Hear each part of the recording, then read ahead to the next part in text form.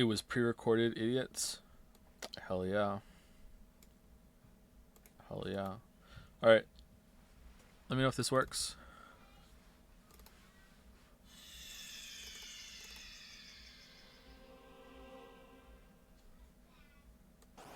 Witcher 2 Assassins of Kings was released in May of 2011, 4 years after Witcher 1 and 3 years after Witcher 1 Enhanced Edition.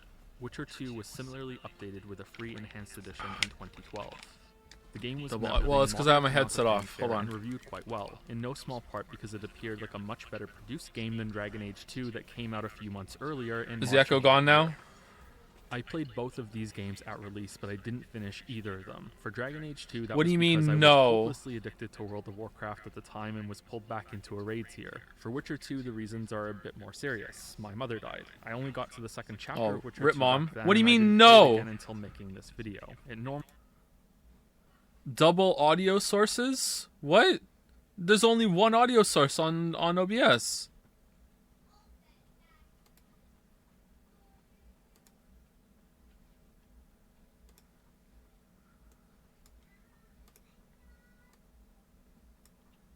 Sounds like the inside of a church. Wrong video. Yeah, I know. It's a test video. Okay? I'm hearing it twice a few milliseconds apart. What?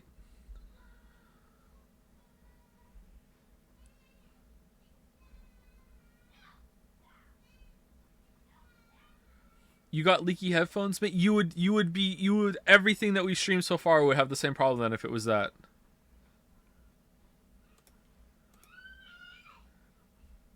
Is your microphone not picking up the audio? Then earlier in the stream would be the same thing too. I do not have audio monitoring on any source on OBS. I just checked.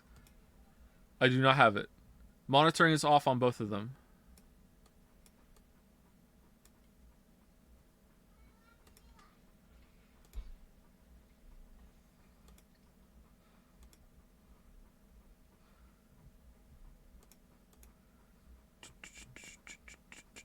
Try muting mic for 3 seconds while playing. Okay, here we go. That's a good idea. Good job, one guy. All right, here we go. Normally wouldn't be worth bringing up at all, but I'm doing so to make it clear that I was enjoying it enough to finish it back then. It's that I couldn't, for obvious reasons. So my experience of playing this game at release before the Enhanced Edition is incomplete, and you should know that. Alright, is the echo back now? There are some important comparisons we can draw to Witcher 2 from Dragon Age 2 and World of Warcraft. Same goes for the zones in Witcher 3. Is the echo getting better the more I lean away from the computer? Alright, I'm scrolling back. I'm going away. Is it getting better? The pre-credits cinematic shows an assassin attack King Foltest and Geralt saving the day, using his reward for saving the city as an unexpected weapon. Alright, is the echo gone now? Shot on the dead assassin's face. It's still here. Witcher, except when I first saw this, I thought it looked so much like Geralt that it was some sort of mysterious clone or something, and that's how they were going to explain it's how still Geralt there. is Massive back from echo. the dead. Okay, There I were don't multiples understand of it him then. walking around, and that's why people were confused, but clearly they didn't go that route, and I was crazy for thinking that. So Witcher 1 ends with Geralt in a complicated situation, but still a prosperous one. He has earned the favor of the ruler of one of the largest kingdoms in the Northern Realms. He has just saved him for a second time, and he's many thousands of orens richer for his trouble. It's louder now that you're closer again. I don't believe you. I don't believe you. He's there. He's awake. Witcher 2 has many, maybe even dozens of continuity errors from the first game. It has so many that later I will argue that Witcher 1 probably shouldn't be considered a reliable source of the events that happened, and should instead be treated like an embellished tale from Dandelion who gets many facts wrong. And I should also point out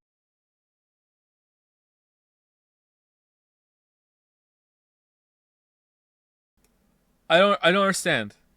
I don't understand.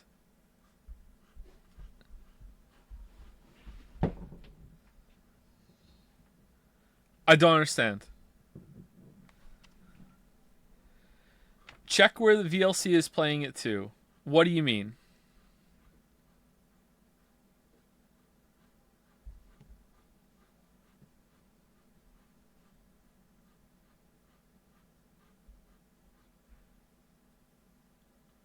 Why would that matter if the mic is... check whether it's your headphones or your monitors that play the same sound. But why would muting the mic fix it?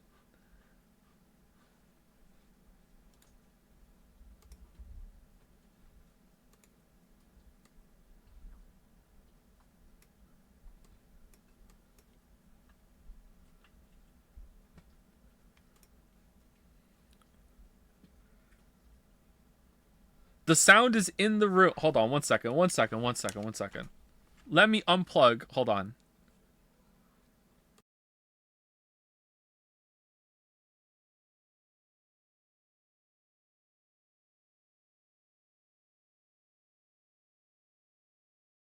Right now that I made a mistake in the first video by not clarifying that Dandelion is the same character as Jaskier from the Netflix series. So if you only watch the Netflix show, you may be... Okay, the only sound in the room is the headset. There's no other audio source in the room. The monitor is not playing a sound.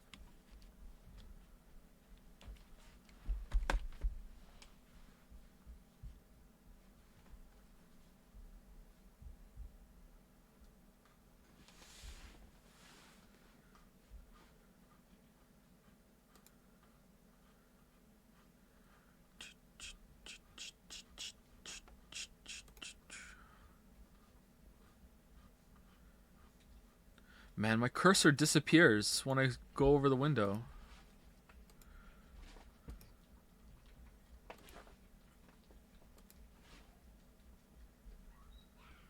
Okay, output. Automatic module. Windows multimedia device output. DirectX audio output. Device default. All right. There's only two options, default or the one that default is, but this time we're choosing it. All right. This time we chose it. Is it for the right reasons? Let's see. confused when I started talking about. All right, Dandelion, is there and a fucking echo now? Jaskier is a much better name for that character in my opinion, but in the games and the translated versions of the books that I read, that character is named Dandelion. I believe the more It's direct worse. translation is Buttercup. All right, I'm gonna unplug. Let's leave that. So because the I'm games gonna and the books unplug call the him that, headset. we're gonna call him Dandelion for the All rest right. of this video series. I but, can no longer just hear name it. Jaskier Do if you watch the still Netflix hear the show. echo? To be clear, there's no way that this is intentional. The idea that Dandelion is the one Yes? telling the story, and that's why there's No. so many continuity errors No. and mistakes between the games. But Mario? I'm proposing it as a way to allow Echo the is trilogy gone. to exist more elegantly with the reality that was CD Projekt's limited budget with the first game, plus them not knowing how big No the series echo would now. grow, or Okay, if they would cool. have the chance Alright. to make a sequel at all. Never mind one of the biggest games and most celebrated games of all time. I DS those lines way too hard. I don't understand. No, yeah, I turned it off. Here, it's back now. Echoes, but I don't understand the issue. Boomer, yeah, I feel like it.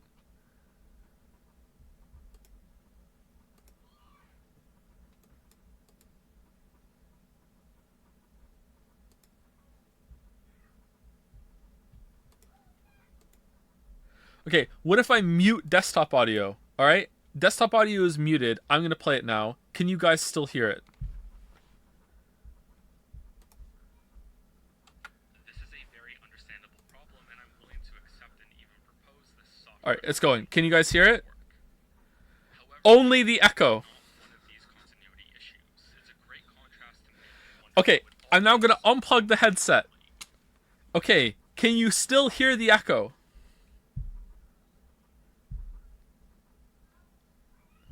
No.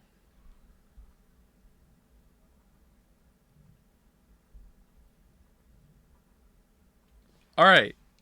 You can choose to go through. Is any the non-linear echo still order. gone? You start in the prison, recount the events of the day, and then It's end the in mic prison in with an escape headphones. There's sequence. no mic in my This is the headphones. closest the games ever get to the storytelling style of the books. There's Fragmented, no full of microphone themes on and my perspective, headphones. With so many time jumps that are frankly unnecessary, but still entertaining. It's fixed, really you good did it. stuff, It's and I not. think it works I well can't here, hear too, by it. Cutting out some of the downtime that would happen between these sections, and also granting the full city siege a holistic It's quality not. that would I have can't- required way more work if every part of it was to be seamlessly linked. That's The staging grounds, the attack in the streets, the dragon's ambush, finding a way to open the gate, and then the final section when Oh, Kratos Echo's is back! assassinated, because the title of this game doesn't mess around.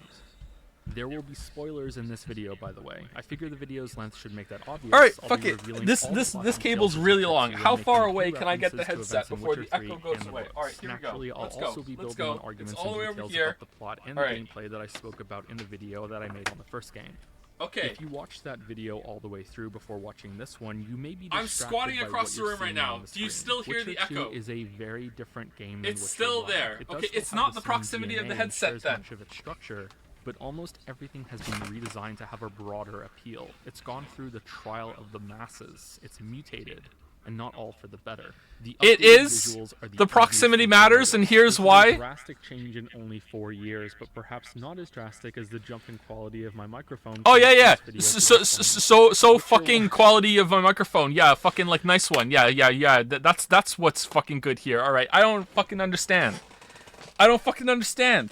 How is the microphone picking up the sound when like it's this exact same fucking setup? Why wasn't the microphone picking up the sound for literally every single other stream we've ever done in our fucking puff, man?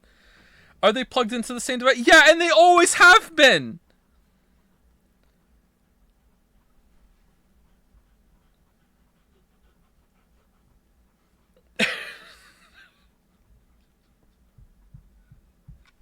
Try YouTube. All right, let's try YouTube. All right.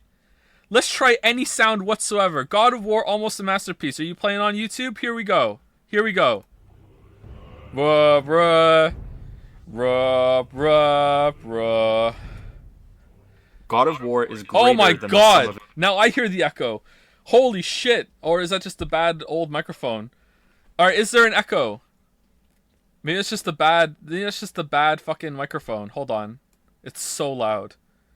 Is there an echo? its parts. It doesn't have the best combat in the game, nor does it have the best exploration or Mega Echo? What do you mean Mega Echo? Is that the last boss of Echo the Dolphin? Yes, there's 100% Echo. Okay. Alright, I don't know what to do then. I don't know what to do. I already kind of didn't want to do this.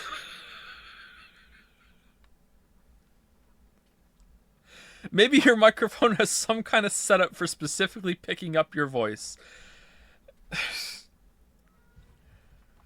No joke, tap on the side of your headphones to see if you can hear the tap reproduce with the delay. What?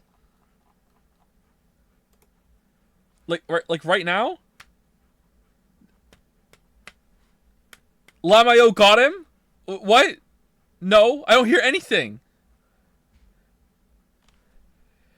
Only when you can hear the tap. Okay, are you hearing the tap because the microphone is picking up the loud sound of me fucking tapping the fucking... Like... Wouldn't I hear my own... Why did I tap? I'd be able to hear my own voice echoing. Why did I go along with that? Why did I think that would prove anything?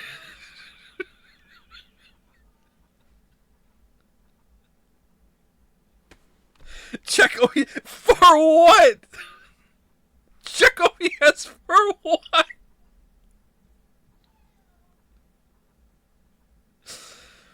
OBS file settings audio disable everything but desktop audio. Okay, alright, here we go. OBS settings. File. There's no file. OBS file. Oh, I see it now. Settings. Alright. It's the same thing. Alright, I get there in a different way. We are not the same. Audio. Disable everything except desktop audio. Okay, including the...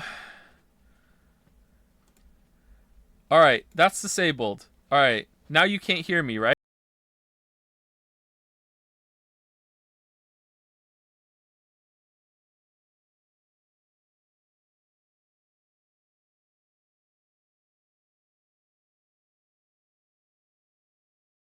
story. It might have the best visuals and overall quality in its presentation, but that also comes at the cost of some performance problems.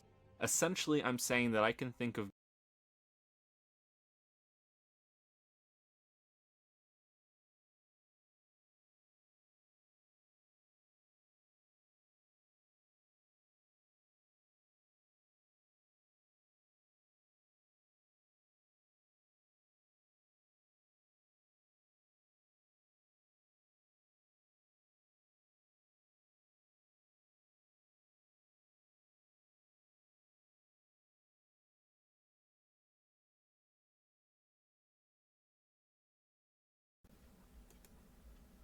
All right, am I back now?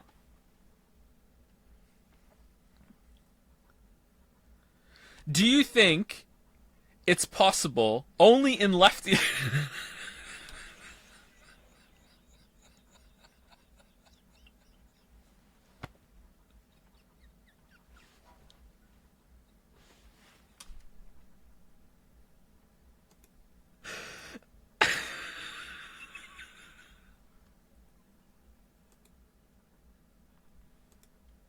All right, is it better now?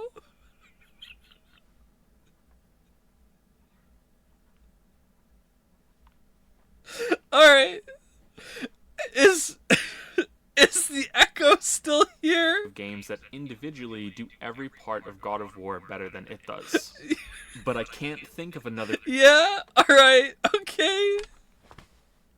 All I could think of is, if I unplug the Elgato, will it just magically fix itself? That's all I could think. All right, let's see. I'm fucking crying. All right, here we go. Where's the fucking USB cable? All right. All right. The Elgato is unplugged. All right, here we go.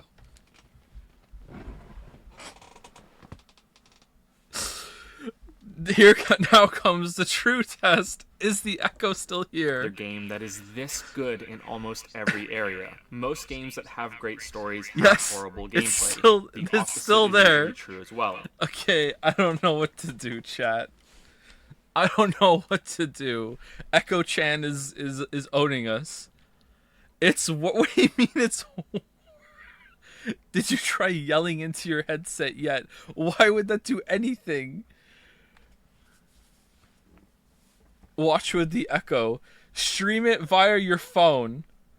Do you monitor your own mic? No! If I did, I would hear it, wouldn't I? If that was set up. Look, I will double check. Look, fucking, like, actually quadruple check.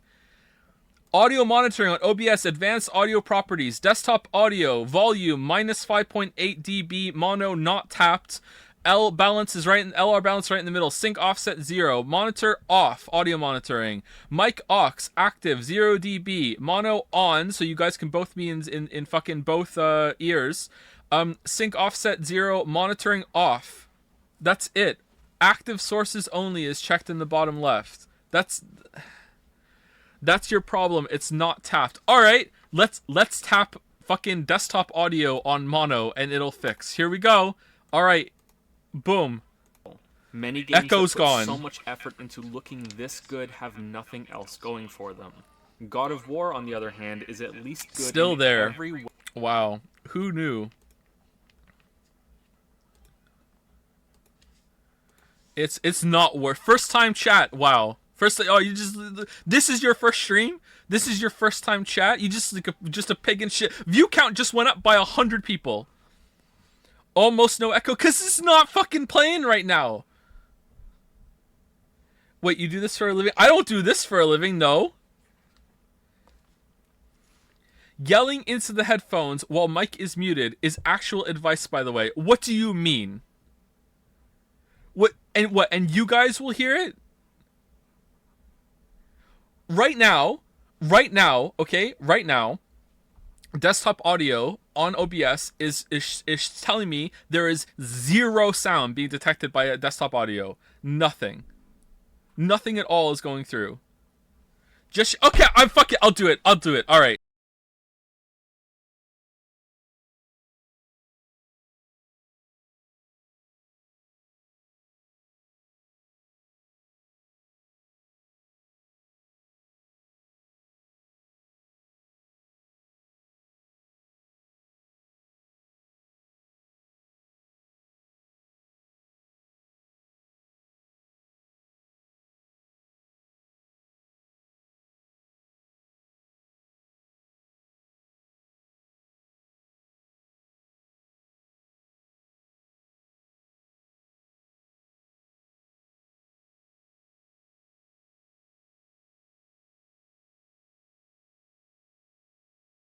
All right, none of you said banana, so you couldn't hear me. All right.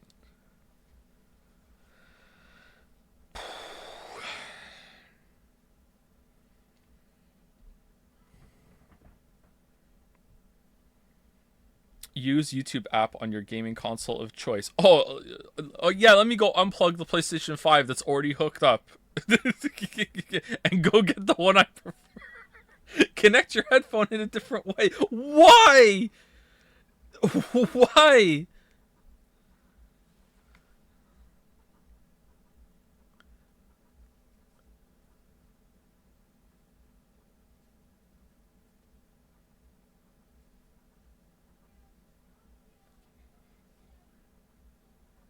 Select different audio output.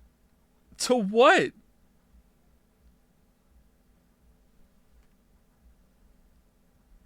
Go to the Windows sound control panel, maybe. Alright, I'm going. Alright, now what do you want me to do? I'm there.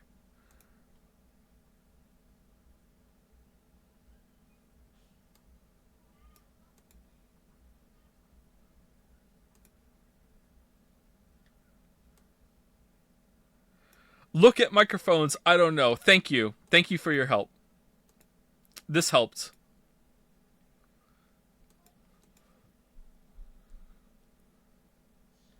Set your headset mixer to not receive input as well as output only one.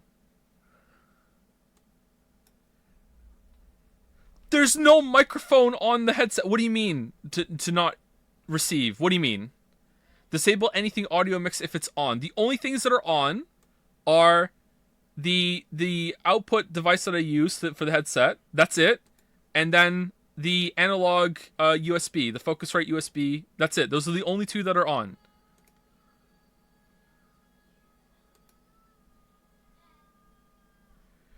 Go to settings, choose audio output, and change it to ears. Okay, that should work. Yep, that should work.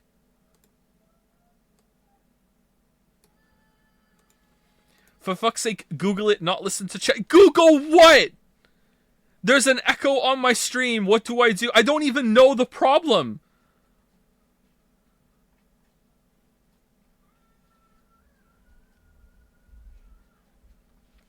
If you're using Focusrite, you might want to check its monitoring dial. It can give feedback. But then why? It's not an issue with the hardware, chat, I don't think. I'm 95% sure. Because, like, we streamed all day with the headset the same distance from the microphone, with the same fucking thing. Like, it's there's no way. It's something to do with desktop audio, how it's going through fucking OBS.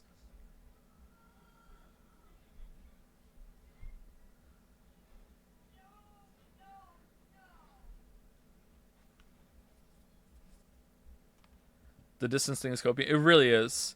It really is copium. I checked the Focusrite anyway. Check what? Check what? Lol, just Google, said the chat. Lamio. What headphone brand are you using? It's a Philips something. Philips 50mm vented neodymium drivers. Oh man, that's a bad one.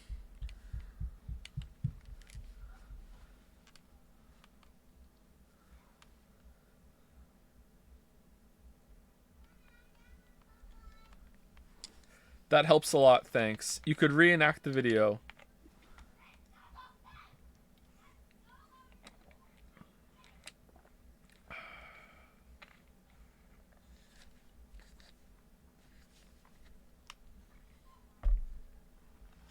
Try using audio output capture instead of audio input capture in OBS. I don't know where that is, but let me look and see if I can find it. Are the headphones open back? Yes, they are, but the microphone is not picking up the sound from the headphones, because if it was, this would have been a problem for the past like 2.5 years that I've had them. It is not that.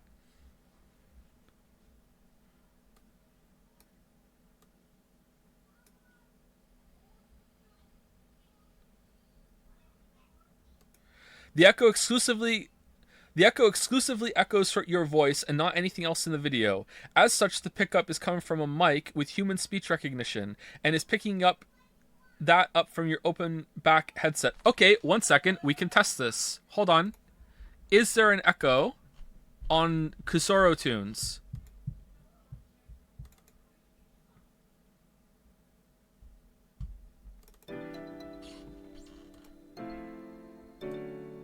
Do do do do do do do do do do do do do do do do do do. There's no echo. There's no echo. Hard to tell. What do you mean it's hard to tell? Yes, echo, you stupid chat. Okay, chat, I'm gonna trust the guy in chat who made the fucking song, alright? No echo. He made the fucking song. If there's an echo, he's gonna know, alright?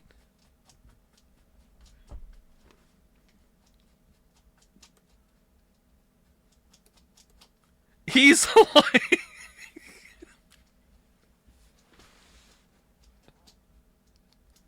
Pick something else? What? He actually is. What do you mean?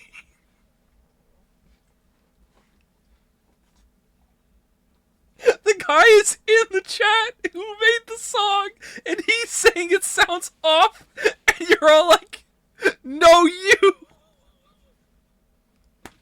Alright, here's a different one.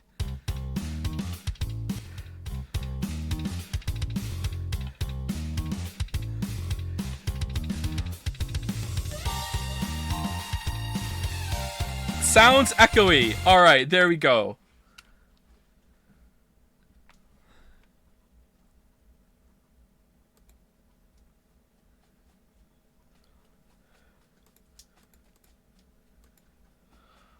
Fucking hell. Fucking hell.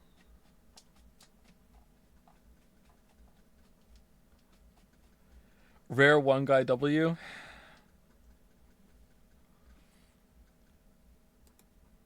I'm not seeing a way to, like, in audio settings in OBS, I'm not seeing a way to change anything when it comes to input or output at all. Is it not in OBS? Are you sure there's no echo filter on the desktop audio in OBS? I don't know how to set that up, so I don't think so. Try covering your headset. We did this already.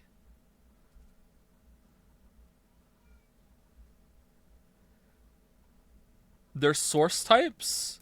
What do you mean source types? In the audio mixer?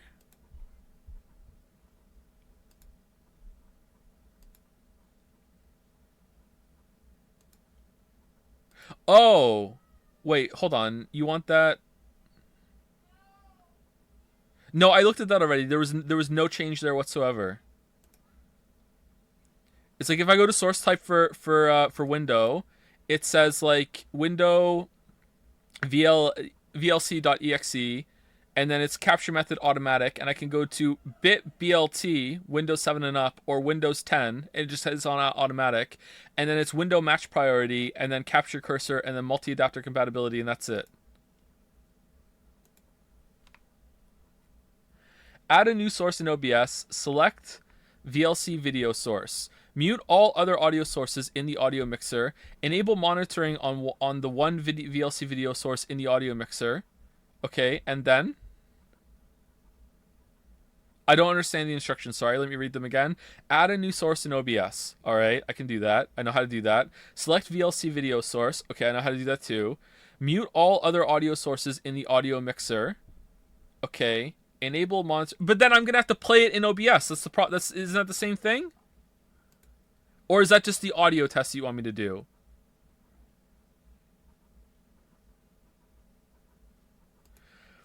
It's not the capture source. The desktop audio is the one that is fucking... But the problem goes away if I mute the microphone.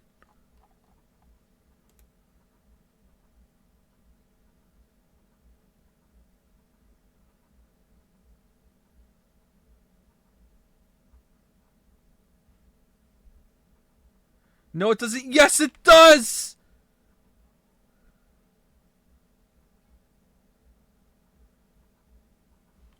Here.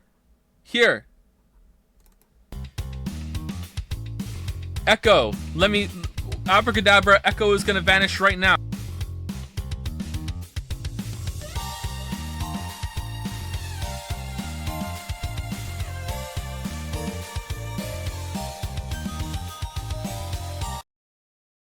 What do you mean it sounds the same?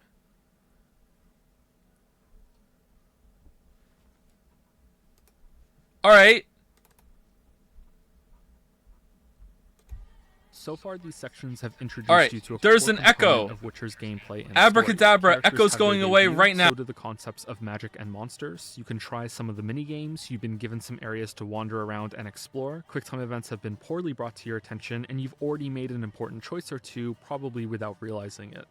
It's for this reason that I'm surprised you can choose to do this monastery section before the others, because it's a repeat of most of these lessons. You have a much more complicated area to explore with many hidden paths. Your desktop audio is being absorbed by the microphone because you have connected at the microphone and headset in the same port, I assume.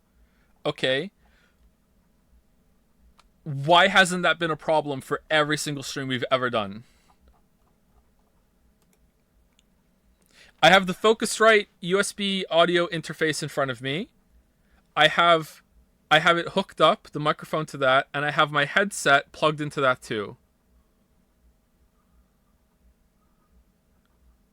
Did you use desktop audio until now? Yes. Not for PlayStation 5, because I couldn't, but every other stream we've ever done on PC, I've always used desktop audio.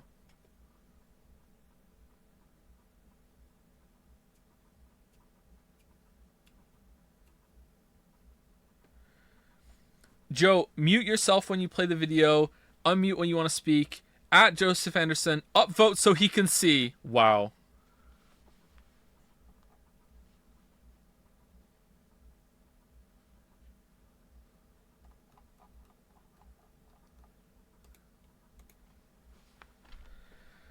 Try seeing if a PC game has the echo. That's good. What I understand is, why does the fucking microphone, when it's muted, fix it? What game could we play to test this problem? Where is Witcher 3? Where is Witcher 3? Where is Witcher 3? Where is Witcher 3? Where is Witcher 3? Where is Witcher 3? Where is Witcher 3?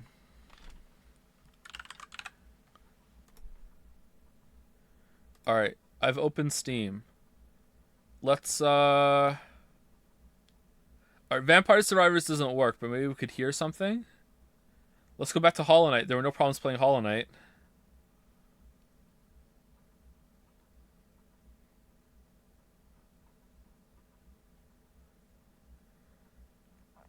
Check which source you're muting when muting the microphone. I'm muting the mic aux in OBS when I'm muting it. I'm just pressing the button in the audio mixer in OBS. Something with speech so we can hear if there's an echo. Oh, for fuck's sake. Alright.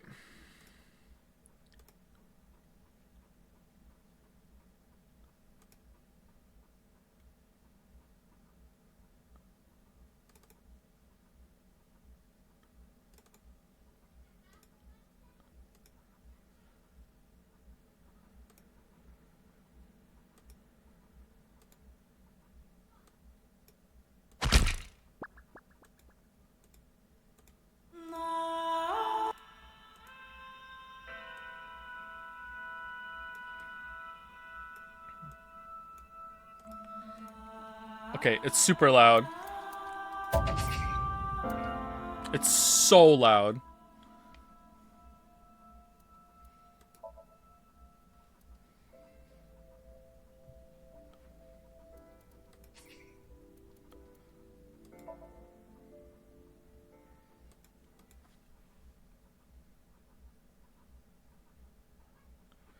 We can definitely hear it through the mic aux source when you mute the desktop audio source. What?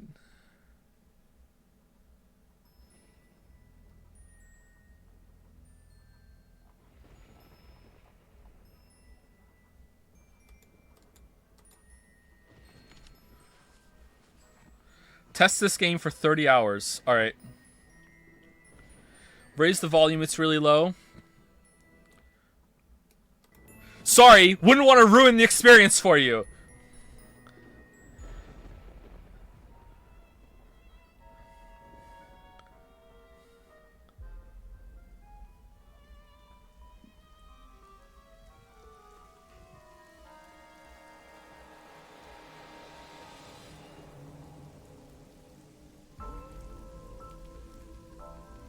Big Nier Automata vibes.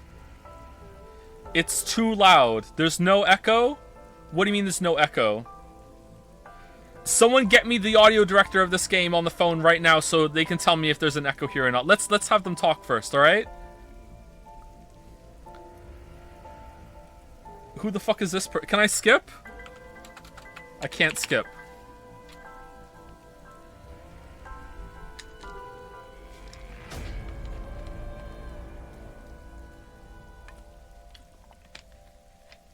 You think chat is gonna be convinced by the audio director?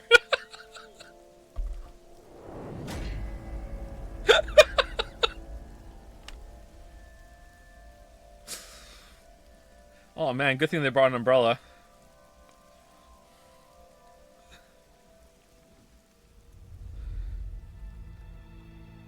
Alright, Monokuma, show up and fucking talk. This has gone on for 37 minutes.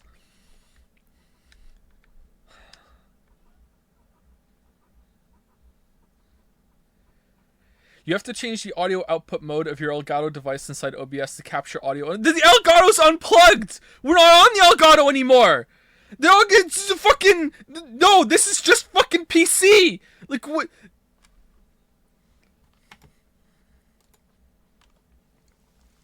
Talk game.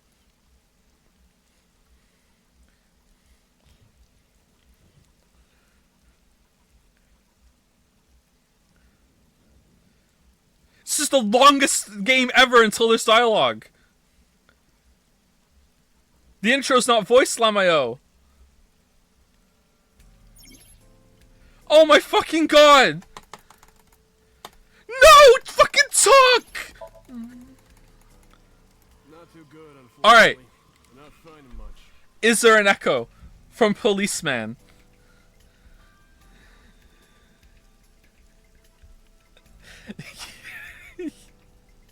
No! Definitely yes. No. Can't hear shit. Okay, let me turn it up. Alright, it's turned up. It's so loud. Here we go.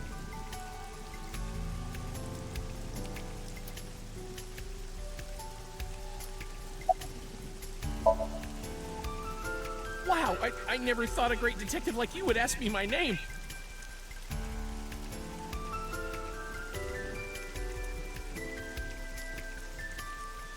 Yes, echo. Alright, then we can finally turn this shit off. Alright, it's turned off.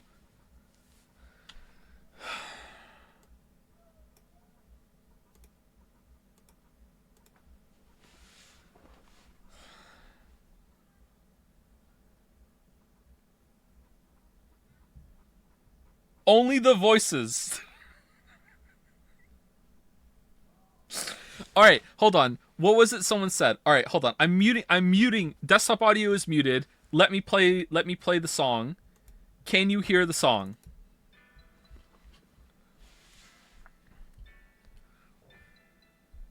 No. Yeah. Barely. Okay.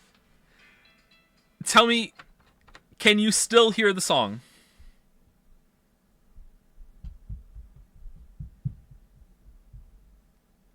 No, it's completely gone, right? Okay, alright.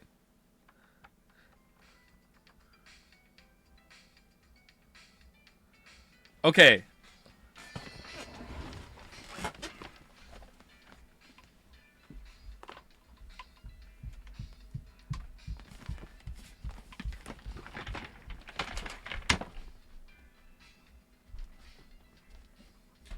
Can you still hear the song?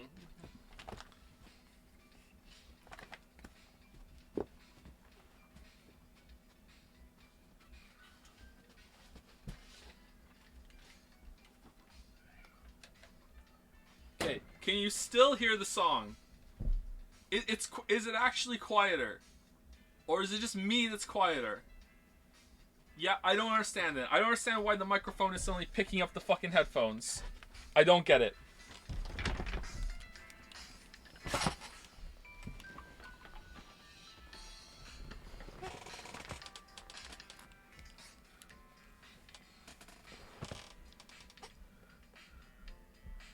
I don't get it.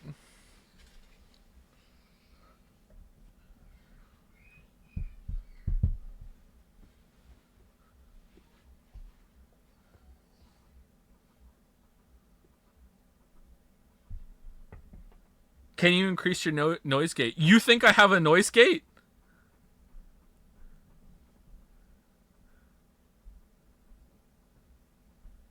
Are you bumping your mic or something? No, I'm not. What do you mean bumping my mic?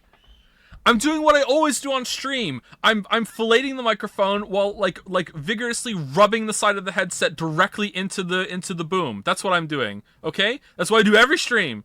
I'm like a cat that found a corner to rub its head on. That's how I always stream. You know? The headset must be an inch next to the microphone at all times. Like that's how I always like.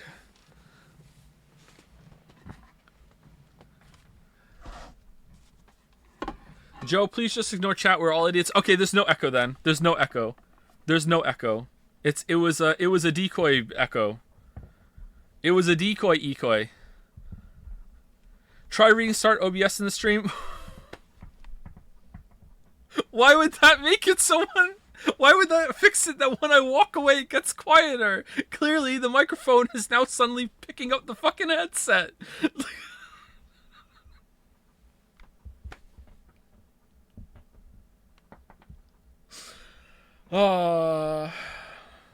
Pinned message? What pinned message? This guy had it. Alright, I trust you, chat. 1 second. Let me mute the microphone so you can't hear it.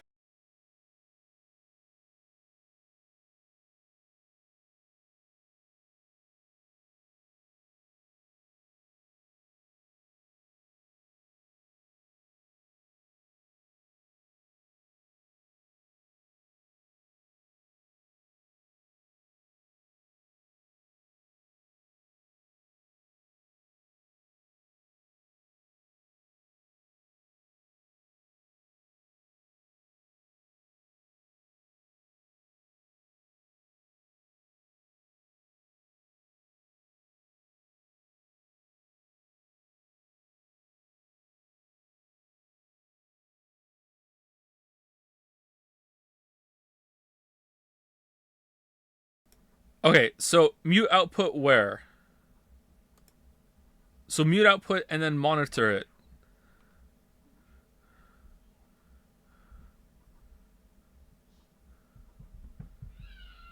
I don't understand. Then you guys will be able to hear it, right? How are you hearing the monitor? I'm confused. Obviously it worked. I'm not understanding something. I'm not saying it's not going to work. I'm just...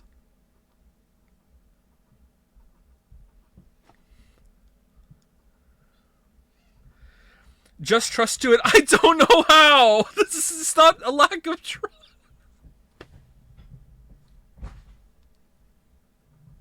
Try unplugging the... Oh god, it's been unplugged for 20 minutes.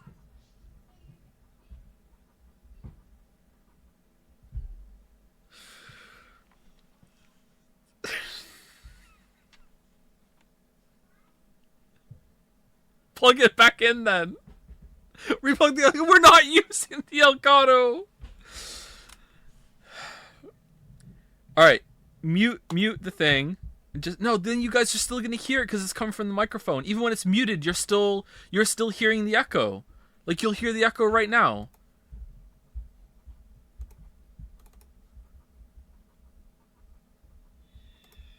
Like you still hear this, right?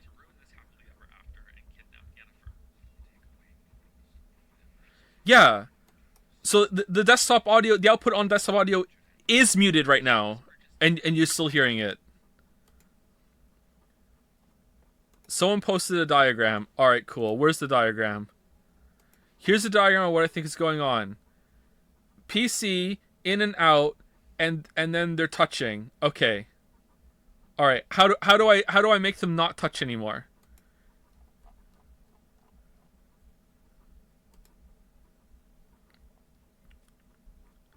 Try plugging the microphone and headset into different PC holes, Joe Ubaka. Then I have to change it to a different audio device. I guess I could do that.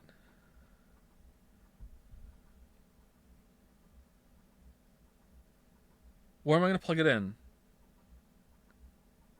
Alright, I'll try it. Fuck it. Alright, bye.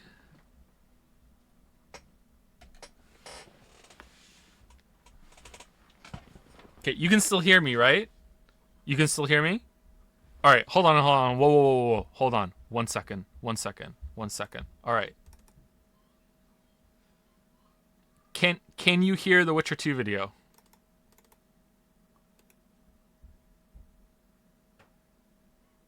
No? All right. Can you hear the Witcher 2 video now? Back to Witcher 1 while Dandelion prattled on and I was barely listening to him. I think it's a brave thing to put the Okay, player into a is there an situation where echo? there's no right answer. Is Flotsam better off now? For some people, yes. But No, what about it's not most? solved. What I about can't those hear who it. deserve Okay, the most? let's go back. All right.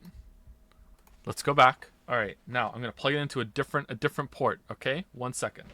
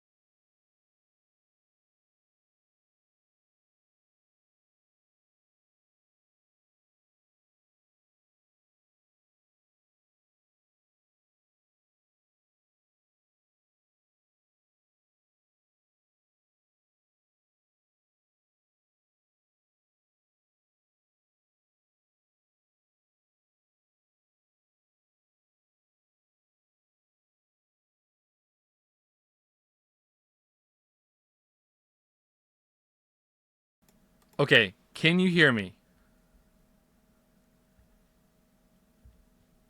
You can hear me. Okay. All right. Okay. All right. I'm going to mute the microphone. I'm going to play a song and I want you to tell me if you can hear the song. All right?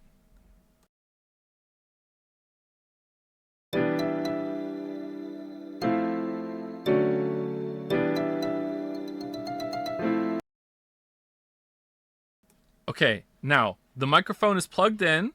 My headset is plugged into a different source than the microphone source, okay? My headset is currently plugged into the monitor and the sound is coming out in my headset through the monitored output in sound settings, okay? So this is different, all right? So I'm going to play it. Desktop audio is muted on OBS. Can you hear the song?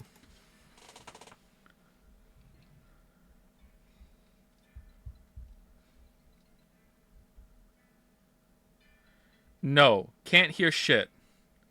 Slightly, faintly, very quiet. So not like an echo. Okay, so if I put them both, like a little sound is obviously going to happen. All right, now I'm going to put them both on. All right, is there an echo?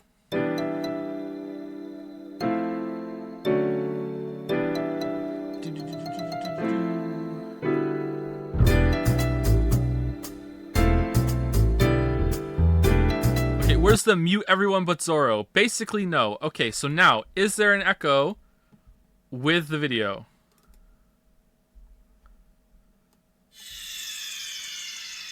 Meet up with her afterwards since Shillard saves her if you don't. He was the Nilfgaardian speaking to Foltest if you've forgotten. He wants to sign a treaty with her and she clearly doesn't want to, but because Geralt killed her son and the castle town has fallen, she feels like she has no choice but to make a deal with the Nilfgaardian devil.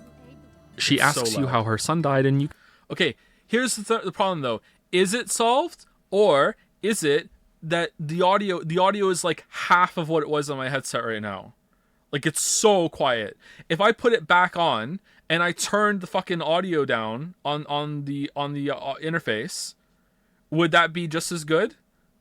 Does it matter? It does kind of matters to me. I'd like to know what the problem is. No clue. Audio is loud in our end. We couldn't hear you all the videos playing the voices too. Yeah. I had it turned up too high. Yeah. Try? Okay, I'm gonna try. All right, I'm gonna try. All right. Okay. Here we go.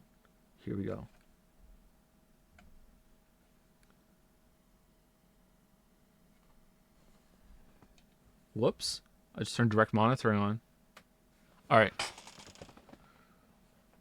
Wait, what's that button do? Nah, just kidding. Do. All right, so I don't hear shit.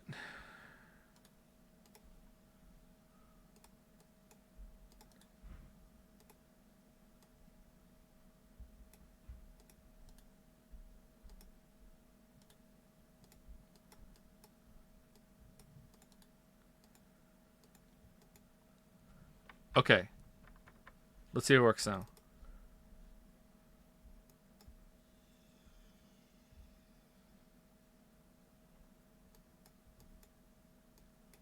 Witcher 2 Assassins of Kings was released way. But really, I'm stalling here because this is it. The whole game has been like a slowly ascending roller coaster, clacking as It's very quiet. It's turned down very low. on this moment. Or if you're a millennial, This is where the bass drops. We've had a few choices and consequences so far, but they all Is that a little bit better? the same narrative line. If you picture that being drawn along, this is where it splits open like a vein flooding through a capillary network. This is why we have to go beat. The echo is back? I don't understand then. I don't get it. It sounds like it's something else. I don't fucking know. Alright, I'll go back to the old setup then. I don't get it.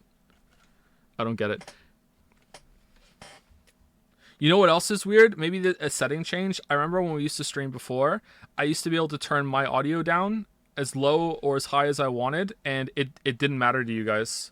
It was only what it was set on OBS that mattered. Now when I turn audio down or up on my end, it affects it. Joe, I'm not fucking with you!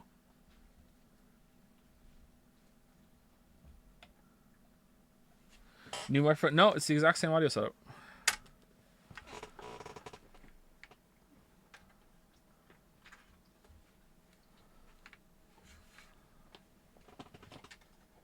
Okay, where the fuck is this?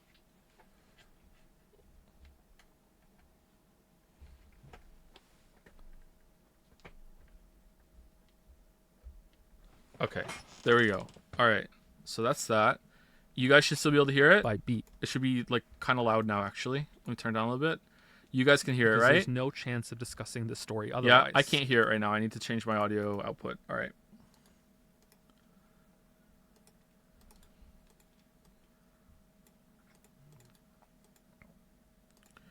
Okay, and I can hear it now. All right, there we go. I can hear it. You guys can hear it. Let's start God of War and see if we can get it done.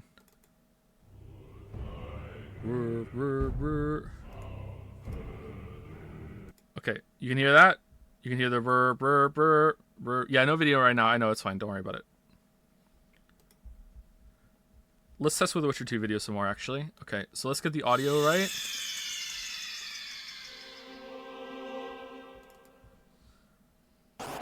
Witcher 2 Assassins of Kings was released in May of 2011. Too loud, right? 4 years after Witcher 1 and 3 years after Witcher 1 Enhanced Edition.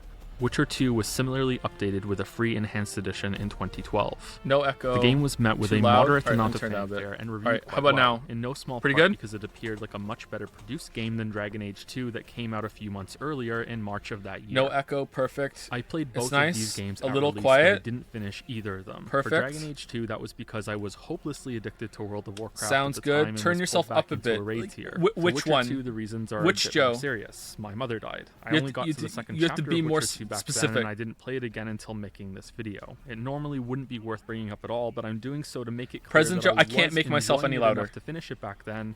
It's that I couldn't. I can't. for This is obvious as loud as it reasons. goes. So my experience of playing this game at release before the enhanced Turn the edition video is up. incomplete, and you should know that. There are some important comparisons we can draw to Witcher 2 from Dragon Age 2 and World of Warcraft. Same goes for the zones in Witcher 3 actually, but for now let's see how the story Okay. continues from Witcher 1 since this sequel is set only 1 month after the event. All right, here we go. All right. God of War is greater than the sum of its parts. Oh, It man, doesn't have old the best microphone combat in a sucked. game, nor does it have the best exploration or story. It might have the best visuals and overall quality in its presentation, but that also comes at the cost of some performance problems. Bad Mike, yeah. All right, new one. What do you mean new one sucks too? New one is like, it's fucking what most professionals use. It costs like fucking like $600 or something. Every single person in every single podcast uses this fucking microphone. What do you mean new microphone sucks too? What do you mean? I'm using it right now. Okay. All right. Hold on. Why can't I see my mouse? Oh shit! I fucked it up. All right. If I hit spacebar, will it pause? Nope. Essentially, All right. I'm Okay, it will. All right. Good. All right. Are we good? Is sound fine? Let's talk about it. Let's let it go for another 30 seconds. All right. Here we go. saying that I can think of games All right. that individually do every part of God of War better than it does. But I can't think of another game that is this good in almost every area. Most games that have great stories have Okay. If I'm click on the window, it freezes in OBS. All right. I will try and remember that. Okay. Why? Why can't things just be easy? How to react to Andy's do this is sorry. They probably have just display capture and they don't have secret projects that they don't want to show. That's why.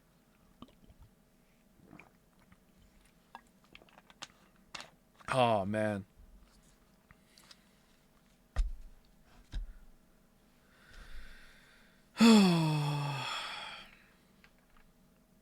Okay, we're gonna restart from the beginning. All right, restart from the beginning. Here we go.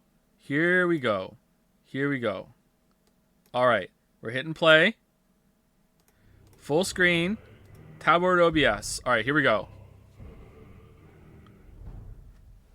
God of War is greater than the sum of its Oh, parts. man, banger It doesn't opener have line. the best combat in a game, nor does it have the best exploration or story. True. It might have the best visuals and overall quality in its presentation, but that also comes at the cost of some performance problems.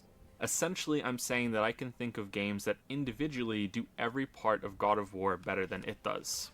But I can't think of another game that is this good in almost every area. Most games that have great stories have horrible gameplay. The opposite is usually true as well. Very true. Many games that put so much effort into looking this good have nothing else going for them. So I've never finished this game, so I've always felt a little bad about using this as an example. Am I right though? Like I played it for a little bit, and it just felt like more of a tech demo than a QTE simulator, you know? So I felt kind of like, yeah, whatever. That was more of a visual kind of thing. Yeah. Dude, just be lucky that it's working. All right. There's no subtitles. We're not even watching on YouTube. All right. I'm not putting on times 2 speed. No.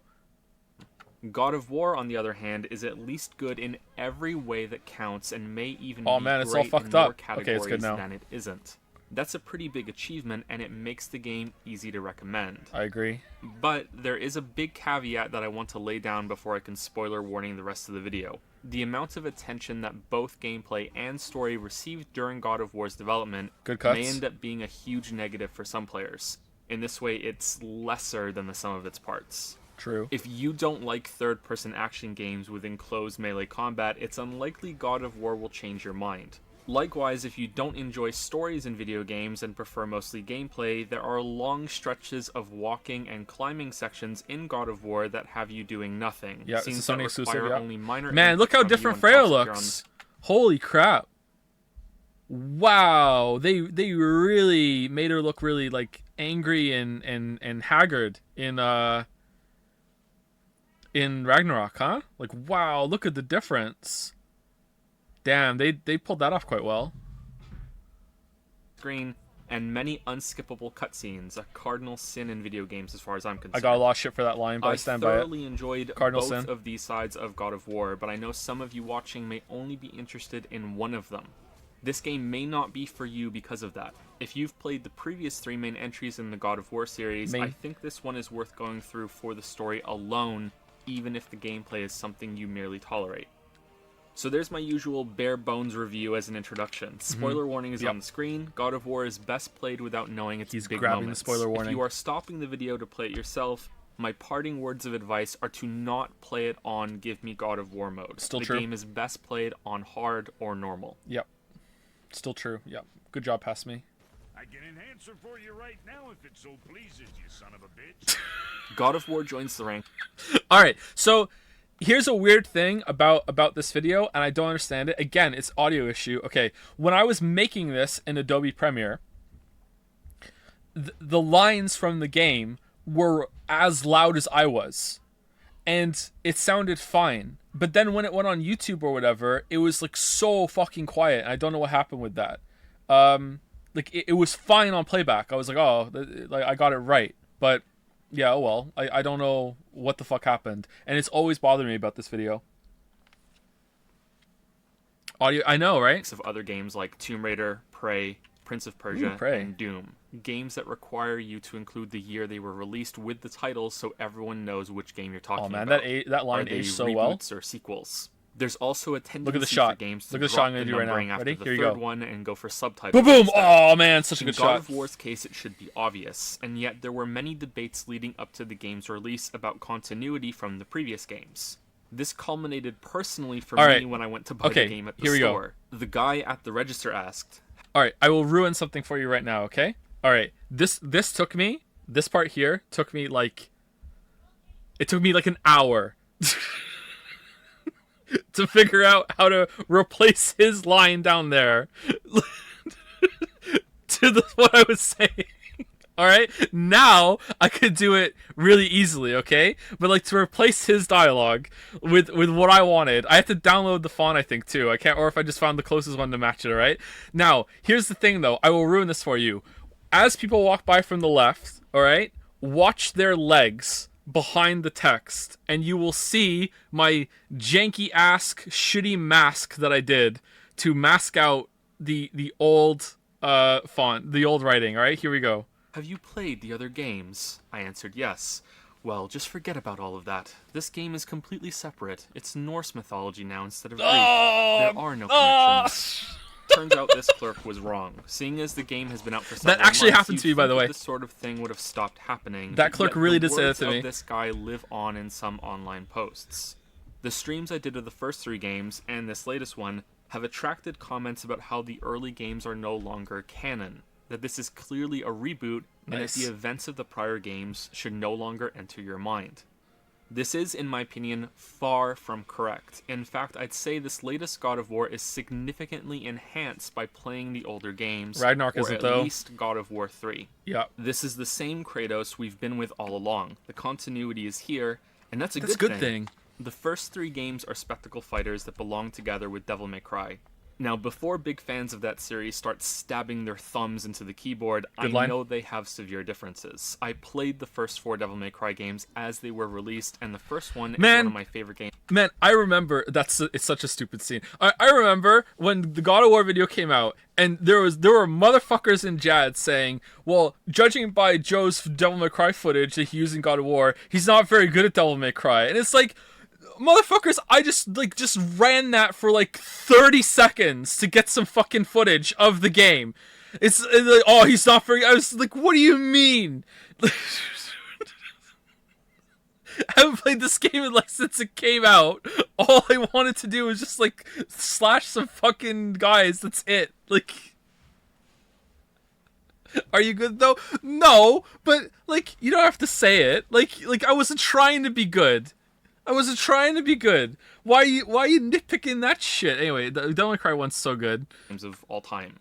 God of War 1 and 2 are much lighter versions of that combat Oh, man, system, look at that and it's camera. not until the third game that more direct comparisons to Devil May Cry become truly fair. Yet the games are firmly in the same genre courtyard. They look pretty even if good, God of War right? values spectacle and scale above all else. Oh man, God of War 3 was God so of good. War 2018 is Oh, different. here we go. It's the same character. I tried so hard to match their faces here, and I couldn't get it right. I wanted it to be like a perfect fade, and it snapped too fast away from Kratos in God of War 3 to this one. It works kinda, but I wanted it to fade from one to the other and bleed, and I couldn't. It had to be like a hard cut. I was really sad that I couldn't get that done. I tried for a while. But the story has gone through evolution. The gameplay has definitely mutated, but whether that means it's evolved is up for discussion. I wouldn't call the it a flashing into regression. that, It's so certainly good. above the first two games, but Here you go. compared to I how love this well guy. the third Boom, game yeah. refined that combat system, I'd say this new one is best described as a side grade. We'll get to that. The story's evolution is easier to see, although it may not be an improvement for everyone. The discussion around Kratos' supposedly new maturity has been difficult to avoid. Yeah, same for it the was pretty counter-argument obnoxious, actually. saying that commentary is unfair to the original games. It's Well, that clerk that sold me the game was right about one thing. We have gone from Greek mythology over to Norse. Yep, plain The sanely first obvious. three Yep, God of true. Wars were like a greatest hits tour of its setting. Did it ever make sense to run into these mythical characters who are, for some inexplicable reason, no longer contained to their own stories but mixed together in some kind of mythological stew? I read quite a bit of Greek mythology when I was a kid because I was just that damned cool. I hate and I the- could I hate my appreciate delivery how on that part. equally loose and nonsensical the first three God of Wars were in terms of story. It's not so much about structured plot. These stories were originally told orally and thus have no recorded origin. They were told and then retold and naturally changed along the way. Arguably, that's part of their charm. It made them inevitable victims or beneficiaries of alterations in both style and content. I'd guess embellishments and one-upmanship of previous stories also ran rampant. Greek mythology is like a big All right, so I forgot about some of that. I like the comparison of like making like a greatest hits album of everything like mixed together. I think that's a pretty good way of describing it, actually. Good job, past me. I like that. I don't like my delivery there all that much, but that's a pretty good way of describing it. album of songs made to fit one Ragnarok's theme, not like but that. with a different artist guest starring on each track. It was more about contained scenarios and the epic emotional payoff at the end of them, rather than a sweeping continuous tale. Kratos embodies that in his simplicity in the first three games, but that does not Nipple mean shot. he is a character without any depth or meaning.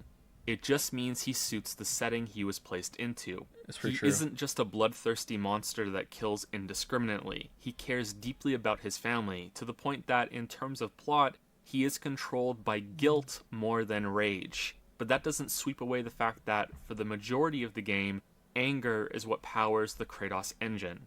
The more complex side of him is rarely shown, and when it is, it feels more out of place due to how much time we spend in kill, kill, kill, blood, blood, blood mode. You could argue Lots that of the cuts setting there. is more the story than this character in the first three games. It's not until a few scenes at the end of each game and the last quarter of the third game This that character Kratos is is weird. shown as more than just our anchor being dragged through this mythology. Get it, anchor, and he's in the water and he's being dragged through. Get it? Yeah, see? I do this all the time and I feel like most of it's lost on people.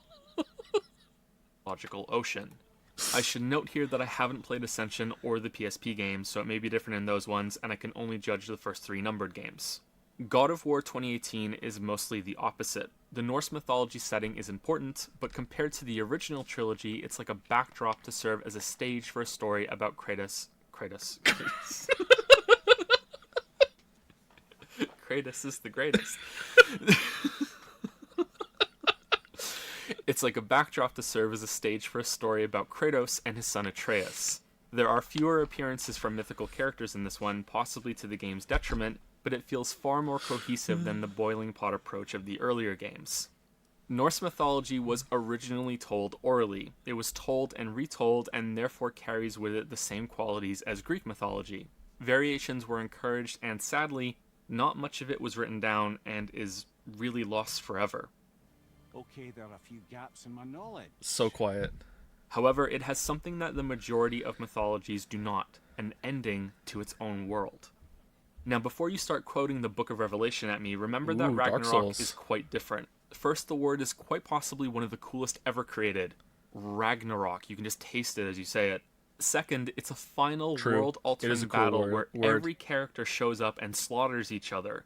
Rivalries are partnered off and permanently resolved. Almost everyone dies.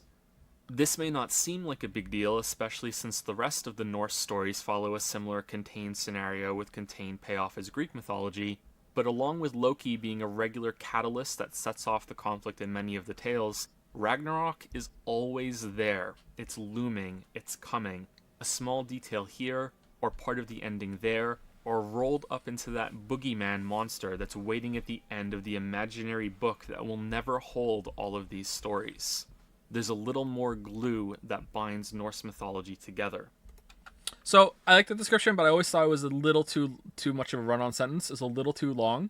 Like it's a good way of describing it, but I wish I had cut that down just slightly a little bit. I don't know. Maybe it's fine, but I feel the effort in my voice when I say that. All right, so watching this back already has made me think that like what's the read on it, chat? Did Kratos change the course of Norse mythology, or was that how it was always going to be, and it's just that it was like told kind of in the wrong way? Because it feels like there was a huge amount of effort put into the Ragnarok story, the game Ragnarok story, to show that, oh no, the prophecies were just kind of weird. It's like, oh yeah, Loki did, quote unquote, give birth to Fenrir and the World Serpent. It's just that he did it in a different way than it could be a misconstrued prophecy sort of thing. It kind of feels like they really wanted it to stay somewhat true to the events, but it's just that it was misunderstood, I guess. I don't know. In the first game, Mimir says that Ragnarok comes faster because of it. Yeah, but they've never gone through it before, so how would they know? Like faster than foretold. But a lot of the I guess it was always meant to be that way and it's just the prophecies were wrong and they were just, fake decoy prophecies all the time. Seems that way. Huh. Why the fuck doesn't Kratos die, by the way, if the prophecy said so? Because it turned out it wasn't Kratos at all. It was Odin instead. You can add this to how the Norse gods are far more grounded than the Greek. A large part of the appeal of both families of gods is that they're fallible. They're not calm, all-powerful, and all-knowing deities. Did Gumfuck not tell you? They This reflect some prophecy of is the out worst of date. qualities of mankind and can be just as selfish and capricious. Yet the Norse gods have always struck me as the more human Wow, of Freya the looks two, so different. or if human isn't the right word, more mortal.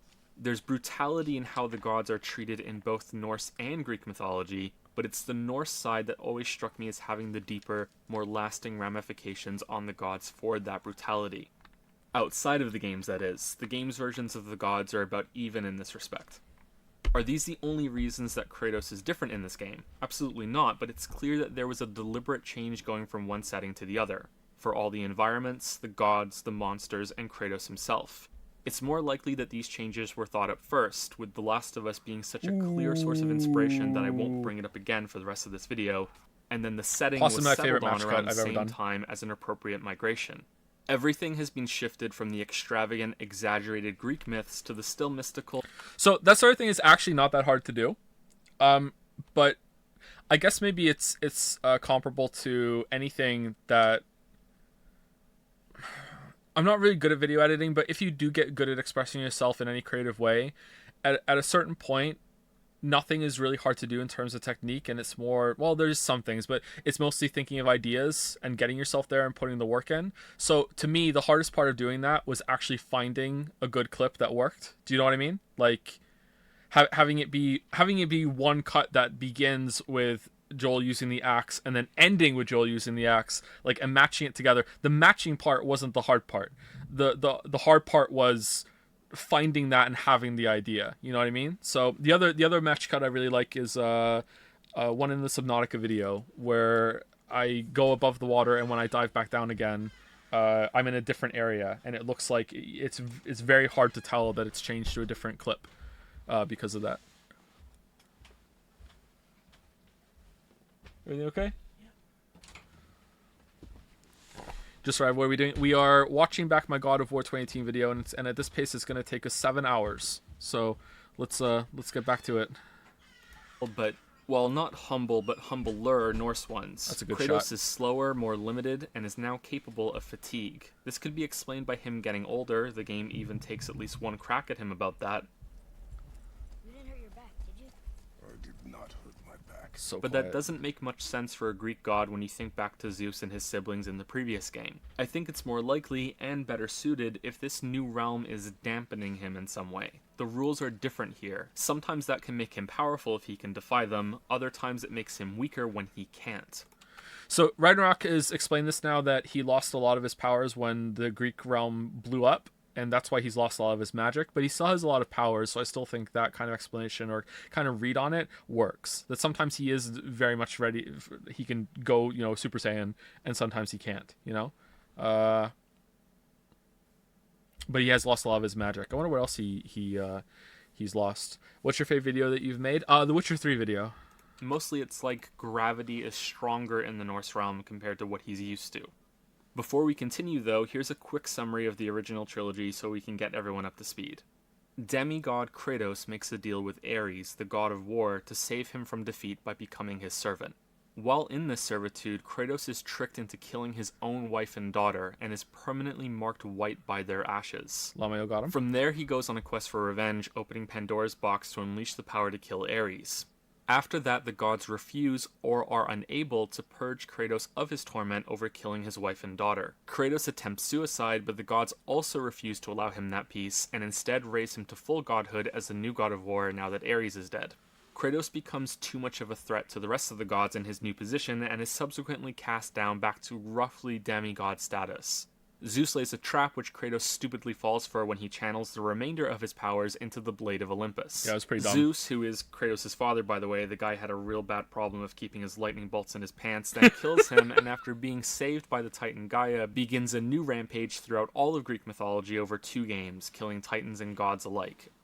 At some point, it becomes hard to tell whether he still wants vengeance because the gods won't rid him of his nightmares, or because of the more recent betrayals. Knowing Kratos, it's probably both, mixed in with 5 other things that only he knows about. Some other god cut in front of him in line when he was trying to, raid a city somewhere. At the grocery store. He also gets his godhood back at some point, but it's not clear when that happens, or at least I can't pinpoint it, but maybe I missed it somewhere. Ultimately, Kratos destroys the world, and I'm not exaggerating. The oceans flood after the death of Poseidon. Look how more epic this is than Ragnarok's ending. Are let loose from hell after Kratos kills Hades. A plague is unleashed. The sun goes out. Pretty much all life dies. After Zeus is killed in the end, this is the state of the world. Athena, who died at the end of God of War 2, was previously one of Kratos' only allies. She explains that she has ascended to a higher existence since that death and continues to help Kratos in God of War 3. Wait, who's At that? the conclusion, she demands the hope that Kratos absorbed from Pandora's box as her payment for this. Refusing, Kratos instead chooses to kill himself with the Blade of Olympus.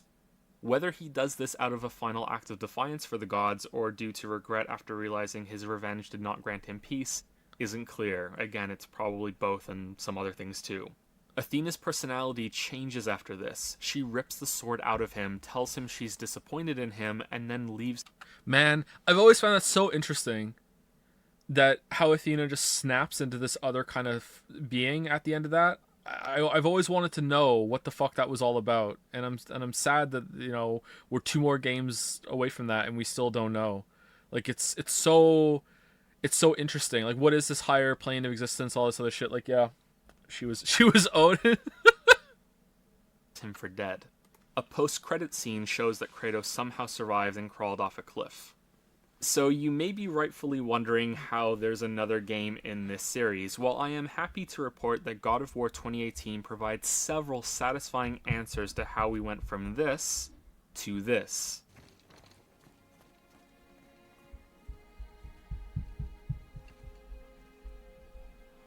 Look, Yeah, it doesn't. It's never explained. Of course it's fucking not. Now, instead of griping about this for 30 minutes, and let's all acknowledge that I could, I'm Sindri going here. to let it go. Because this new God of War is the first of a new series, probably a new trilogy. Let it go? He let go of the game fish? to be more contained than that, but I can't ignore the reality of this being the flagship of a new set of stories.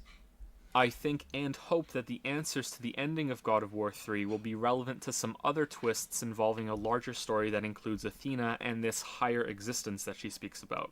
This first game was sharply focused on Kratos and Atreus. Yep. The next game will pan back and increase the scope of the story. However, I want to make it clear that the games absolutely do have to provide answers for these questions. Too much of the foundation from the original trilogy is used and called back for only some parts of it to be connected. That's not allowed. You can't just take some of it. It all has to come back. Against the story rules. is not playing fair and is a cheap mess if these questions are not answered. Hiding Athena Number here. one. Number How one, did waifu number Kratos one. survive being impaled through the torso with the Blade of Olympus? The power of hope was released from this wound, heavily implying that Kratos was killed. The Blade of Olympus, in almost the exact same way, killed him before, and he didn't survive. Not to mention the size of it, the blood loss, and the huge scar. So I should have made it clear there that, like, he didn't survive because he had to like go to hell and claw his way back out of hell. He didn't survive, but he did come back somehow, you know what I mean? Like, he had to be resurrected or whatever. So I should have made that a bit more clear there, I think. Are left on him in the most recent game. Did the Blade of Olympus simultaneously kill him and give him back his godhood since it was still stored in the sword, causing him to regenerate? That would be kind of cool. Question number 2. Waifu 2. How did Kratos get to the Norse mythology lands? Was he taken there, or did he fall into the ocean at the end of the third game? Kratos can't die by his own hand. I see your pedantic correction there, chatter, and I will play my Uno pedantic reverse card. Athena pulled the sword out of him, therefore Athena did the lasting damage removing the sword. Therefore, ergo, Athena would have killed him, and therefore he could have died from that. And was carried there by chance.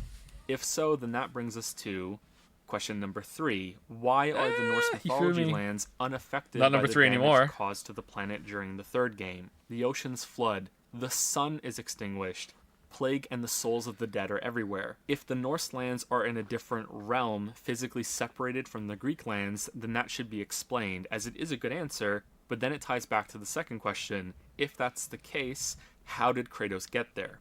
Something like this. Rise is better than Hifumi for sure. Only one of these call me senpai. All right, so let's talk about that then, real quick. So apparently, in an interview, Corey Balrog, who's director 2018, said that he views all of the different mythological realms as being on the same planet, and they are like different countries, and that each of the mythologies reigns over their own country, and they only have power there. I think that's complete horseshit. First of all, Tyr has to use magical powers to realm hop. I don't think Vanaheim and all the other places are on the same planet either. Although I guess it could be, but I don't see that at all. I don't see how that could even be a part of the World Tree if that was the case, and the World Tree holds the fabric of reality together. But even if we do accept that, that they are all on the same planet, there would still be like significant fucking damage. Like, I can accept, okay, the sun doesn't go out, it's just the sky is permanently blackened. All right, so there's like this huge wound on the world that like has like no one can die there. There's no sunlight there. The sea is flooded there. Like, how the fuck does that work? Did it last for a little while? And they can answer those questions. They'd be like, okay, after like, I don't know, 100 years, like it calmed down. You know, it got better. I don't think he meant literally world. I think he did. I remember reading it. I have to read it again. I think he said that it's like a different country, and he in different countries, and like Kratos could just walk to Scandinavia. I'm pretty sure he said that, but maybe I'm misremembering. Yeah, I don't like this, and I still think they explain in a comic how he got to Norse realms. Apparently, doesn't explain much at all. Just kind of like, oh, he got on a boat, but yeah, I don't buy it. This is sort of hinted at in the game itself, but it needs to be more clear. This doesn't have to be done purely for the sake of answering questions, but also because it can make things more interesting. Other lands with other gods are shown in God of War. How are they linked? Are wars waged across realms? Are there a set of even mightier gods that Yeah. reign at a higher Ooh, level look at the than green. these gods limited to each realm? It's really is that where interesting. Athena went and is projecting herself from? If only. Answering questions is good. Please do it. Don't make me have to rant for 30 minutes in the next God of War video. I'll do it, goddammit, but please don't make me. I probably won't. Returning to Kratos after this recap shows us how much this character now makes sense. This isn't a new version of him. He has changed, but it's a reasonable progression on this same character. His most important line that shows this is about halfway through the game. After Atreus kills Modi, Kratos forcefully says, Forcefully. There are consequences to killing a god. Kratos is no more deep of a character in this new game. In fact, he's still on the simple side. Yeah, true. He has no plans, no ambition, no Has no grand grace. desires or thoughts or conflict waging within him. This is now a character that has accepted a new place with what appears to be a great amount of serenity. He only has one goal: raise his son to be better than he is. Unless the game is being misleading by not showing us some other secret life Kratos had away from the cabin in the woods, this is all there is to Kratos in this game. All right, so does that hold up? So we saw a little bit of flashbacks with his life with Faye, and it still seems like his life in the early part when Atreus was born, he wouldn't even hold his son. It seemed to me that he was still like, I'm holding back. I don't really want to be involved. I'm going to be bad for him. And he's just trying his best just to live a normal, quiet life. As the game goes on, like, the conflict develops for sure, with him being like, okay, I need to raise my kid and I need to get him to be better than me. I don't want him. I see a lot of myself in my son and I don't want him to make the same mistakes I did. But at the beginning of God of War 2018, he still seems to be almost exactly the same as we saw him when on the boat ride in Ragnarok, where he's like, I'm staying away from him. I don't want to be involved. I'm just going to be a negative influence, I think. So I think that mostly holds up. He must still live with the guilt he has from killing his wife and daughter, but now he really is living with it instead of being tormented by it and spurred to vengeance. He understands that anger is a weapon he can wield, but has now tempered that with patience to serve as an example to his son, even if that patience does slip sometimes. What are you doing? Now his guard is up. Only fire. Yeah, look at the difference. Only fire. When I tell you to fire. He's the same Kratos as before, with a new chance at a family and the realization that revenge reclaimed nothing for him. Honestly, that Kratos there in that scene shouting at Atreus is probably closer to the Kratos in God of War 3 than it is to the Kratos in Ragnarok. Like holy shit, like he's still, that's pretty out there considering what he is now. Obviously, he must have achieved some measure of peace to have loved Atreus' mother Faye and to have another child at all, but we don't get to see that. His life with her is only teased at, likely to be brought back briefly in a later game, but unnecessary for now when it's all about this journey with Atreus. Thank God I called something right. However, that's only the character. Got everything else wrong. One character, one part of this story. How much of the rest is different from the previous games? Well, absolutely everything. Like Kratos himself being a foreigner to this land, someone who played the first games will have to adjust and maybe reject all of these changes. Damn, look at this gameplay. Well, except for maybe one thing. Ooh. Which is a good place to push story aside for a bit and dive into gameplay. This is going to be complicated because many of my gameplay comments are also relevant to the story, since gameplay and narrative are well mixed in many sections of God of War. This is basically for better and for worse. Please excuse my scattered thoughts. As you can tell from the footage playing, the new God of War has made some drastic changes from the previous games. The camera is now close behind Kratos. The right analog stick controls both your view and turns Kratos around. Camera seems There's little identical to focus on Ragnarok. chaining combos, and your mobility is much lower. I want to state something plainly right now. Different does not mean bad. He's just gonna in say it. almost every case. The issue gets murky when speaking about sequels. You can experience it for yourself right now by imagining your favorite series. Think of all the unique things about it that you love. Oh, now man. imagine the next one is announced at E3 I was or so whatever, happy when I and found it's this a trailer. racing game. It isn't a spin-off. This is the next mainline entry, and all of the developers' time has been poured into it. And hey, it even looks pretty good, but that's not what you expected out of that series, and that unique experience which you consider only that developer capable of making is gone. And just in case you're some psycho and your favorite series is a racing game, imagine it turned into a JRPG instead, about cars.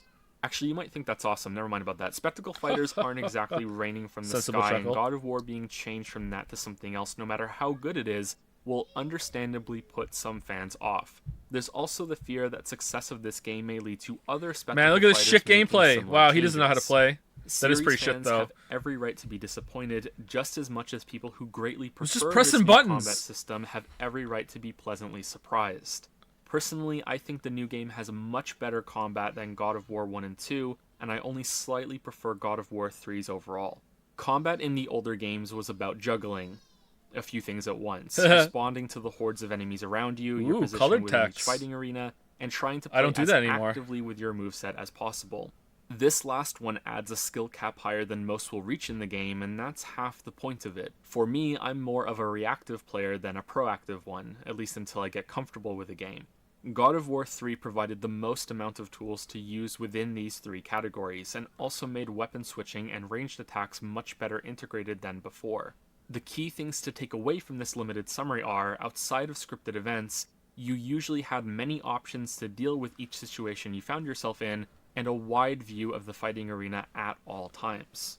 The new God of War has many options during combat as well. It's a very good system, it's almost great, but the main difference think it was a outside little of too hard the on, obvious actually. change of perspective is that it's mostly a reactive system. It's pretty great. At first this made it better for me since that's what I'm drawn nice axe toward. throw. I think many others are also the same. I'm But still like there's this, little actually. room for experimentation once you get comfortable.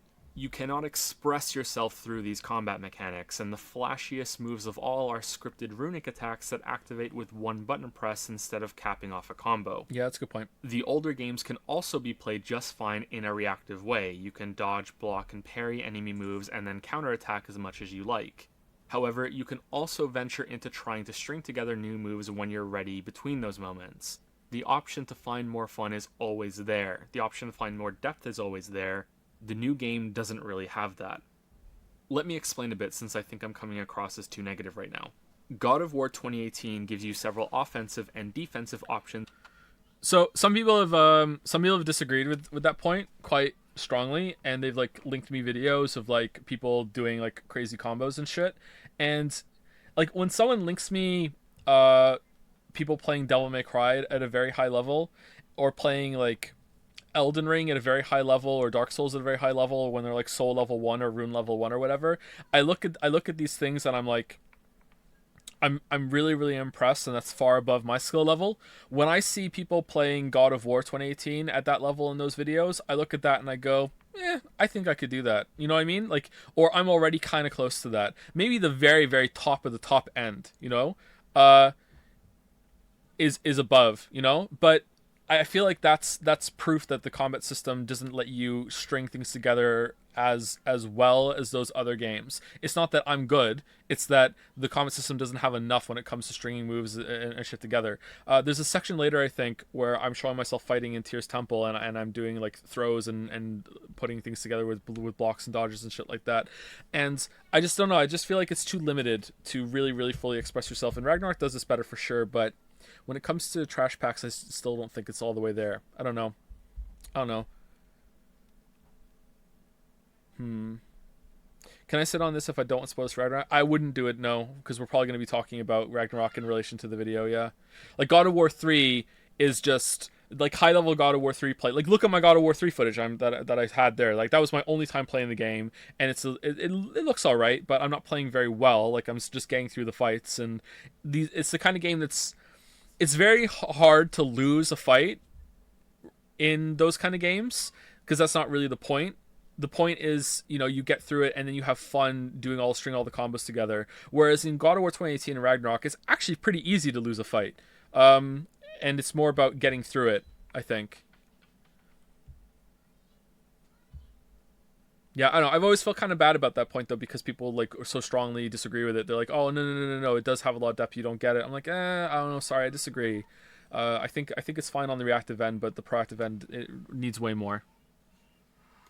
At any given time. This is all fantastic. Light attacks, heavy attacks, dodges, and blocks. There are also modifiers within those types. Hold down the attack buttons for different attacks, a quick step dodge and a slower roll if you dodge again quickly, and timing your block in order to parry an attack. You can also modify your attack buttons to either use runic attacks or enter aiming mode and throw your axe.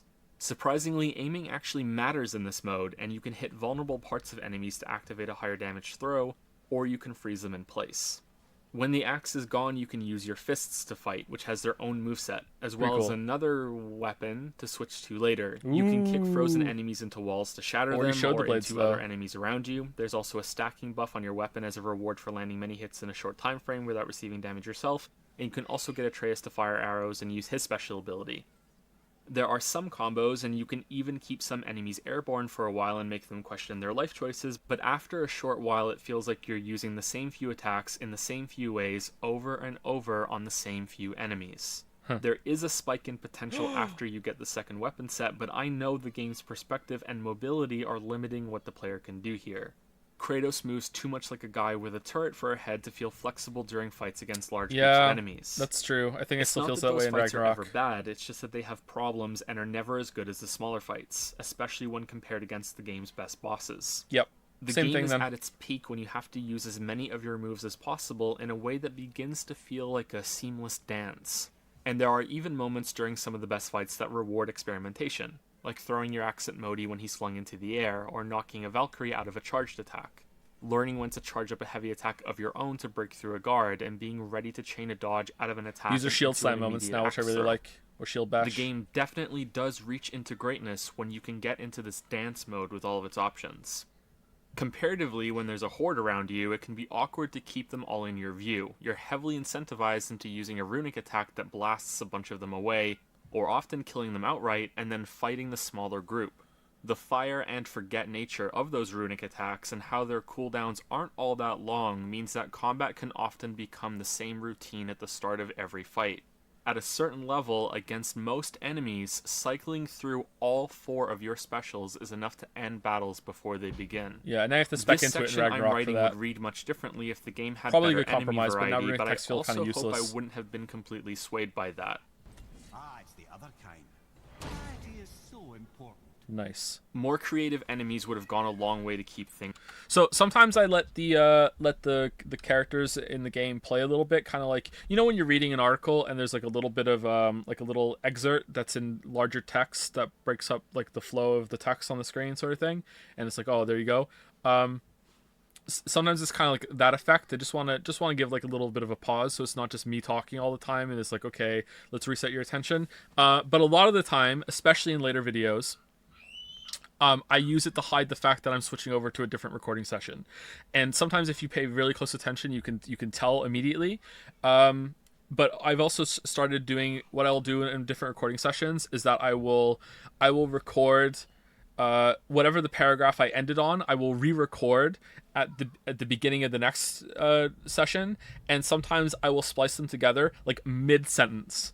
So like in the middle, sometimes the audio editing is kind of weird. Sometimes I could even do it in the middle of a word. You wouldn't. I didn't know you could do that, but like you can actually match up like the shape of the sound wave, and I can do it mid sentence. And sometimes I will smush different takes together like that, and you really can't tell. Like even I can't tell when I listen to something back. So let's say I say a sentence and I stumble, and I really like the first half of it, but I stumble on a word at the end. Sometimes I will take the next take and I will remove the first part and I will just replace it like that level. But sometimes in I think it's in Prey. In the Prey video, there is a super obvious change to a different recording session that I think even had it even had like a little clip sandwiched between it, and you can still really tell. But yeah, that's my intent with those kind of like, hey, I'll let the game talk for a second. It's either to make a joke, it's either to give a little break in the video, or it's to hide the fact that I'm switching over to a different recording session. It's fresh, especially if they required usage of more of Kratos' abilities. I think the challenges in Muspelheim go a long way to prove that. Having enemies that can only be killed with finishing moves or knocking them off ledges, Yeah, or can only be damaged when certain other enemies can be killed first. they should have spread these out throughout are the simple world, ideas, man. but they're enough to be a temporary fresh Why didn't they do that? twist. It's a shame that they couldn't be sprinkled throughout Yep. the whole game. Actually, it's a double shame that the challenges have to all be gated off in another realm with all the loading time to get there. A Doom-style altar system with the rooms being spread throughout the game here and there would have been much more fun, with this realm being a place to visit if you want to try them again later. Nightmares also show a glimmer of creativity by possessing other enemies and powering them up, something that I was expecting to see developed on as the game progressed, but it sadly never happened. Yeah. The one thing that Give Me God of War mode does well is similar to this. It purple. makes enemies capable of leveling up in the middle of fights unless you stop them with a hit or an arrow from Atreus. Hardest enemy It's in the a game, by the way. quick demand on your reactions in the middle of an otherwise normal fight and demonstrates how mundane the same enemies get over the course of the game. What if that As happens in always, Ragnarok? more on that later. Yeah, more on that later. Like I said, I hope I wouldn't have been entirely swayed by improvements in that department if I had played that version of the game, because the combat system on Kratos' end alone needs more. It has the same problem that exploration does in this game. It's so restrictive. It's never so bad that you feel like you're wrestling with the camera or the movement system, but it never feels like your friend either. So, believe it or not, I actually did intentionally match that up with the line wrestling, with Kratos pulling really, really hard on the chain like he's wrestling as I do. I do that a lot. I try to match these little things with what I'm saying. Sometimes it works, sometimes it doesn't. But yeah, I do that amount of fussing over videos when it comes to things like that. Unless it's one of the dance tier duels, I always wished I could move a bit freer, see a bit more around me, and fucking jump in the air. Alright, so I said that sooner than I expected because we haven't wrote even it sooner, I spoken thought, about too, in the moving script. around the game outside of combat yet, but here we go. There's a list of things I hope to see in God of War 2.2, and a jump button is at the I think top Nick of made it. that. Underneath that is some sort of air Thank you. dash, and in third place is the camera panned out about 50% more than it is currently. So I see don't how the want air God dash of War is... 3's Oh, wait, combat what was back. that? What was number I 4? want this new system to get the So see how the jump button was jumping up and down, and the air dash was like moving on the screen like a dash, and the camera one was even though I think it should be zoom not pan, was getting smaller. So those kind of cute little effects. I don't know, it's kind of cheesy, but I think it works. And the fourth one was 2B cameo, yeah. improvements that it deserves. A jump button adds everything this game needs. It's a modifier on every other option that Kratos has. Attacks become air attacks. One can be a ground slam.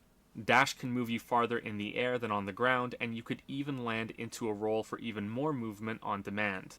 The aiming and throwing function could be different in the air. Maybe it could even default to being chains only so you could fling yourself while airborne, and it can also open up the possibility for attacks that can only be avoided by jumping. It adds something to all three of the most important areas: offense, defense, and mobility. Nice. As an added bonus that we will go into too much detail on later, it's a great step toward fixing the game's exploration as well. Yeah, we got Moving that. the camera Yep, back I know. shouldn't be an issue for aiming throws because the game already zooms in sudden and tight on Kratos' head when that's activated.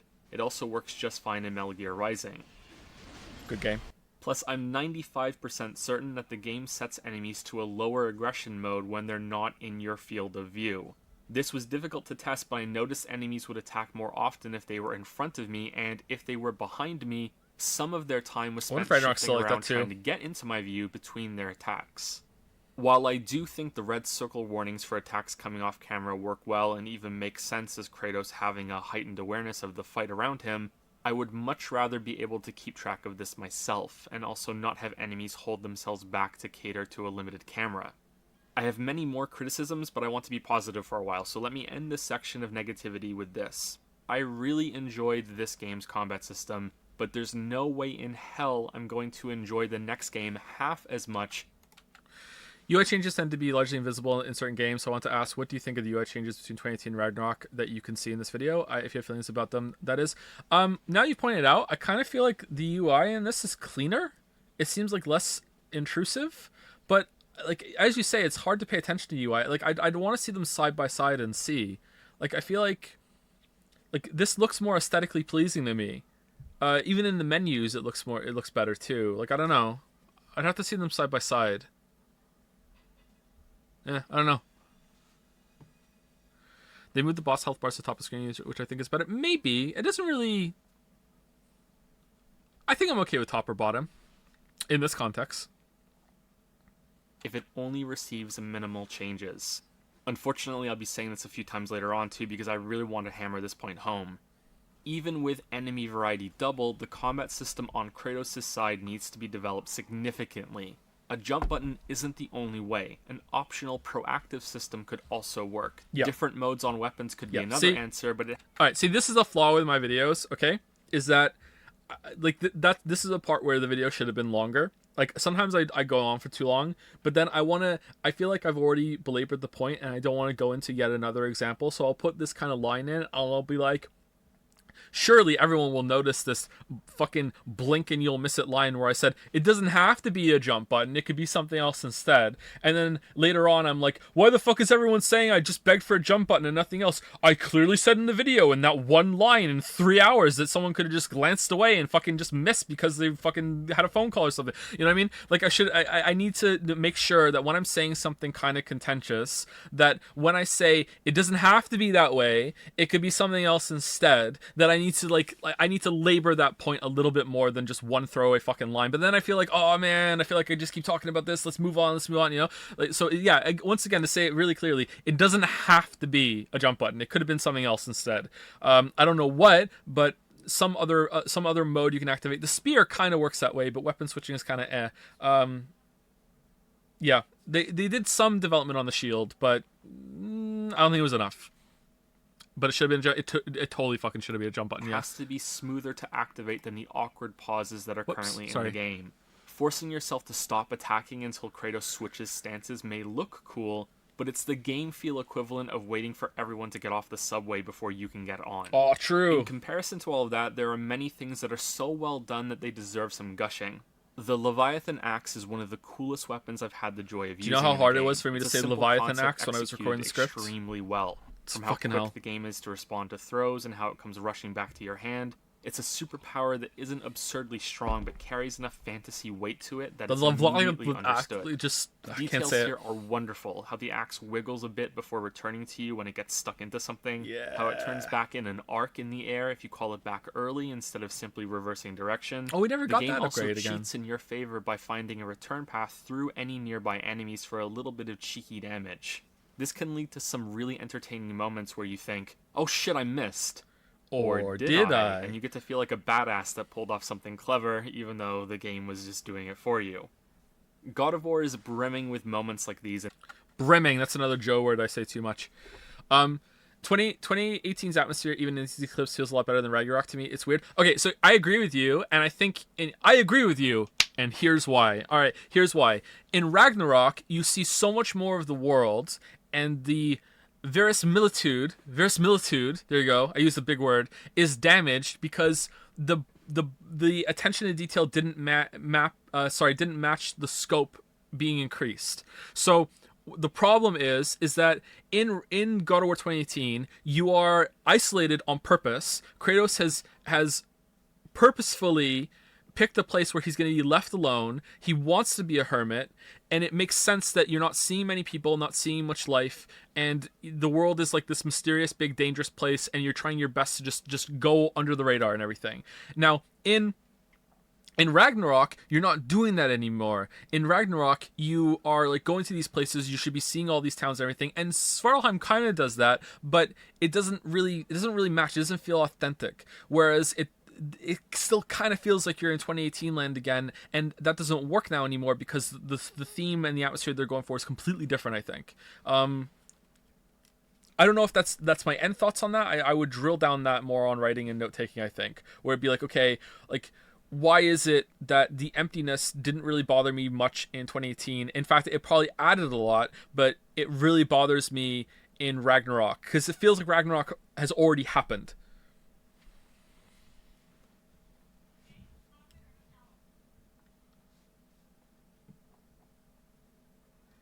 Verisimilitude.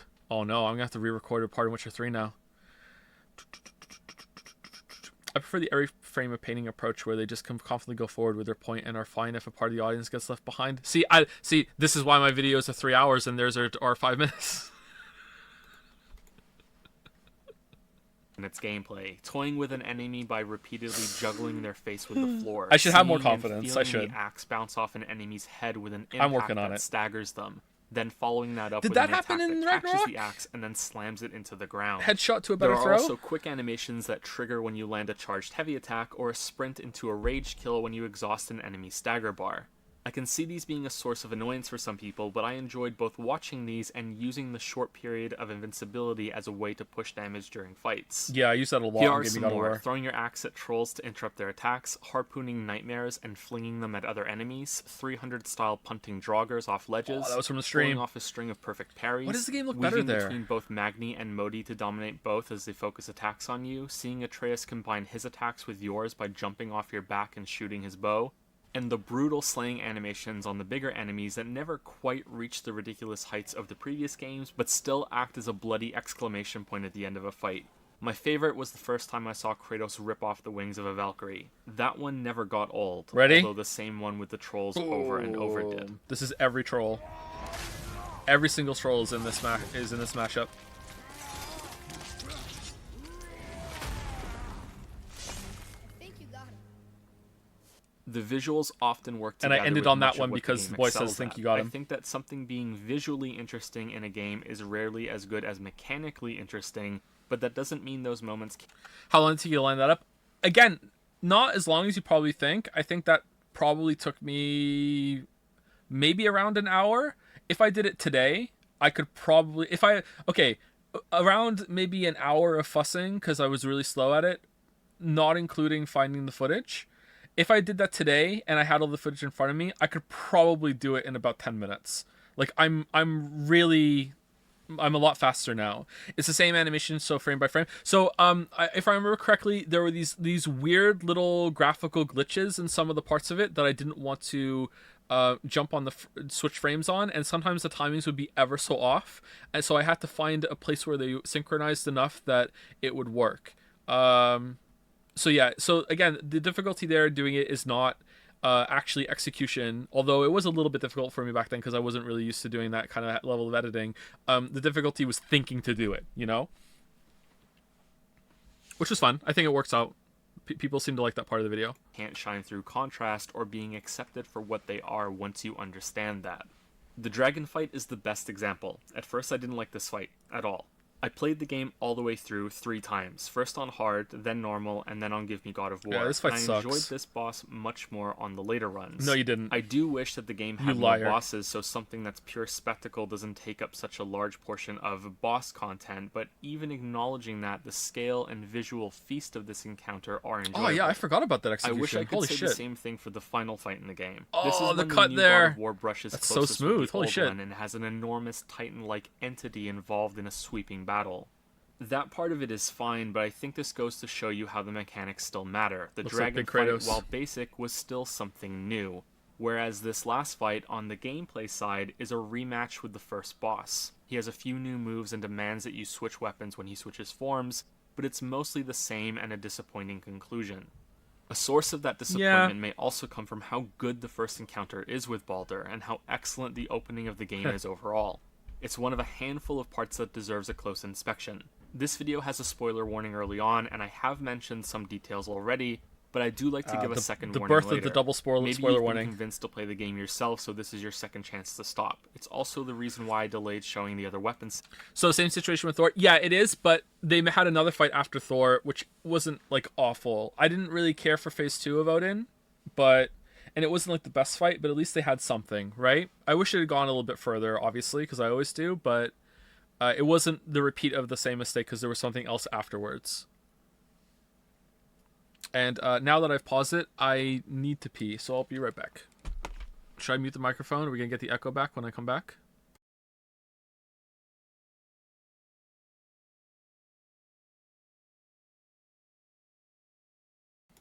Gonna leave it paused. Don't want to miss anything.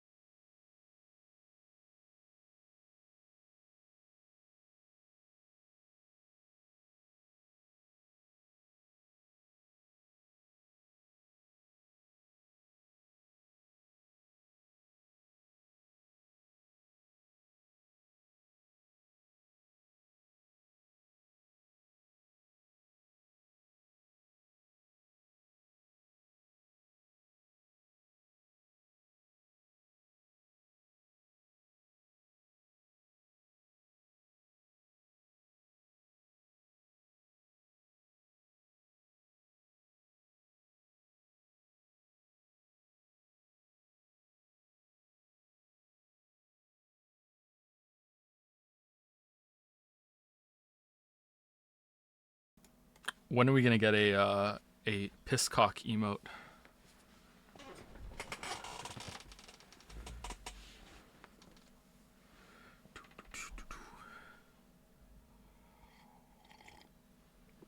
That's Bikoy. How would you compare and contrast Virgil in DMC3 and Boulder fights? What made the former work better than later? I can't remember those fights, actually. I've only played DMC3 once, all the way through, shortly after it came out. I think Devil May Cry 4 was the one I played a little after it came out, like a year later. DMC3 I played at release. I can't really remember it all that well. I haven't played it again since. Well, I haven't played it all the way through again since I played a little bit. That for as long as possible. I have no idea how well this opening functions if you haven't played the first games. I suppose even passing knowledge of the series, how Kratos is a bloodthirsty monster, is enough to add context to how unexpected this opening really is. Yeah, but probably. I'm curious to know how people who truly knew nothing about this character reacted to this somber opening. It's hiding it Maybe from the it's boy. something that works on two levels: surprise and intrigue if you do, and viewing Kratos through the same lens as Atreus if you don't. You know I where like fans that, are out there? actually. Okay. There's a part in the opening that also reinforces this. You stay with Kratos at first. You see how strong he is and how he channels a bit of rage to chop down this tree. You're shown the axe, that this character is stronger than your average bear, and learn that this father and son are in mourning. If you're like me, you'll also wonder why they chopped down this specific tree instead of one that was much closer to their home, which comes back later and actually has an answer. See how good it is when games do that? The fuck was that? At the cabin, we get one of the few moments in the entire game where the cameraman breaks Why'd away I from do Kratos that? and follows another character. This is something that everyone playing God of War will notice as they go through it, even if it's only subconsciously. Apart from opening the menu, restarting after death, and a rare few teleport transitions, the entire game is one long continuous shot from start to finish. There's also a camera bob like there's a third, perhaps Lakitu-shaped being filming it all that no one else can see. This choice brings with it some positives and negatives. For now, in this scene, it's mostly positive. I think this is over-celebrated. Atreus says a prayer over the corpse of his mother, and we get to the part that I was speaking about, when we see Kratos the same way that Atreus does. A dark, imposing, unfathomable figure. There's not much of a bond here, and I wonder if this image is enough to communicate to newcomers that Atreus' father isn't just really strong, but also carries darkness with him. After this is the introduction to gameplay, Maybe which we'll overanalyzing. mostly skip over for now. Basic mechanics are introduced, there are some messages that teach you how to fight, you learn how to move around the world, and there's a boss battle with a troll. The whole section is a test for the boy to see if he's ready to carry his mother's ashes to the highest peak in the realms, which was her dying wish. Faye looks taller. There are like some there. important story details here, however. That Kratos is stern with his commands, seemingly unreasonably so. I'm sorry. Do not be sorry. Be better. Oh man, Atreus That is so Atreus young. is capable but lacks discipline, and that Kratos wants to have a better connection with his son but is unable to for some reason that we don't know at the moment. Good shot. I will say that I find it unbelievable that Kratos has been so absent from Atreus' life. It's clear that Faye raised him practically on her own and that Kratos was often away hunting. Right, so this There is are pretty much reasons that confirmed make now. sense and also come up later for Kratos to want to stay away, but these two feel like downright strangers at the beginning of this game, and I think that's too extreme. Mm-hmm. They must have interacted more regularly before this than the game suggests. Apparently not.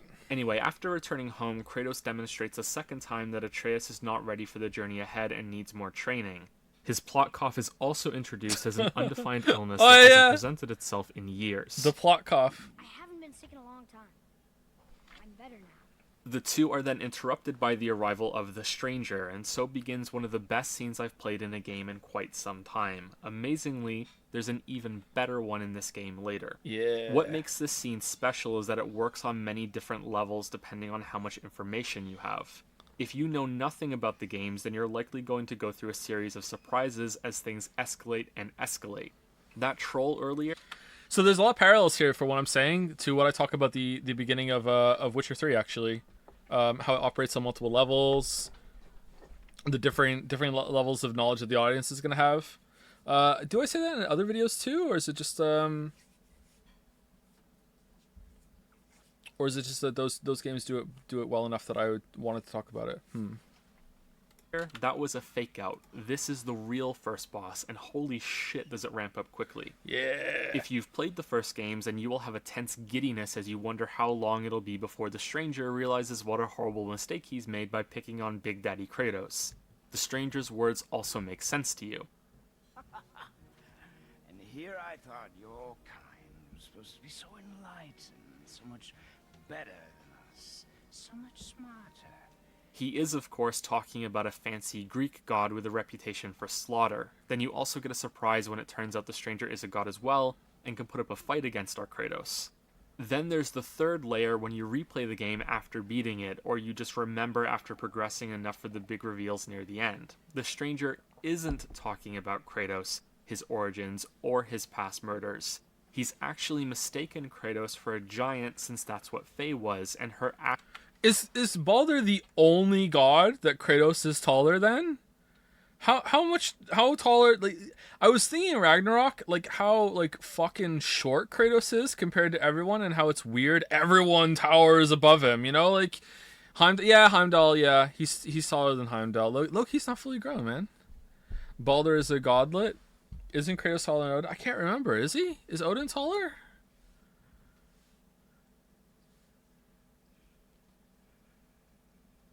Huh. I really like this still, by the way, how it works on multiple levels. ashes are what's brought him here for a confrontation. The tree we chopped down earlier was the last of a set that had a shielding effect on the forest. The Norse gods can now sense the giant's presence, and this guy, Baldur, is the one that's come first to get any important information they can out of him. He thinks Kratos... I never agreed that Baldur thought Kratos was a giant. Majority of Greek gods are bigger than Kratos. No. He doesn't think he's a giant because he's taller. He thinks he's a giant because he's sensed a giant in the area. He's not... Baldur isn't here for Kratos. Baldur's here for Atreus. Baldur just doesn't know that Atreus is the giant. Baldur just knows that there is a giant in this house. And then when they open the door, it's like, oh, okay, this is who I'm here for. And so when he's saying like, oh, you're so enlightened, so much better, so much smarter, what he's actually talking about is, oh, the giant race is meant to be so much better than us, blah blah blah blah blah blah. When you don't know, that's why he's there. So it comes across as, oh, he's a Greek god, you know. I think he figures it out later. is a giant because he's carrying Faye's ashes and has no idea who he's really dealing with. There's also another cool detail in this scene that is easier to miss your second time through. Kratos takes quite the beating in this fight. The two gods have a Princess Bride style back and forth as they take turns revealing power levels as they smash each other through trees, rocks, and even an entire mountainside. In my opinion, this fight is stronger than the one at the end of the game because it's visually impressive while also being somewhat mechanically engaging early on. It's not stellar in that regard, but the game is just starting, so I think it's enough. Mm-hmm. But that's not the cool detail I want to speak about. Kratos hides Atreus in a compartment underneath the house before this fight begins. Later on you learn this is the same place he stashed his old weapons. He may still bear the bloodied, scarred marks of wielding them, and the wound seems supernatural to continue bleeding forever, but at the onset of the game, the blades are nowhere to be seen. So it stopped bleeding in Ragnarok. They were right here the whole time. As Kratos is getting beaten and blasted around, he still thinks he doesn't need them. There was always at least one level of powering up that he was holding back throughout this whole encounter. A fact that carries weight when the game slows you down and makes you feel how exhausted he is when this battle is finally over. Winter for you. Kratos knew his life was in danger, but it's not until Atreus is close to dying much later that he resorts to using the blades. This scene is engaging on multiple levels and continues. I don't think they actually bled in God of War 2018. They were just... No. Oh, I really disagree with that. Like, at the beginning of the game, like, before he even has the fight with Baldur, like, those bandages have blood on them, man. Like, I really do think that they're bleeding still. Am I wrong? Am I off here? Why would they be red? I think the wounds are still bleeding. Could be wrong, I guess. Continues to entertain with deeper meanings on second playthroughs without feeling contrived. It deserves every bit of praise it has received, and I applaud everything about it. Prove me wrong. Yes, sir. It's a shame they couldn't stick the ending, though. After this is another section of exploring, fighting, and the occasional conversation with Atreus. You leave the area by climbing through the rift that was opened during the fight with Baldur. Remember this, it's very important, and we'll come back to it later. How did this happen? Look how fucking. Aside from broken mechanics, the only thing I can call bad in this game is its pacing in both story and gameplay, and one awful section about 2/3 of the way through the game. Right now, that's not a problem, as new things are being introduced at a good rate. New enemies, new moves, new characters, and development with Atreus. But that doesn't mean other lesser problems aren't already rearing their serpenty heads. Moving through the levels in God of War is one of the most disappointing things about it. True. This can be taken in many ways, and we'll likely get to all of them in this video. Yeah, we do. What I want to speak about specifically right now is how you have little freedom in getting around. I hope the reason this was chosen was a mix of the more restricted combat and to improve performance for the game's impressive visuals.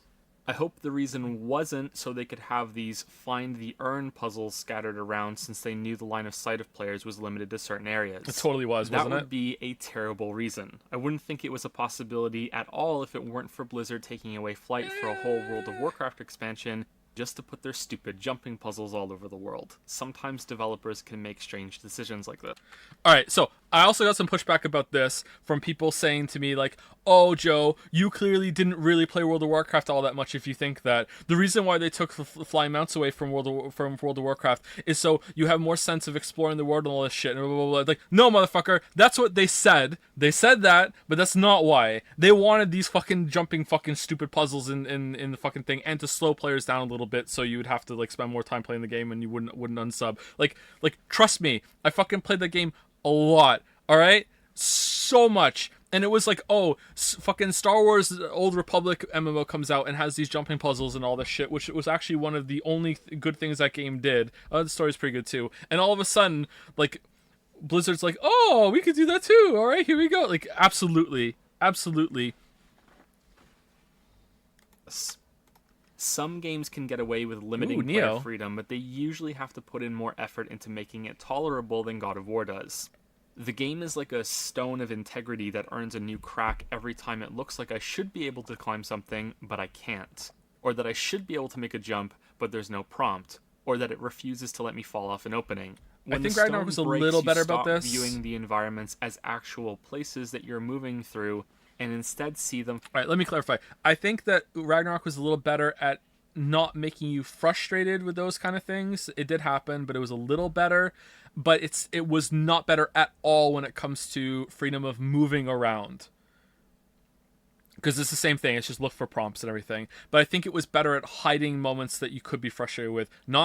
It's not completely gone, but it was a little bit of an improvement. For what they really are. A bunch of shaped floors and corridors linked together in simple ways that are disguised as much as possible by the visuals. This may seem nitpicky, but it really isn't. In fact, most of my nitpicks for this game will come much later. It's a major issue when you no longer feel like you're exploring and are instead just trudging forward to the next fight, the next boss, or the next story moment. It's like the layer of hit detection is beginning to take on visible lines that you can't ignore all over the environment around you. Take this example from early on in the game. You're crossing this bridge and notice a chest down below. How do you get to it? There seems to be some potential openings, but they don't let you pass. If Kratos could move in a reasonable way, like he could jump or vault over obstacles, he could get down to this no problem, but instead you quickly learn that you have to figure out what the game wants from you instead of rationally deciding on a path like a normal person. What makes this instance worse is that you have to make a leap of faith and continue on, hoping the game will allow you to get there later and that you can't find the opening yet. This is doubly bad because sometimes you can pass over points of no return and lose your chance to explore something until you come back later. Ragnarok didn't have any of that. Which is a whole other chore of an issue considering how tedious it is to get around God of War's world. This lack of freedom in movement leads to players searching visually.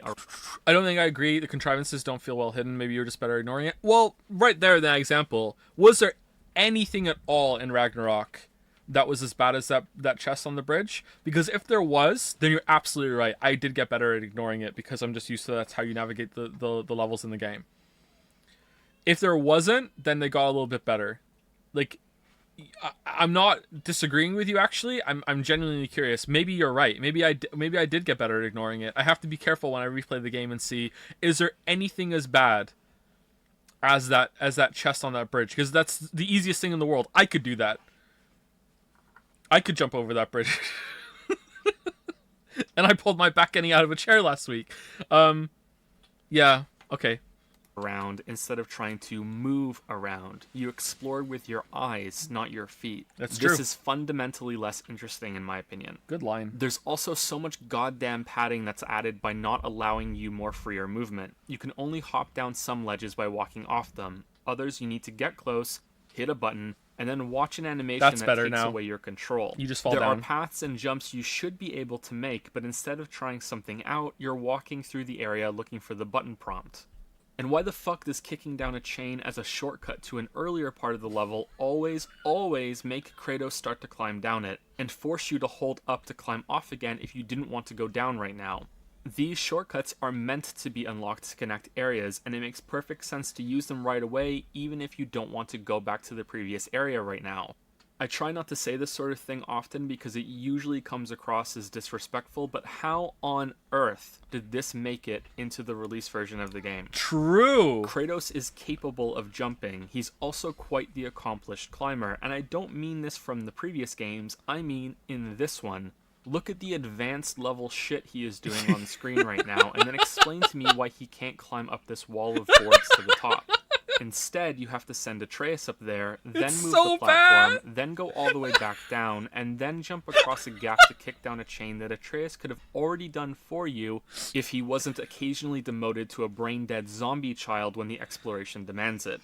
I understand that a deep exploration system wasn't a priority for this game. I also understand that the freedom found in this something he can like climb. Breath of the Wild isn't a reasonable expectation. But it's Breath of the But Wild. games like Uncharted and the new Tomb Raider titles do a better job at catering to Hey, Lara. exploring, allowing players to experiment with different moves while still restricting them within the boundaries of their levels like God of War does. It could be acceptable if the game decided to go below that standard and focus on visuals and combat instead, but forcing you to solve problems because of arbitrary limitations like Kratos refuses to jump over a pit for absolutely no reason other than it wasn't scripted, so go figure out what the game wants, is never going to be a positive. This even negatively impacts combat when there's a short jump in an arena that could be interesting to incorporate into Yeah, fighting, this is but really Kratos bad. refuses to jump over it. Or that you can't roll through gaps like this, or that you can't quickly move between high ground and low ground for some advantages against certain enemies. I'm coming. I think it says a lot that the sequence at the end of this early area, right before you meet the witch in the woods, has you trailing Atreus as he chases a boar through a tight chasm, and it doesn't feel much different in terms of... Bro, there's literally a very good paraglider mod for Skyrim. Why not use that instead? What are you talking about? That was Breath of the Wild. how funneled or restricted you are than most of the game. It's in this section that we are introduced to a central character and a central problem in its story, or rather, how the story is presented. Oh, it's the you boar follow guy! some simple instructions in the form of button prompts on the screen as the witch attempts to heal the boar. You cannot proceed until you do this, but hilariously, you also can't fail. No matter how many times you mess it up, the boar continues to live and the witch repeats her orders.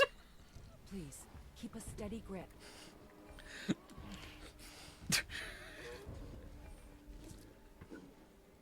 Grab and hold the left end of the tideway. Father, please! I have no idea who this type of thing is for, especially considering what the rest of the game demands on you in terms of combat. I don't feel more connected to what's happening. If anything, I wish I could just put the controller down if there isn't going to be any meaningful interaction.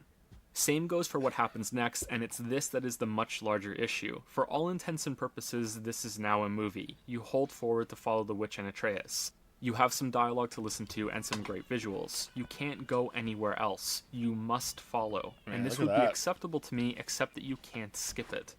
Because it's not a cinematic, you can't pause and skip ahead, but even when the game is in more traditional movie mode, you still can't.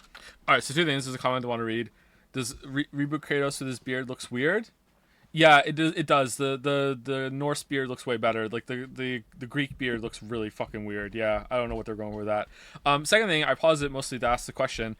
Can you skip this now? Like, even though this isn't a cutscene, can you skip the walking by pressing a button and it'll skip this walking part? Or do you have to do this walking part because it's technically gameplay control? I just played. Oh my god, you can't? Oh, no. Well, that sucks.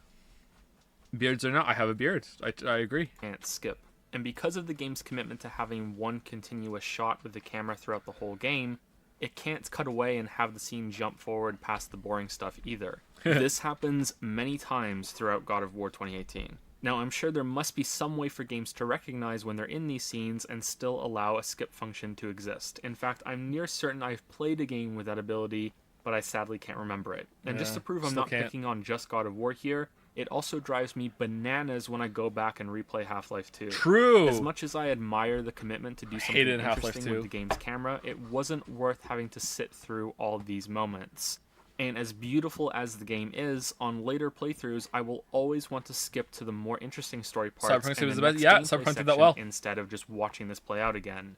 Dear all the developers who will never watch this video, because who the fuck am I really, please do not put unskippable cinematics in your game. I am very sad this is still happening. Ragnarok didn't listen. As I was making this video, a patch was announced that is adding a skip feature. I have no idea how robust that option will be, or if it will include some of the walking and climbing moments, but any step toward fixing this problem is welcome, and I thought it was important to add this to the video and acknowledge that the patch is coming that's going to add that functionality.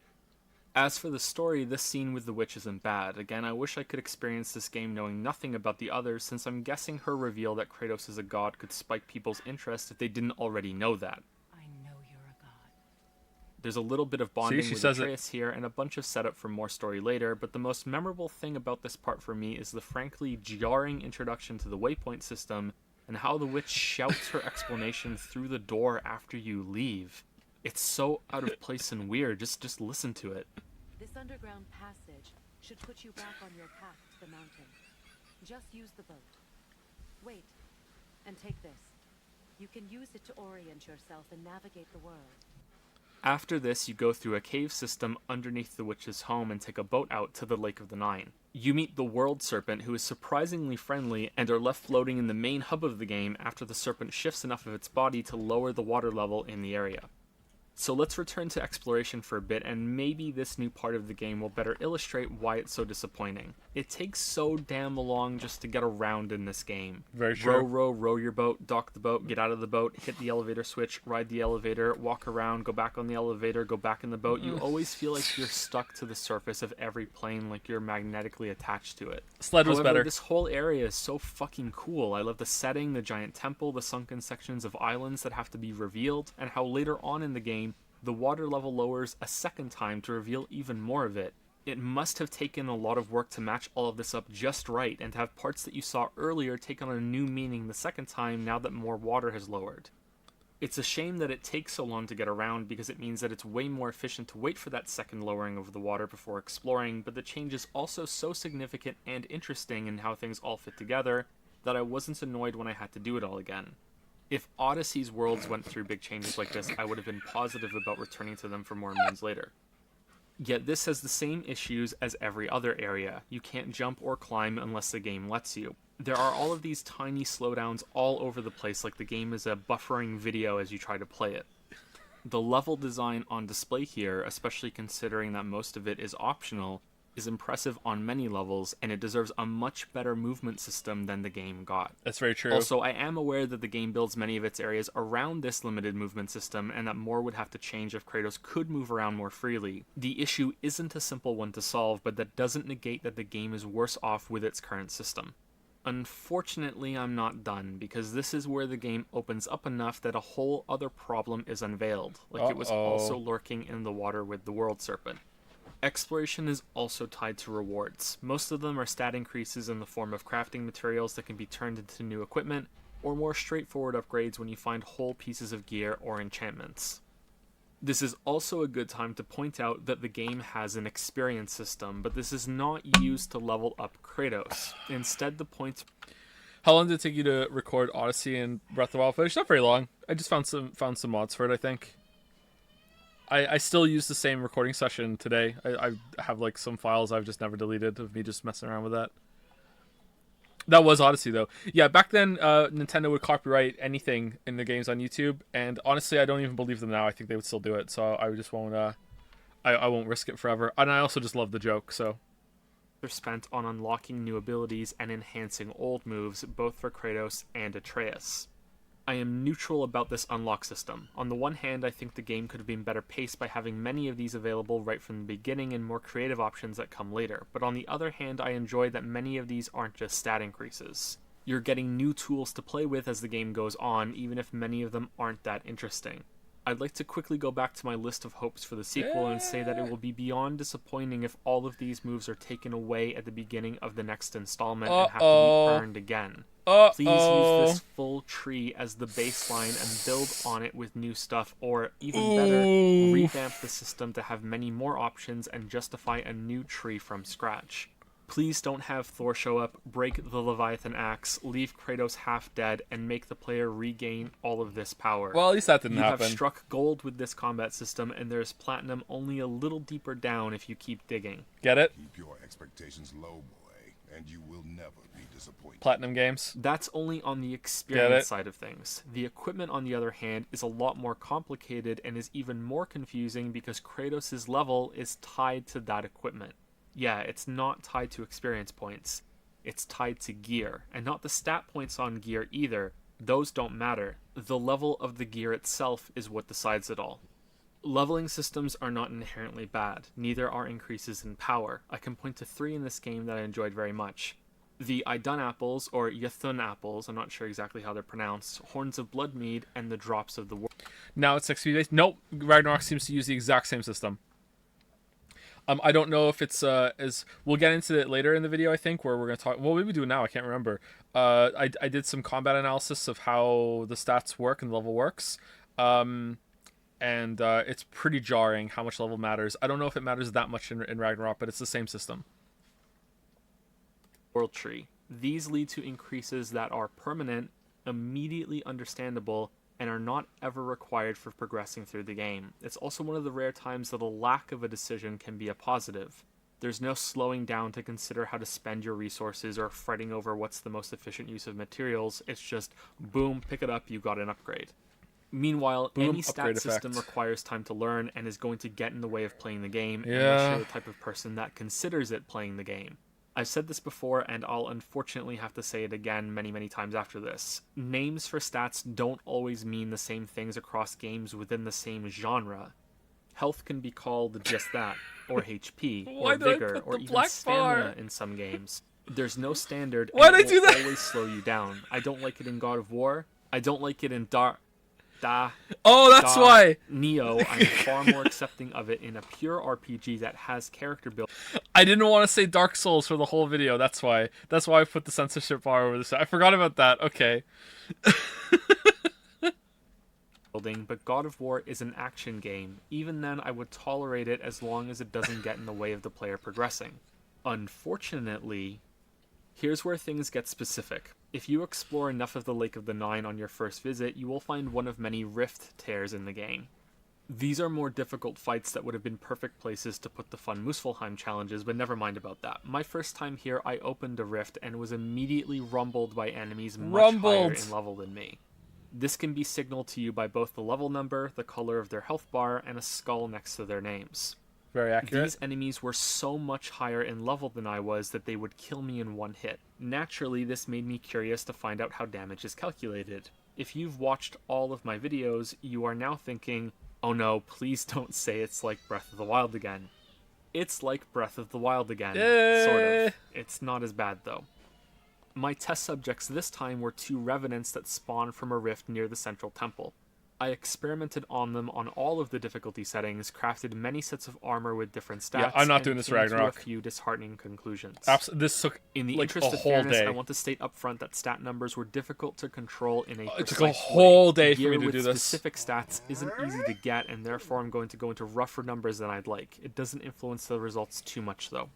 Only First a off, day. the threshold... Only a day of being in this room, switching gear with a fucking notepad in front of me, writing down what all of my gear was, all of my stat levels, all of the damage numbers, setting a baseline to set up like, okay, how much damage did I take? Looking at the fucking like it was a long day. It was so bad. I'm not doing it again. I'm not doing it again. No, fuck this. I will check to see if level matters, but I'm not doing like armor and stat increases and defense to see if it's subtractive again. I don't give a shit. for being one-shot by an enemy seems to be 4 levels below it. Even on the easiest setting, no matter how much health and defense I could get at that level, it would kill me in 1 hit. It may be possible that an extremely high defense rating could tank it, but you run into an issue since higher stats come on gear with higher level tags. This will increase the average of your gear and will push you over another level, which prevents the enemy from one-shotting you. I'm going to take a guess that when you're below 4 levels from the enemy, it just doubles the damage again, it deals, $1 million. so theoretically you should be able to survive if you could get high enough stats, but that's probably not possible. This confused me at first since I would barely increase my defense and try to take a hit, survive with a lot of health now, and then I finally realized it was because my level was higher and I was no longer so low the enemy would instantly kill me. Nice. The defense rating Not was so secondary to that. Alright. I proved this by having the exact same health and defense rating at level 3 and level 4. This was at so level hard 3, to do. I died. At level 4, this was after so hard to adding do. gear that had stats that had nothing to do with health and defense, I lived. Once you're within that Goldilocks zone, defense is then used through a rough subtraction system to reduce incoming damage. I say rough because it must be affected by difficulty modifiers or fractions somewhere. Going from 138 defense to 142 reduced the attack by 3 damage. When I increased it again by another 4 to 146, it reduced it by 4 damage, but a second hit at the same stats showed a 5 damage reduction from 4 defense. So I'm guessing there's a breakpoint or a fraction being carried over somewhere in these calculations between hits. Look at that. The way this That's system clear. works means that stats How can you not largely understand be that? ignored throughout the game. Level rating is all that matters. So if you have something that's a higher level, even if it has lower stats, you should put it on. You want to put on the highest level gear and enchantments as possible That's because pretty the reverse is also true for enemies. In these clips, I'm now level 7 and these enemies are level 3. I'm the one that has the 4 level advantage and look, they can barely hurt me. Same for this Dragon's Breath being irrelevant with enough gear. Oh wow, that's when you huge. start getting close to max level, stats can matter a bit more, but that's at the end of the game when you'll be able to comfortably stay in a good level range with all enemies, or completely dominate them through level and stats alone. The worst thing about this is that you will be unable to realistically get through some encounters without the right gear. You can still skill. I'll be real, I just tuned this part out when watching the video the first time. I'm tuning it out right now and I made it!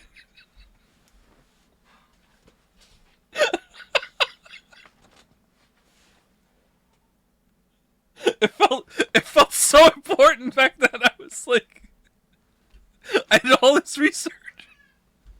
Was it worth it? I don't fucking know. I think just saying, like, showing my work is important, but I think I didn't have to go into that much detail. I didn't have to say, oh, like, I didn't have to be like, oh, there's fractions or whatever, but I was afraid someone was going to be like, oh, no, it didn't. I went and tested it, and you're wrong. It was different damage all the time. I should have just said, it was a rough subtraction system, and level matters more, and that's it. I should have, like, cut down, like 10 minutes out of this, you know? Your way through these fights, but one mistake means you're dead and you'll be hacking Ooh, away at look them at that. for a long time since each hit does so little damage. However, I do want to be fair and point out that because numbers are kept in a tight range and that low-level enemies stop spawning later on in the game, this subtraction system is functional. It's not ideal, but it's not game-breaking in the same way that it was in Dragon's Dogma and Breath of the Wild. That does not excuse how dependent the game is on Kratos' level, though. This is flirting dangerously. Who is that guy you're reacting to? It's Matthew Matosis. Matosis. We're watching his video. I'm not ready to get into that yet. Instead, let's look at another problem with this system and another reason to favor higher levels over stats: attack signals. I think the way this works is mostly great. A red circle means an attack cannot be blocked or parried and must be dodged. A yellow circle means Irish? an Yeah, he got attack better. can be parried, and that if you simply block, you'll be staggered. And no prompt at all means that you can block, parry, or dodge, and that there will be no stagger if you use your shield without parrying. On the surface, this may seem like a new version of a QuickTime event, but these prompts do not require the same timings across all enemies, so there's still something to learn from the attacks on every enemy type. They only exist to provide you with information on what your options are, which is something I've previously found frustrating in other games. Sometimes the only way to find out if an attack can be parried or not is to die to it a bunch of times Good while game, having by to the guess way. if you're getting the timing right, or if there is no timing to get right at all since it can't be parried and you're wasting your time. So what's the problem then? Well, Ooh. even if you played the game, you Oh, may not that's have a noticed bad that these audio warnings change are there. determined by your level. Oh, that was even bad. the Valkyrie fights are affected by this. If your level is high enough, I don't a like red this video attack anymore. can become yellow, and yellow attacks can become blank. Oh yeah, that's true. If that you can reach happen. an enemy at a high enough level and then put on some lower gear because there's better stats or something, then of course the opposite is How also can you true, not and you can notice? see yellow attacks become unparryable red ones. Hold on, whoa. So minuscule echo that only some people could hear, like completely obvious change to a new recording session that made me cringe. I don't hear anything. I don't even know who we're fighting. I don't listen to your video show. That's true. We listen to it now. This is how much gear matters in this game. I don't like that. I want to be the one who gets better and masters the game's combat. I want not to do the it. character I am controlling by putting on better gear via crafting or grinding. It has its place. I though, understand if you disagree with me, but I think kinda this is do. the type of thing that could be solved quite easily with the difficulty option that removes these equipment dependencies. Yeah. Not just in God of War, but also many games like it. As with most things, there is a balance to making this work, and it wasn't found here in my opinion. Little canker throat wouldn't know proper weight and balance if it were dangling off his chin. Continuing the game, we begin to climb the mountain where Faye wished her ashes to be scattered. Along the way, we meet a dwarf named Sindri, who is the brother of another dwarf we met earlier named Brock. The blue one is your brother. I didn't bring him up until now so I could introduce them together. These two have disowned each other and provide much of the game's humor with their attitudes and the dueling blacksmith routine. More on them later because, like much of the game, their story feeds into the main narrative. After killing an ogre, we reach the mountain proper and come to an impasse. Although I am certain there must be some other way up the mountain somewhere, especially remembering those climbing skills that Kratos has, the game instead makes the witch appear and have her tell us we need to go back to the temple in the Lake of the Nine and use the power of the Bifrost to travel to another realm, retrieve the light of Alfheim, and use that to blast the black smoke away so we can move forward. All that to cross a bridge. This begins the trend of relatively simple problems having grandiose solutions. It's also the beginning of the game's pacing problems. We just came from the lake, now we're immediately going back there. After that errand, we'll have to go back to the mountain. Sadly, like I said, this is just the beginning, and it gets worse than this. Alfheim is overall a decent part of the game, but it's also a section that I initially forget about whenever I think through my time with God of War. It's still true That's today, probably actually, because yeah. it has no true connection with the rest of the story and will likely become relevant in one of the following games. I will say that it continues the trend that the game has had so far of introducing new enemy types and keeping that side of the experience fresh. It's only after this that things begin to slow down and become stale. Likewise, it also serves as a sharp change in visuals and setting and is quite beautiful.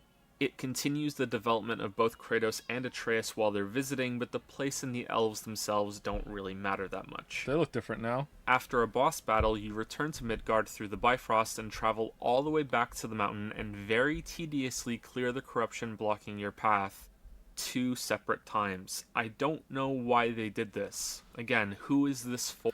All right, so to the handful of YouTuber comments that have said this, it actually feels like more than just a few, but maybe it's just sticking out in my mind.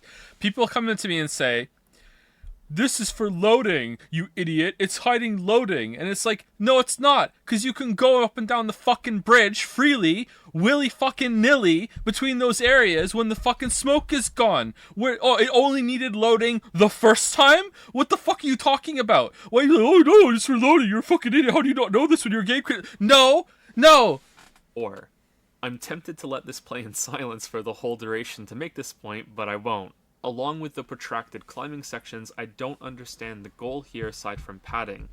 I can see that maybe some of the climbing could look a bit interesting or provide an easier way to link some sections of levels 2 videos together, in one. but much of it goes It was on really for important way for me to too show the long. whole This thing in the section video. Here, like many others in this game, makes me wonder if the developers were afraid of having too short of a runtime, which is ironic considering that, if anything, the game is too long. That's true in Ragnarok 2.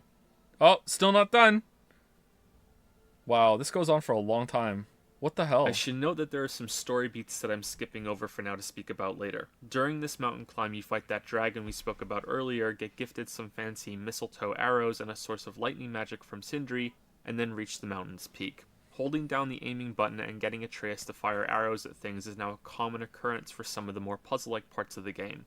Sometimes you'll need the elven magic, sometimes you'll need the lightning. I'm neutral about these, and I don't think there's anything really interesting to say about them, so I won't waste your time trying. At the top of the mountain, both the plot and world of God of War expands. You find out that the stranger from the beginning of the game is the god Balder, and that he is hunting you with Thor's sons Magni and Modi. You also find out that he's still alive after you broke his neck earlier. Also that someone is imprisoned on the top of the mountain, the self-proclaimed smartest man alive, Mimir. He tells you that you've come to the wrong place if Faye's ashes are meant to be scattered on the highest peak in all the realms, because that's not in Midgard, but in Jotunheim. Luckily, there's a portal nearby that can take you there. Unluckily, the rune to activate it is no longer able to be carved. Giant's finger scraping the sky, that's the highest peak in all the realms.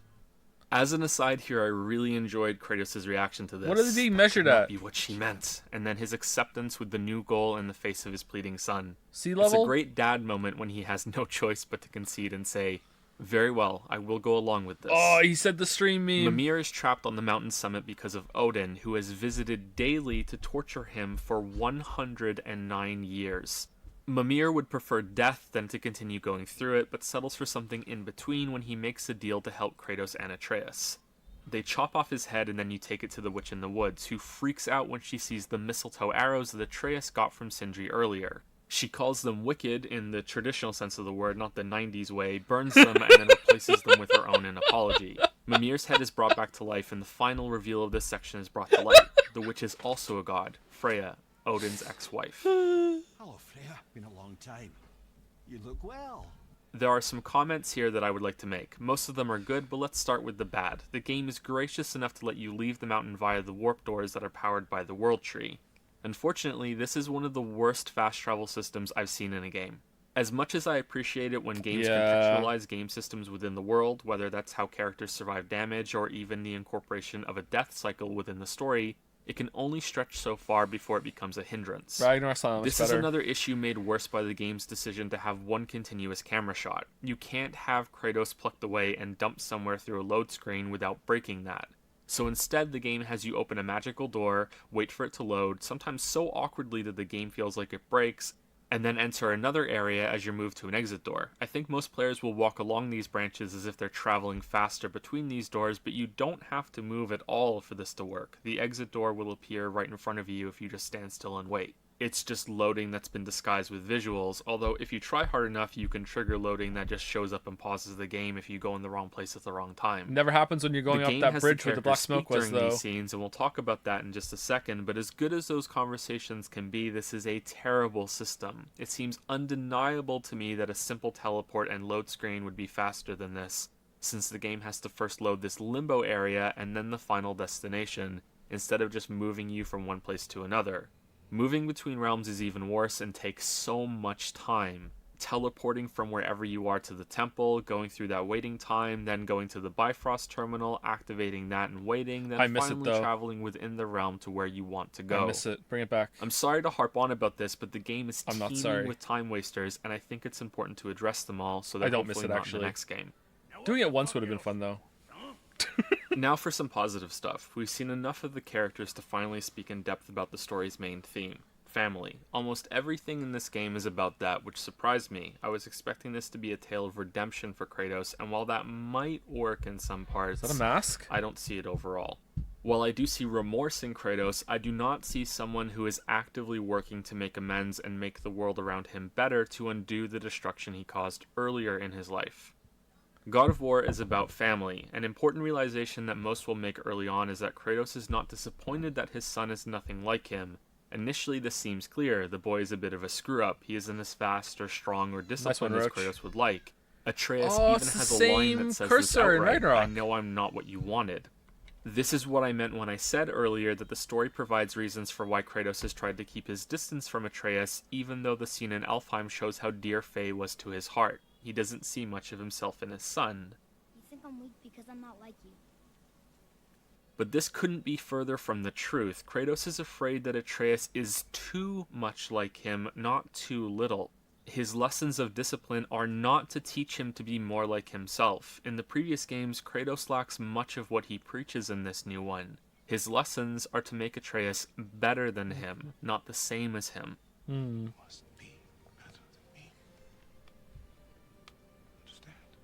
Atreus has the blood of a god within him. Every god seems to have their own special superpowers, and Kratos' incredible strength, regeneration, and weaponized rage. Atreus is shown a few times in this game to have inherited that same power, along with a few that haven't presented themselves yet, and no small amount of the arrogance that Kratos has extinguished within himself. We'll soon see how deeply Atreus really is riddled with that. Do something about it or shut up already. My guess is that Kratos did not want to have more children, that Faye was a surprise that charmed him out of his life of exile, and that Atreus was born without much deliberation. The ending supports this at least. Atreus is not Kratos' grand plan to make amends for his past actions. He was content to stay mostly away and let Faye be the greatest influence on him, and now he's been forced to take over because she's dead. You have to remember, and if you forgot, the game will remind you, that Kratos killed his own father. There's actually a really awkward Curb Your Enthusiasm tier moment in a side quest when this is brought up. Fuck's sake. Killed his own father? Kratos does not want... So that joke cost me, oh man, at least $1,000, maybe as much as $4. Like, that joke cost me quite a bit of money from the copyright strike that they wouldn't take down. It was in deliberation for so long, and they're supposed to hold the funds when a copyright strike is being argued, and they're supposed to reward it to whoever wins the copyright strike at the end of it. And like, I confirmed that with YouTube support and everything, and I still have never gotten that money ever. There's like, I don't know, like 3 years ago now, like never ever. Directed by Corey Balrog. I've always wanted to do a meme, and I've just never gotten around the time to do it. I've always wanted to do a meme where this scene, but in the sky, it's that video, that music. Are you big enough with the singing cowboy in the sky? I've always wanted to do that and put it on Twitter. Maybe one day I will. Well, Twitter's not around anymore. To repeat that ultimate failure and make an enemy out of his own child, but he also doesn't want to unleash another monster like himself on the world. Once you realize this, and also accept that his methodology may sometimes be too blunt and flawed, every interaction they have makes sense. His reluctance to get too close. Is it Barlog? I'm sorry, I've been saying his name wrong. Shit, I thought and it was in line Balrog. with his Spartan upbringing instead of more compassionate, and his really stupid stories. Had he been taught discipline instead, he might have lived longer. Kratos has devoted him... Wait, Balrog is the monster from Lord of the Rings, right? I always remember his name in that, and I always remember it's not that. I forgot. Yeah, shit. Alright, I'm sorry. That was really rude. Sorry. Himself entirely to this goal. As I said earlier, unless the game is being dishonest and keeping some great secret, there is literally nothing else that Kratos has, to the point that he would rather die than reveal his monstrous past out of fear of what example that would set for Atreus. This is why I said Kratos is still a bit on the simple side, but that his character also shows more depth, because it's interesting that while many of his actions make sense, he also confronts during this journey that he might be wrong. He has to tell his son the truth. He has to be more compassionate and open. And it's still debatable, and remains to be seen in the next games, if this was the right decision. I also think we will be seeing Kratos learn that his single-minded devotion is also a flaw, and that there is more he could be doing for his son, himself, and the world he now inhabits. There is a dead part of him that begins to squirm back to life throughout the course of this game, and I think that's going to be explored in the next ones. It was. Nice. This is not the best main story in a game. It gives you some things to observe and then chew on, but it's still mostly straightforward. The presentation and setting and the history of the series contributes much to how successful it is, but what I liked by far the most was how it's reinforced through the side content and supporting characters. There's the rift between Freya and her son Balder, the resentment separating Sindri and Brock, the rivalry of Magni and Modi for the approval of their father, Thor. Mimir tells so many stories about the family that is the gods and their squabbles. The side quests also either involve a dispute within a family or offer an opportunity for Kratos and Atreus to speak to each other. Usually it's Atreus that learns something, but sometimes it's Kratos. God of War is in a world of broken families, where Kratos is desperately trying to keep Atreus with him in the wake of his mother's death. And this should all end up being really cheesy, like the thief who stabbed his father in the back, or the ghost that wants you to pull down a statue of Thor to avenge his family, or another ghost that wants you to gather the corpse of someone and promises you a chance to speak to Faye's spirit at the end. But what sets it apart is the quality of the writing. The conversations Kratos and Atreus have during these side quests is never like a formal sit-down with a warm script to follow and all smiles like, you know, I think I learned something today. Instead, they're So I think Ragnarok isn't as good in that regard. I think that I want to replay 2018 to see if I still agree with this, because I can't remember it. But if what I'm saying right now is true, I do not feel that way about Ragnarok nearly as strongly. I think there are some good moments like that in Ragnarok. It's not all bad, but I think 2018 was better. the moments when Atreus shows some maturity and preemptively tells his father that he understands something, and that he should know because he gets mad at him sometimes too, which triggers Kratos into a surprising moment of insecurity and has him demanding what times Atreus gets frustrated with him, and the roles of father and son are momentarily reversed. Just imagine the Kratos from the first 3 God of Wars getting insecure about anything. When are you angry? Use a naked woman to open a door, by the way. When? Or when the two put the souls of a group of soldiers to rest, and Kratos shows compassion to the spirit of their leader, revealing some of his past to Atreus and demonstrating that leadership is far more complex and difficult than it may first appear. These side quests may not be that rewarding in terms of gameplay, but I was shocked by how naturally they feed into the main story and support that narrative. It feels more like they're optional parts or optional extensions of the main plot, instead of being filler stuff to do. It makes so much sense for games to do this sort of thing with side content, but they so rarely do. Ragnarok doesn't really do this as well, That's I think. not to say that all of the side content is at this level, but I say most of it is. Just like not all of Kratos' and Mimir's tales feed into the story, but most of them do. Mimir is my favorite character in the game, and I hope that he survives to continue waffling on in the next one and the one after that. It's another example of how strong the writing is in God of War, and that I didn't mind some of the slow traveling parts my first time through since I could listen to them talk. There were a surprisingly high amount of these conversations, and more that can be unlocked by finding lore objects in the world. Look, it's the world serpent. Yawning to his close friends. These conversations can also be paused when you reach the dock and resumed later when you get back to the boat, but I preferred to listen to them from start to finish. Mimir's stories can help show how different this version of Norse mythology is from, say, Neil Gaiman's book, which I read after finishing the game. But I also recommend boating around the lake early on before you get Mimir so you can hear Kratos' terrible stories that are thinly veiled life lessons for the boy.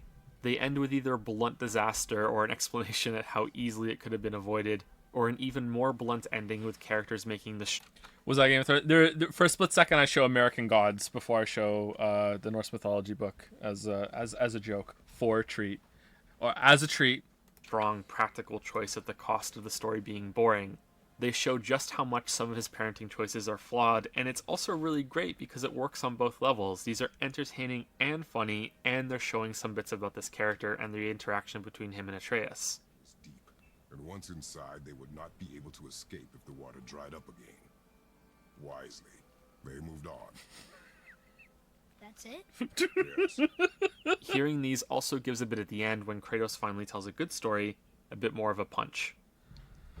Kratos is angry when he learns that Freya is a god for reasons that should be understandable if you played the first games. New recording I'm surprised session. he doesn't wipe away the protective mark that she gave him on their last visit after this reveal, but maybe he figures it's caused no harm so far, or maybe he's just forgotten about it. As you've seen from the footage playing, Mimir becomes a dangling head companion and serves really well as a commentator for the rest of the game. It feels much more fresh and immediate than a radio buddy calling in all the time to chat. Your first stop with him is to see the World Serpent, which plays out like that scene in Finding Nemo when Dory tries to talk to whales. Oh, it does, yeah. Should have shown it. No I balls. thought this was pretty funny. Jormungandr continues being a bro and gives you the necessary information required to proceed. He also eats a nearby statue of Thor because he hates the guy so much. Come Ragnarok, these two are destined to fight and kill each other. Maybe. The next section begins an increase in quality and marks the beginning of my favorite part of the game, which culminates in the best scene in God of War and one of the best scenes in any game I've ever played. Very true. It's unfortunately followed by a sharp drop in quality that's made all the worse by how good the game is right before. So another detail there is when Kratos is on the boat at the end of that clip, I timed it, I know it's that sometimes they're happy accidents. Sometimes I use a clip, and as I'm playing it, I'm like, okay, which slice of this clip do I want? Sometimes I'll notice something, and it can relate to what I'm saying. So normally I don't lavish praise on games like that. So at the end of that clip there, Kratos, the lightning goes off, and Kratos kind of looks like, what the fuck is this? And that's supposed to be like maybe the audience's reaction to me saying, I really like this part. And you'd be like, what the fuck is this? Joe doesn't like games. What the fuck? So like little things like that sometimes I can make something work in the context of what I'm saying. Can we rewatch it? I don't know if we can rewatch it. Let's see.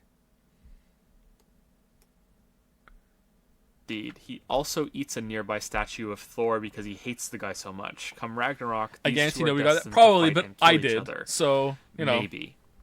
The next section begins an increase in quality and marks the beginning of my favorite part of the game, which culminates in the best scene in God of War and one of the best scenes in any game I've ever played. What? It's unfortunately followed by a sharp drop in quality that's made all the worse by how good the Sometimes game is they're for right me. before that.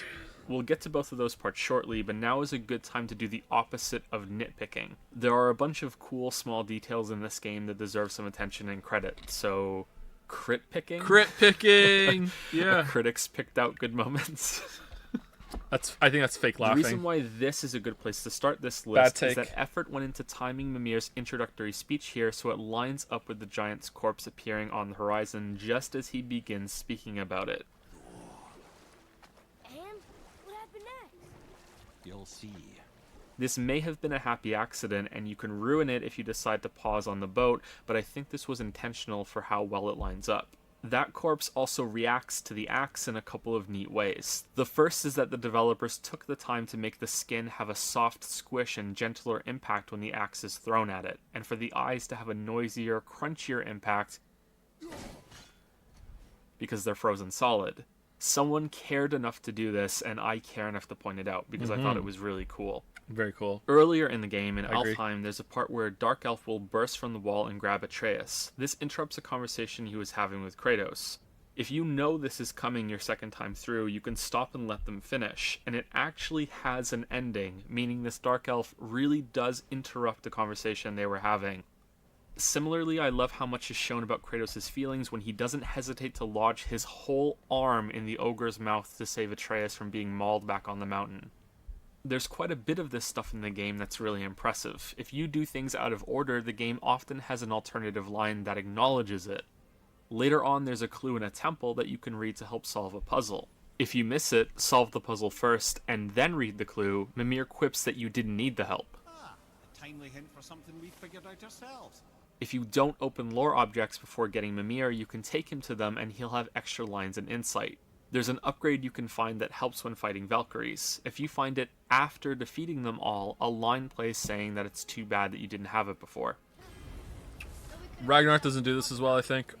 I knew the game was going to be something special when it came to details right from the beginning. When Kratos carries Faye's corpse out of the house, he turns so the body is passed through the door at an angle without colliding with the frame. In most This is sadly extremely rare.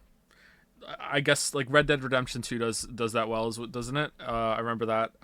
Naughty Dog games do this too, but in most games it's like just straight through. Who gives a shit about some clipping, right?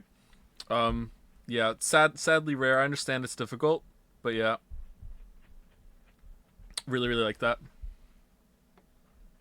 other games, that would have clipped right through. Not in God of War. Your weapons become slightly more ornate and fancy as they are upgraded throughout the game. The difference between the first and final versions is quite dramatic, but each step up is subtle enough that you might not notice until later. These are all the My different favorite versions of the detail axe, like in case this that was when wasn't you clear. return to the mountain later with Mimir and Oh, he warns yeah! you about signs of a dragon in the area, I love not this one. knowing that you've already killed it. In most games, the writers wouldn't even think of that. The dragon is dead, therefore no more reason to think about it or bring it up. It shows how much thought went into viewing each scene from the perspective of each character and thinking how they would react. Not only that, but it creates a funny moment out of something that makes sense. That God of War is exceptional among games for doing this not only shows how much praise it deserves, but also how bad the writing is in most other games. Had to get my dig in on the whole fucking game industry there. Here's a big compliment, but also fuck all you all. so fucking backhanded. I mean, it's true, but God damn it. I don't know if does Ragnar have moments like that? I don't remember one. Maybe there is one there. I don't think I noticed the dragon thing until I thought about it on the second playthrough. It's not perfect when it comes to these things, and we'll have a counter nitpick section later that will prove that, but there were many times the game shocked me by being prepared for something I did out of order or in an unconventional way. Aye, as an augurer she was unsurpassed. Augurer. I enjoyed this section with the giant because it was visually captivating while also introducing new enemy types, an interesting if underexplored set piece with time manipulation on a platform, and concludes with the second best boss fight in the game. The execution is true to the concept. A giant died and crushed a settlement when it fell, creating a winding trail that you follow between both the corpse and the ruins of the village. This place does have perhaps the worst defender in the game for "are you seriously telling me Kratos can't climb that?" but the rest of it is more reasonable while being cool to watch. The Traveler enemy type is also one of the best in the game and feels closer to a mini-boss than the ogres you fight. They immediately demand your attention and can cut you down quickly if you don't respect their attacks. They require more reactive play, but we already spoke about that in detail earlier. They are still a good example of that, though. The fight against Magni and Modi is the opposite. It's a mix of reactive and proactive combat that shows you just how... So I think I match cut Kratos' role, and sometimes, depending on the perspective, these have absolutely no effect. Sometimes I like matching different actions. There's probably been a couple that I've missed and I've forgotten about in this video because they don't have full effect. But usually, if I end a clip with the character doing a certain attack or doing a roll or doing a block or whatever, I will try and have them in that same position in the next one and see if the effect works out. And sometimes it does, sometimes it doesn't. Yeah, this is what I mean by fussing. And I never used to do that. Never used to really know how to do it, but now I do it quite often. How good God of War currently is, and how good it could be if it took this encounter as a foundation to build on. I want to be clear when I say this because sometimes people think I have a giant bias for difficulty. I'm not talking about challenge. This fight is one of the more difficult ones, and while I enjoyed that, it isn't what I mean here, especially since the majority of it can turn into a 2-on-1. Thor's sons can and will attack you relentlessly, but there are also plenty of opportunities to break them out of their combos and switch from defense to offense. I said it earlier in the video and it's worth repeating, learning that there are moments where a well-timed runic move or an axe throw can interrupt a big attack in a battle is wonderful, and if the series is going to remain mostly in a reactive system in the sequels, I hope they embrace this type of thing and try to do it more. There is something satisfying about getting in the zone with a long reactive battle though. Fending off this assault by both of these gods hits it really well. Sigrun, the game's best boss, is more committed to that idea, especially on Give Me God of War mode. There's definitely value in having a challenging series of tests to respond to attacks in the correct way over a long battle, going from failure to complete domination by the end. However, what Magni and Modi proves for me is that there is room to deepen this system. Even if it stays mostly reactive, having to think more about what series of attacks you do in the short time you have after countering a boss is something worth thinking about. Yeah, that didn't happen. There are many possibilities. Please explore them for the next game. I know that so many reviewers raved about everything, but please do not take that as a reason to not develop what you have here. I'm sorry to keep going on about it. The jump between God of War 1 and 2 wasn't enough. A similar baby step in the next game won't be sufficient here either. Yeah. I think there's something so special here, please don't miss it. Yeah. To show how dull this could end up being, you need look no further than the worst part of this fight we're currently on. While cool in concept, these breaks in what the fight fuck when you do I have to know, block though? the right place are glorified quick time Everyone's events loving it. and feel only one step above that part we had earlier when you held down buttons to help Freya heal the boar. Which makes sense because they're both boring. Even viewed as a breather or as a way to raise the tension by having the gods taunt you, this doesn't quite succeed. They go on for too long, battles need options. This fight ends with Kratos killing Magni. Modi seems shaken that this could be possible and then flees. Atreus, in response to how much the gods taunted him during the battle, becomes enraged and then stricken with his plot cough. Kratos is of course troubled, but the sickness passes quickly. Next, you get part of the Dead Giant's Chisel, which can act as a key to open many sealed doors throughout the world as long as you know the rune to open them. You may have already encountered a few of these while exploring. One nearby leads to an optional boss fight against a Valkyrie, and having... Man, so this is pretty good at re-experiencing the game, huh? There's a bunch of the stuff that I've forgotten.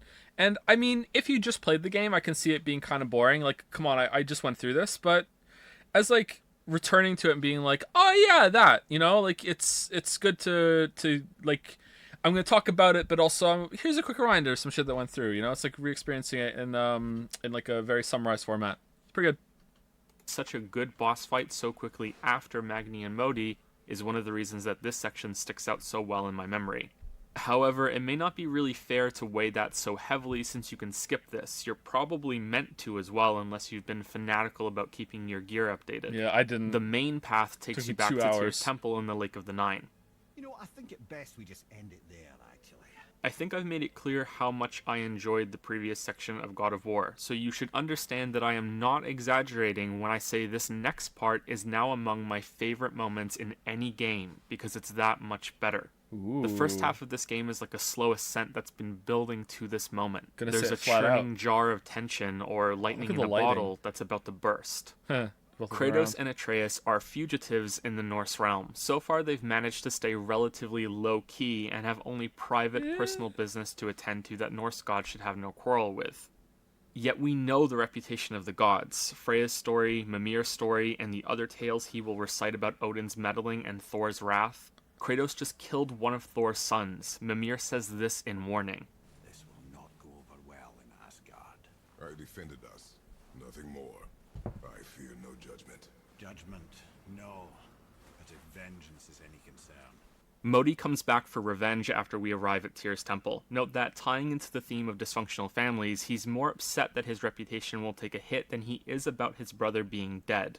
This is shown even more clearly when Thor thrashes him when he reports the news. Atreus disappoints his father by succumbing to anger instead of remaining disciplined. He even attempts his own version of baby's first Spartan rage here. And then Big Daddy Kratos shows him how it's really done and sends Modi scrambling back home to Asgard. Kratos allows this and doesn't push the fight because Atreus looks to be near death on the floor. His plot cough has come back with a vengeance. What follows is the unraveling of Kratos' life and the world seemingly reveling in that. He has no choice but to take Atreus to Freya for help. A storm is beginning to rage while you row the boat, and my second favorite scene in the game happens right here. Not in some epic battle, not with some beautiful mythical backdrop, but in a dark, grimy elevator while Kratos is breathing deeply in anxiety, close to hyperventilating, and then begins to pace. Look, everyone that's playing at this point knows that Atreus won't die here. There's too much that's been set up and hasn't been explored yet. However, this tension that you feel along with Kratos during the scene is still real because there is so much else going on. Yeah. It's perfectly punctuated by someone blowing Man, the what a horn good scene. and calling the world serpent as you ascend. The world is waking up around you. I turned up the You volume are there not so you the could hear it. only active agents in this realm anymore. Forces are gathering. You have attracted attention. There are going to be consequences. And so a scene that is normally terrible, where a character is close to dead but everyone knows won't actually die, manages to still have power, and a lot of power at that. Kratos, for the first time in presumably decades, just killed a god. His son is now dying in his arms. His past is swirling back to the present, and who knows what kind of response is being mustered as he's stuck on this elevator, waiting for it to rise. And what's waiting at the top? Another god. Something he has the deepest reasons to never go to for help, but he has no choice. Faye just died, her ashes are still warm, and here's Kratos already back in a new version of his torment, with Atreus' illness being his fault. The desperation in his voice is perfect in this scene. The boy has fallen ill! Freya! And this isn't even the best part. Woman, do you hear Despite me? the rough goodbye they had last time, Freya is eager to help Atreus. She explains that to bring him back from the brink of death, she will need something from Helheim. She warns that Kratos cannot survive the trip and that he will need something to fight the cold if he is to have any chance. That his axe will be useless. In response, Kratos says this. Then I must return home. Many different things come together in the next scene. Of course, if you don't care about the story, it will be boring no matter what. For me, even acknowledging the problems the game has with inactive downtime, This was the only part in the game that a drawn-out travel section worked because you steep in thought along with Kratos. He is reflecting on everything that has just happened, digesting that he's choosing to do what he's about to do. The state of the world continues to deepen towards stormy chaos. Whether this is brought about by the gods reacting to Magni's death, or the realm responding to Atreus being near death, isn't clear. It could also be caused by Athena, perfectly personifying Kratos' past returning What's the when blue? she appears on the boat. Very blue. Get out of my head. I think that Athena really is here, or at least, even if Kratos is the only one that can see her, that it isn't just a figment of his torment. Some projection or malady of Athena is presenting itself. This isn't a delusion. Like everything about this part, it works on multiple levels. Still Freya's might be. mother's promise will be relevant later because in the game we don't know that she's the mother of Baldur yet. This boat ride not only provides time for reflection, but also shows how close the gods have been this whole time. While Kratos has been with Faye and Atreus, one was always a short trip upstream. They have docks linked on the same river. And Athena's appearance will mean different things for those who have played the older games and those who have not. My favorite part of all is that this huge narrative moment is also reinforced through gameplay. That may be a poor choice of words though, because it implies the gameplay is secondary to serving the narrative. More accurately, both are feeding into each other, and it's for that reason that this gets pushed up to one of my favorite moments in all of gaming. It starts when you get off the boat and are attacked by Hellwalkers. At first this may seem out of place. So is anyone bored by the past like 10 minutes or so? Because I like doing this kind of commentary. I like doing the play-by-play with a lot of like heavy, like, here's what's going on. Like I'm summarizing it, but like I would say like the summary is like what, like 20%? Like I really like doing this in videos, but it is kind of a long section.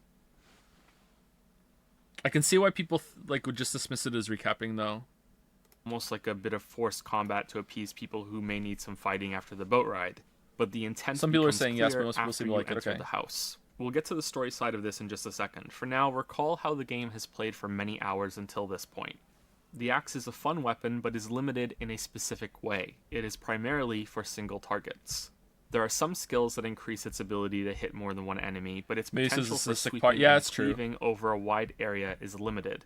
It also isn't effective against Hellwalkers, with some of them being outright immune to the cold damage it inflicts. Yeah. You're put into a restricted position and you have to use your fists. And then they're like, just like nah. this moment before you get into the house. Fuck it, the axe works Now now. suddenly you have the blades. If you've played the older games, then despite the change in perspective, you will feel immediately comfortable with them. Yeah. Many of the combos are gone, but the same rhythm to how the blades swipe, and then whip into a crash in front of you is here.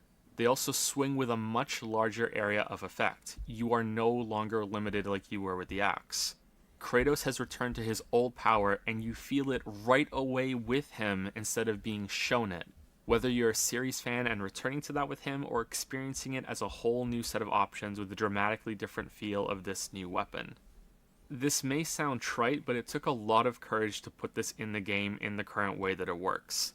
The blades come so late that many fans will have become upset by now. Yeah. Why has Kratos changed so much? Where are his Forgot about that signature too, yeah. chains? Why am I being stuck with only one real weapon? Why am I babysitting this kid? It led to this moment that is made all the stronger for how deep you're into the game when it happens. I am stunned that a AAA game took a risk like this. Okay, any moment in Ragnarok for that the was as good as that?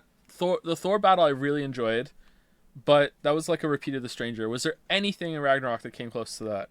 Getting the spear was cool, but it was more like it's a really cool weapon, not a really cool moment. Beer I don't think there was anything that came close. I feel like if they really did a good job with like the prophecy being dealt with, and they could have nailed it with Ragnarok, the battle at the end. I don't know, man. I feel like there's nothing that comes close to it. Reveal scene itself, there's the obvious imagery of Kratos putting the chains of his past willingly onto himself. He was never able to dispose of the blades, he always kept them close to him, and here he is shackling himself once again, enslaving the monster for his own purposes now, not the will of any other god. There's also the implication that we spoke about earlier, that it took until Atreus was in danger for Kratos to take this step. His own life wasn't important enough, but the boy's is. Athena's speech is the most important part of her presence in this scene, but I think her placement in the doorway was also chosen carefully. She's in the exact same position that Kratos was earlier when we were seeing things from Atreus' Oh perspective. man, cinema wins. We saw the darkness Kratos carries when with the boy. Now we see, perhaps, what that darkness really is now I'm as surprised I Athena noticed stands that, in actually. judgment of Kratos' life. Pretend to be everything you are not. Teacher, husband, father. Her words are simple and cut deep into Kratos, but this is also his first step out of hiding. He has accepted his actions and has not kept himself away from them, but from this point on he will begin to be honest with his son, albeit in stages. A monster. I know.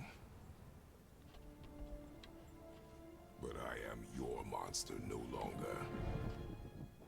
It's also the first time the game pledges fealty to the previous games without any ambiguity. Until this moment, it could be a rebooted version of Kratos based on some ancient myth that the old games have been demoted to. This scene proves otherwise. The blades are back, Athena is in spirit form, the previous games were real. It wasn't just thrilling to have that answered, but also to know that so much of that history was dragged along into this new series. There are still consequences to come for what Kratos did. As Mimir says, I'm dangling from the hip of the bloody ghost of Sparta.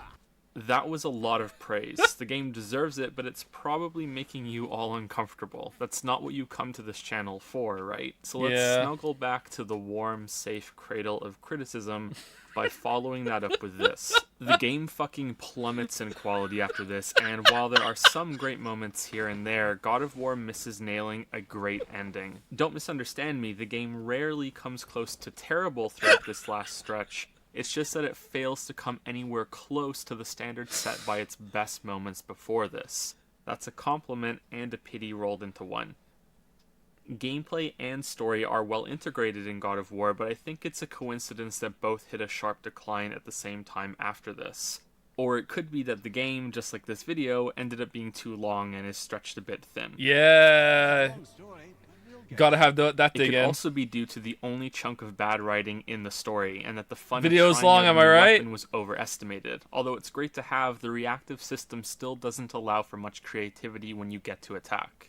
Let's talk specifics instead. After acquiring the chains, you enter Helheim via the Bifrost Bridge. Aside from the small optional realms, Helheim is the last unique location that you will visit in God of War. The subsections in Tyr's Temple may count for some, but they're an extension of this place you've been visiting the whole game. Even if they do count, you visit them more than once. The game is quite ridiculous when mapped out like that. From your first departure why does the map from look home, better you too? progress in the order of What the stumble fuck? upon Freya's house, go to the Lake of the Nine, climb the mountain, go back to the Lake of the Nine, go to Alfheim, climb the mountain a second time, go to Freya's home again, visit the giant's frozen corpse, go back to the Lake of the Nine, go to Freya's home a third time, now go back to your home, journey through Helheim, go to Freya's home a fourth time, explore the sublevels of Tyr's Temple, climb the mountain a third time, go through Helheim a second time, explore a different sublevel of Tyr's Temple, a short detour with the World Serpent, then face the conclusion at the giant's frozen corpse, which is then followed by going home again. The two that really bring this down are the 3 mountain visits and the second trek through Helheim. Please do not get the wrong impression here. Man. You are never doing the same content over and over. Alright, so Ragnarok really didn't improve on that, and maybe possibly did it worse. Even though they have a lot more variety in locations, like it almost feels like a more emphasized problem, because it's like, oh, the double trip to Vanaheim, the double trip to Helheim, the double trip to Alfheim, the double trip to Svartalheim, the double trip to Asgard with Atreus. You know, it's weird. Why would they do that? The double trip to Asgard is the worst one. Yeah, not all of them are bad because you start in different locations. Svartalheim was good to go back to, and there was a long time between the two of them. Helheim is just you do go to different locations. I guess that makes it a bit better, but the Helheim visit with Atreus, since the one with Kratos is a bit short. I'm gonna have to judge them case by case. Over again, save for some of the connecting paths between areas. Uh-oh. The mountain climbs use different routes. Uh-oh. You're in a different Okay. part of Helheim both times, and the trips to Freya's house aren't that bad.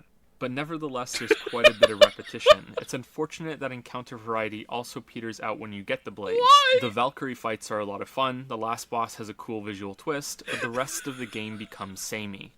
Again, let's be specific. Helheim is a very cool setting, and battling your way through there gives you the satisfying sense that you're breaking the rules of this world in a big way by even surviving there, never mind killing things. It justifies why Kratos had to resort to digging up the blades. Then you get to the Bridgekeeper that Freya sent you to kill, and it's just another fucking troll.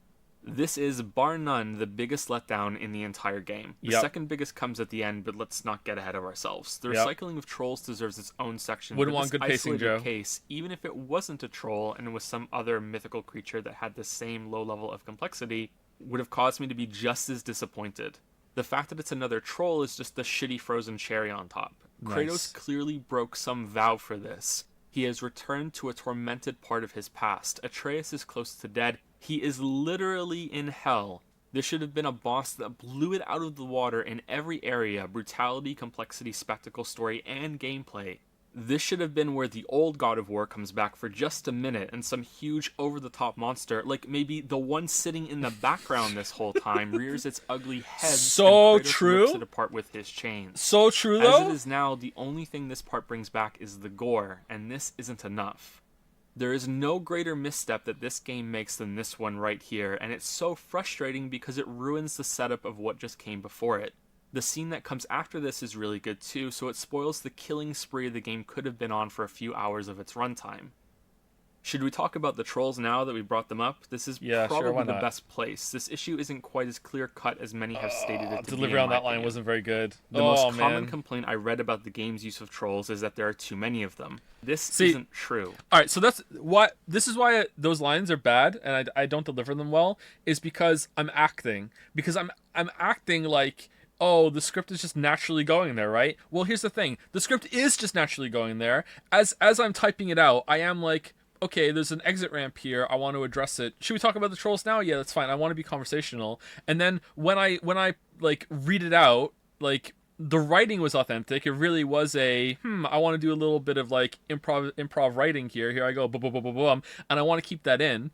But then when it's time to read it, it's like, well, it's already set in stone. So now I have to do a little bit of acting, and I can't act. So it's not false improv, but it comes across it. So I don't like the delivery of that line, and some like it. I don't know if there's another one. I don't know if there's an instance where I do it well. Have to watch all the videos and see.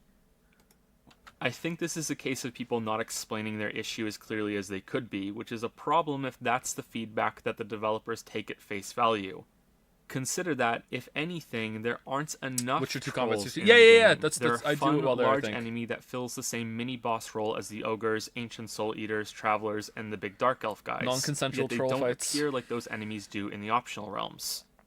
The problem with trolls is not their frequency, but where they're placed, and we can draw a good comparison to the Valkyries to prove this point.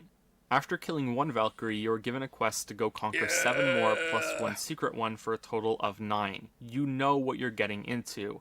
It may be a mild disappointment that their attacks aren't more varied, but it's a hunt for Valkyries. Meanwhile, the roughly same amount of trolls you fight throughout the game is a huge letdown. You can sense Not the because of Valkyries. the fights themselves, but because you wish there was something else there instead. This is a little difficult to wrap your head around at first because the difference is so subtle it may sound identical. The feeling when a troll shows up at the end of an area is not, oh damn it, I have to fight another troll. It's, oh damn it, I wish there was a different boss here. The issue is not recycling. Okay, so I think that Ragnarok did this much, much better when it comes to the main story, but I do not think they did this. It was still better, but it wasn't like bigly better when it comes to side content. I feel like we fought a lot of those fucking little Drekkie guys, man. Like the Drekkies got really tiring. I don't know if there's another boss that got tiring like that too, but the Drekkies for sure were overused. Maybe the dragons so close together, but that was an area with dragons in it. I wish there was, like, you could have spaced the dragons out. The dragons were a pretty good fight. Toward the end of the game, we fought a lot of dragons in quick succession because that's just how it happened to be. I'm not sure about one of the other ones. There's another boss that we fought a couple times, but the Drekkies for sure were overused. It's the opportunity that has been lost for an area to be capped with a unique epic fight. This is where God of War veers right into the same territory as Hollow Knight. As a product, God of War has enough content. In some ways, it may even have too much.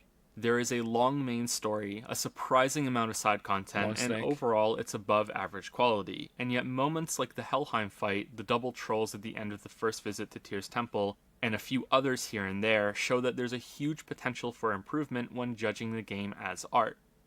Unfortunately, games of course do not have unlimited budgets, and so such criticism is always going to be a bit unfair, but with the amount of side content in this game, and the whole realm of Niflheim, which, while enjoyable, feels tacked on, I have to wonder if resources could have been better used. There are places that I would have rather not received development time and instead had a few more bosses in the main story. In the interest of fairness, I should point out that these troll fights do have alterations over the basic version, the Helheim troll especially, but it's not enough. Sadly, smaller enemies suffer from the same issue. Too many of them are reskinned humanoids with slight tweaks. The only ones that really stand out are the Hellwalkers that summon walls of ice that you can break with your axe.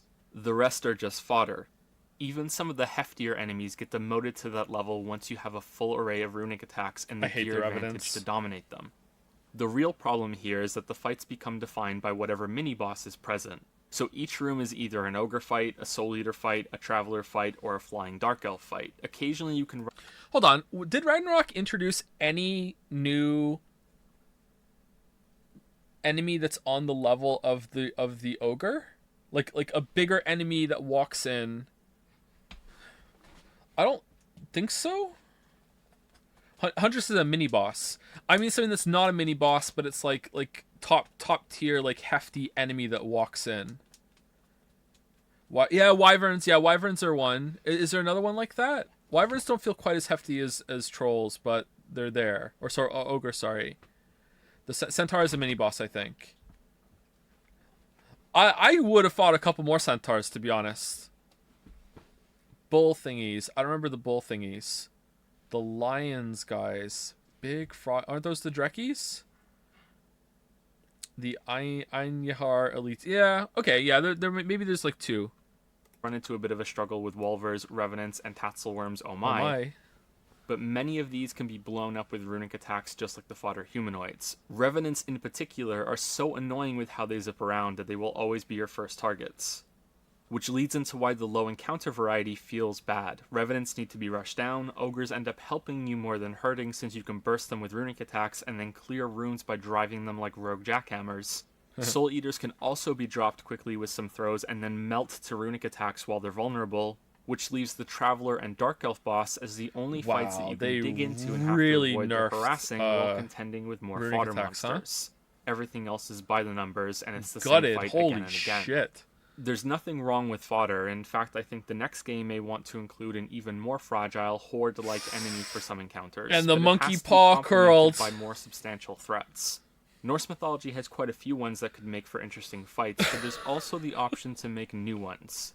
The more monsters there are, obviously the less likely it is for the player to get bored, since there will be more to cycle through before they repeat. A few more flying enemies that require weapon throws would be good too, sort of like a flying revenant. Oh yeah, they did kind of do a flying revenant. I like that enemy.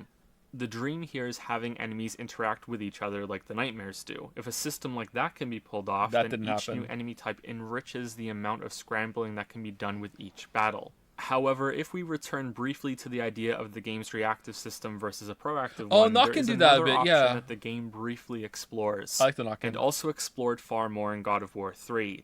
The next game does need more enemy variety regardless, Corey but this Balor direction could I don't suit think the game so. if it's going to I know keep some with people its did reactive system. on the team. There's a section near the end of God of War 1 that has you fighting in a room with a moving floor. God of War 2 has a moment that's similar, and both games have a basic commitment to this idea. God of War 3 goes further with it and shows how much potential it has. The idea here is that if you're going to have players react to things as the core way that they are interacting with the combat system, then you should give them more things to react to. That's why the system shines when the attacks come in a tight sequence. God of War 2018 has some trap rooms. Rarely there will be enemies nearby, and I can only think of one time that I was ever encouraged to use the environment to my advantage, and it was right at the beginning of the game. Even the maze section... Okay, so Ragnarok absolutely made enemy arenas more complicated, and they made movement between the different levels better, and they also gave plunging attacks, and you can run off of the ledges and haven't had to use a context button. You can use chains to get around.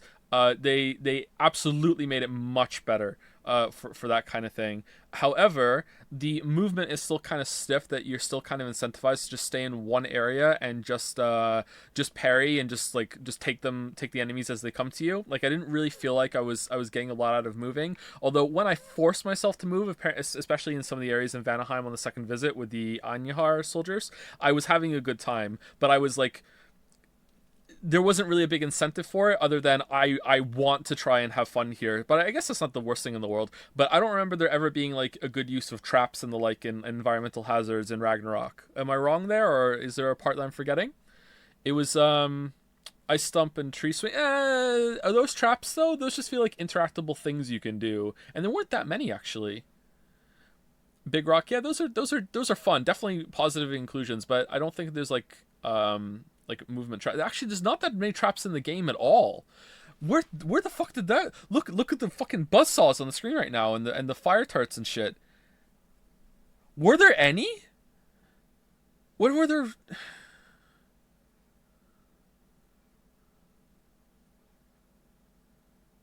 The plants, yeah. The plants don't really attack enemies though. But yeah, there's plants. Okay.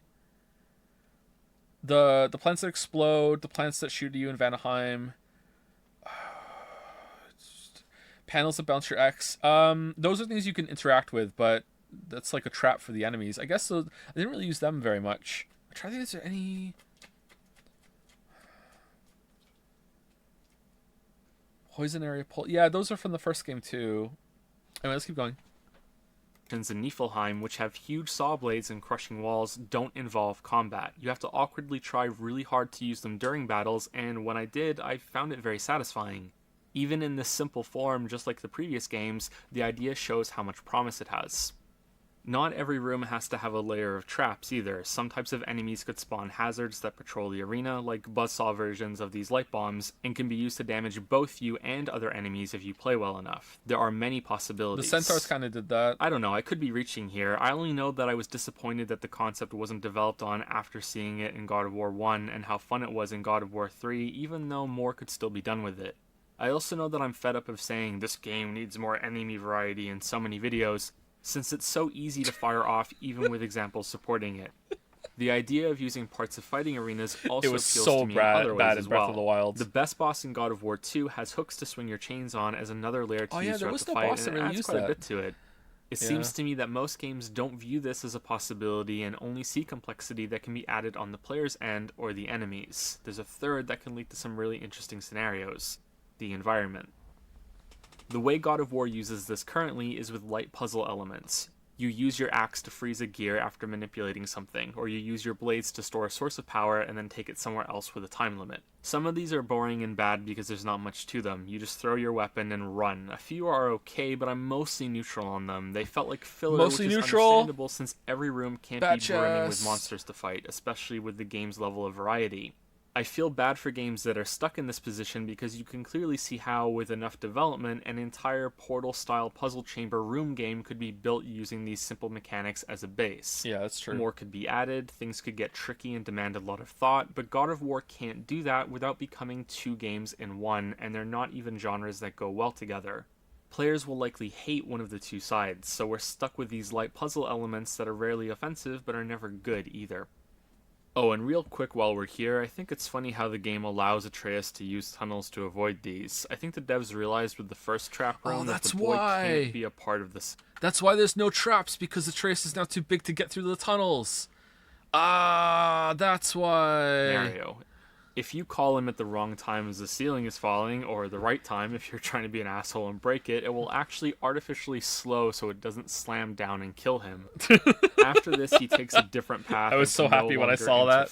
This is explained as the dwarves leaving tunnels behind after creating these traps so they could avoid them, but it's a bit crap. Especially since it looks like Kratos could fit through at least a couple of them. Anyway, let's get back to the story. You take the heart of the, troll back to Freya. I think it'll be revealed in the next game that she didn't really need the heart to bring Atreus back. She still uses it in her magical pot of soup here, but her knowing that she immediately needs the heart of the bridge keeper in Helheim is suspicious. Freya already knows what Kratos is. Completely off the mark here. I think she may even say his name before she should know it, and I get the impression she knew that he had a set of weapons that would be effective in Helheim 2, or else why would she even suggest it? So my guess is that the heart is used to cleanse herself of the curse in the next game, along with a few other things, and she's manipulating Kratos a bit here. In a nice way, though. She does care about Atreus, but obviously she has her own goals and she needs to find a way to meet them. Completely also, wrong. if Freya and Kratos are going to fight in the next game, this will make it easier to justify, and it would be a fun twist. No. You were right to distrust the word of a god. Felt like it fit, though, So she revives the boy and warns that he won't be completely cured until Kratos is honest about what he is. There's a conflict in the boy believing himself to be mortal when he's in fact a god. This scene is alright, but it's the next one that I really liked. Initially I was annoyed because this should have been the moment that Kratos opens up to his son and lays some cards on the table. Then the issue is pushed aside and I thought, fuck, they're gonna wait for some big dramatic moment later for this to be resolved and they're gonna put it off even longer and they're gonna fight for no reason. I was wrong, because in the same unimportant... Alright, so this scene is very similar to the scene at the end of the Helheim section in Ragnarok, where instead of waiting for a big moment, they just sit there before they go through the teleport room and talk about it. So I'm seeing a lot of parallels between the first two games, actually. I'm seeing a lot of parts where they just basically do the same thing again.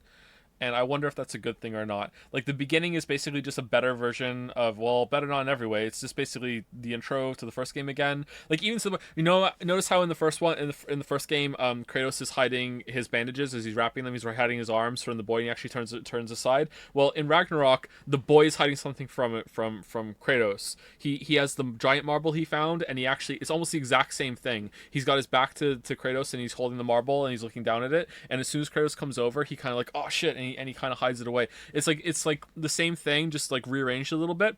I'm curious how many more parallels I can find in terms of structure. Like, the Svartalheim visit feels very much like the Alfheim visit. There's a lot of repetition. Not repetition. There's repeat visits to the different realms and everything. I wonder how much more there is I can find. The elevator area we were in earlier, Kratos finally starts being honest. I'm a god, boy. I haven't read this. No, I haven't seen that video. From another land far from here.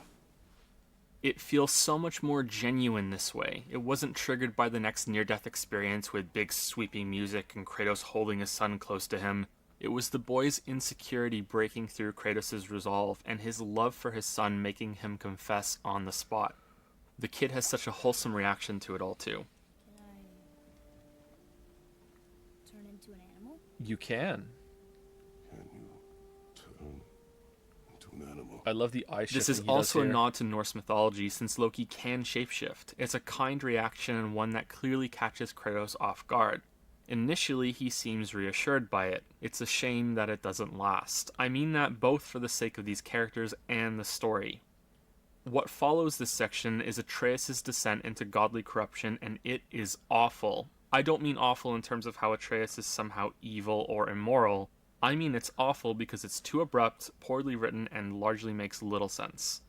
Welcome to the worst part of the game. Conversely, Tyr's Temple has very pretty visuals. The murals, artifacts, and central spinning ring things. Looks really good. Looks really good. I understand that you can't tell a child that he's a god and expect things to go without any problems, particularly a child like Atreus that knows many stories about the gods and now sees himself as one of them.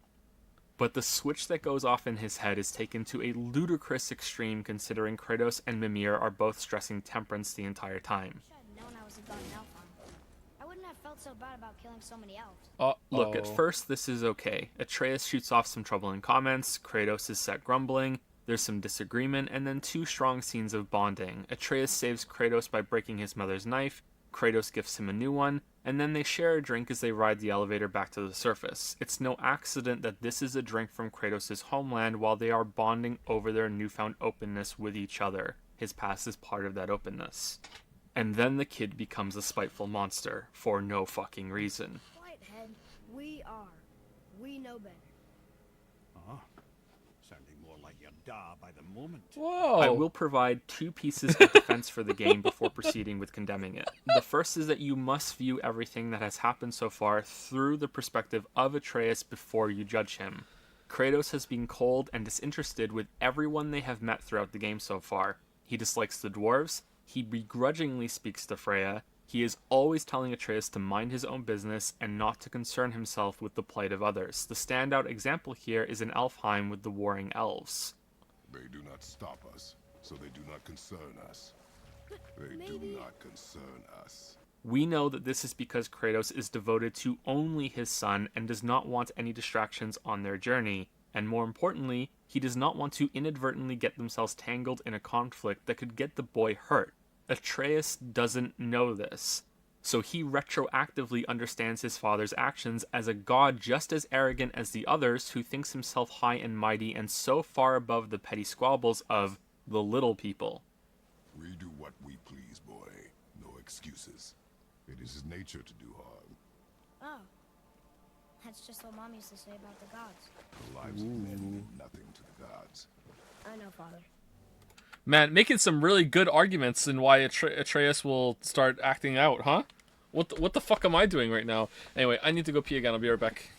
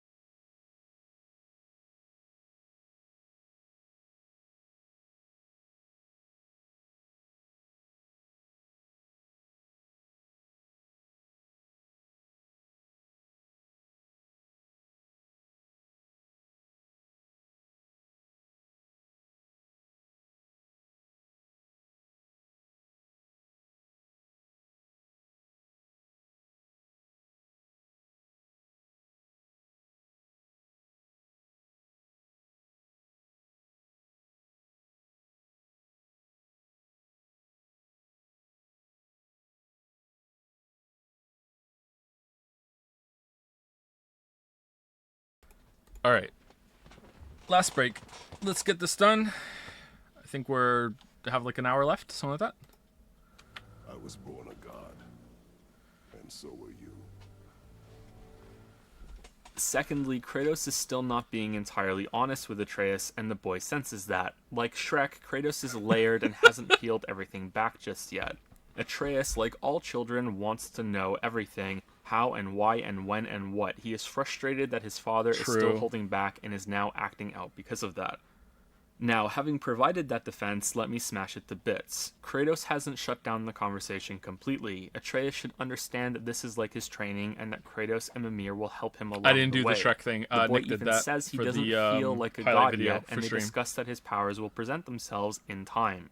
Kratos is also admonishing the boy every time he acts out. When he insults Sindri, when he disrespects Faye, when he fucking murders Modi in cold blood. Do you see how absurd this gets from the old Atreus to the new Atreus? If Kratos is being used as Atreus' role model for this behavior, then he should also be listening to his father when it's clear he has it all wrong. Him shouting the question, "How do you know?" when Kratos says there are consequences to killing a god also doesn't make sense, seeing as Atreus was just with him when they killed Magni. who's a god. Remember what happened right after they did that? The only good part Yeah, about all this of whole this section's is when pretty bad. Atreus stops responding to your commands. You can order him to shoot something during a fight and he won't do it. He ignores you, attacks on his own, and none of your inputs work. This is brilliantly done without any announcement, so you may initially think something has bugged out. Then you realize, along with Kratos, that Atreus is no longer listening to you. You experience that confusion and possibly anger at the same time that Kratos does. It's one of Kojima many has ways done that it gameplay again. and story work together in this game. It's too bad the game couldn't better justify things getting to that stage. The only possible thing that could save it happens a little later in Helheim, which we'll speak about when we get there. For now, while the game's pacing takes a hit since we're once again climbing this mountain, we also have some more bad writing to criticize. Although Sindri's dialogue in response to Atreus is well done. At the top of the mountain, God Poor of War Sindri. enters this bizarre section where it forgets all about rules and consistency. Nothing makes sense in this part, and I believe it was done just to make one moment happen without it being forced, which fails because it's still forced, and by extension, everything around it feels forced with it. The only thing that does make sense is that Baldur is able to track them down because Freya's protective ward was removed by a trap Kratos was caught in back in Tyr's temple. Let's go through it. First off, Atreus cuts open his hand and draws this rune in his own blood for Kratos to follow. This receives no comment or response. This is the same... So, two things there. The video kind of glitches out there, and I don't know why. That was in the recording. It wasn't in the video editing when I put the video together. There was something wrong with the actual raw footage there. I don't know why that happened.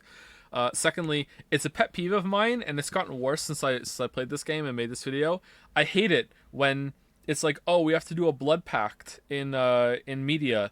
Let's get a knife and slice open the fucking palm of our hand. That's the worst place to get blood. Why would you do that? You know how hard it's gonna be for that to fucking heal? What are you doing? Like cut your forearm a little bit or something, or like get some blood from like your leg or something. I don't know what the fuck you're doing with like slicing open your goddamn hand. Like, god damn it. Anyway, the other thing while we have it paused, like, listen to the next section about the dragon. Is this too nitpicky that, like, you can't see the dragon and it's, like, a stealth dragon? Because, like, I go back and forth on it. Like, it bothers me still, but maybe it shouldn't? I don't know.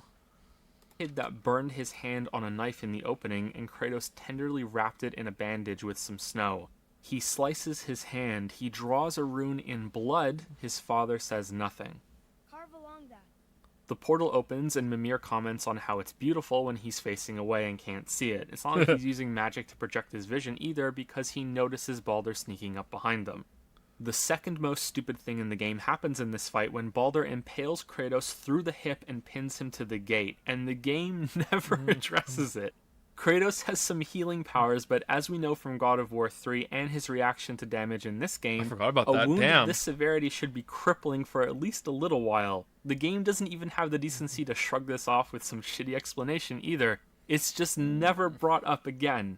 Ever. Kratos has a chunk of stone embedded in his side for the rest of the game for all we know. Remember, this is damage done in a cutscene and is therefore canon. It can't be ignored like other damage. The most stupid thing that is even worse than this, in case you're curious, is also tied to Baldur. Remember when they had their big Dragon Ball Z fight at the beginning of the game, and Kratos punched through a huge rock and then caused a mini earthquake to split open the land, and then they did their arm wrestle thing and push each other away and make the crack go even wider, and then Kratos gets flung up in the air and falls down and has to catch like a root, and he scrapes all the way down. That's how big the crack is, and then you go climbing through it later with Atreus. Like, the thing is huge. This damage has somehow magically repaired itself when you go back to your house later. Ooh. What the fuck?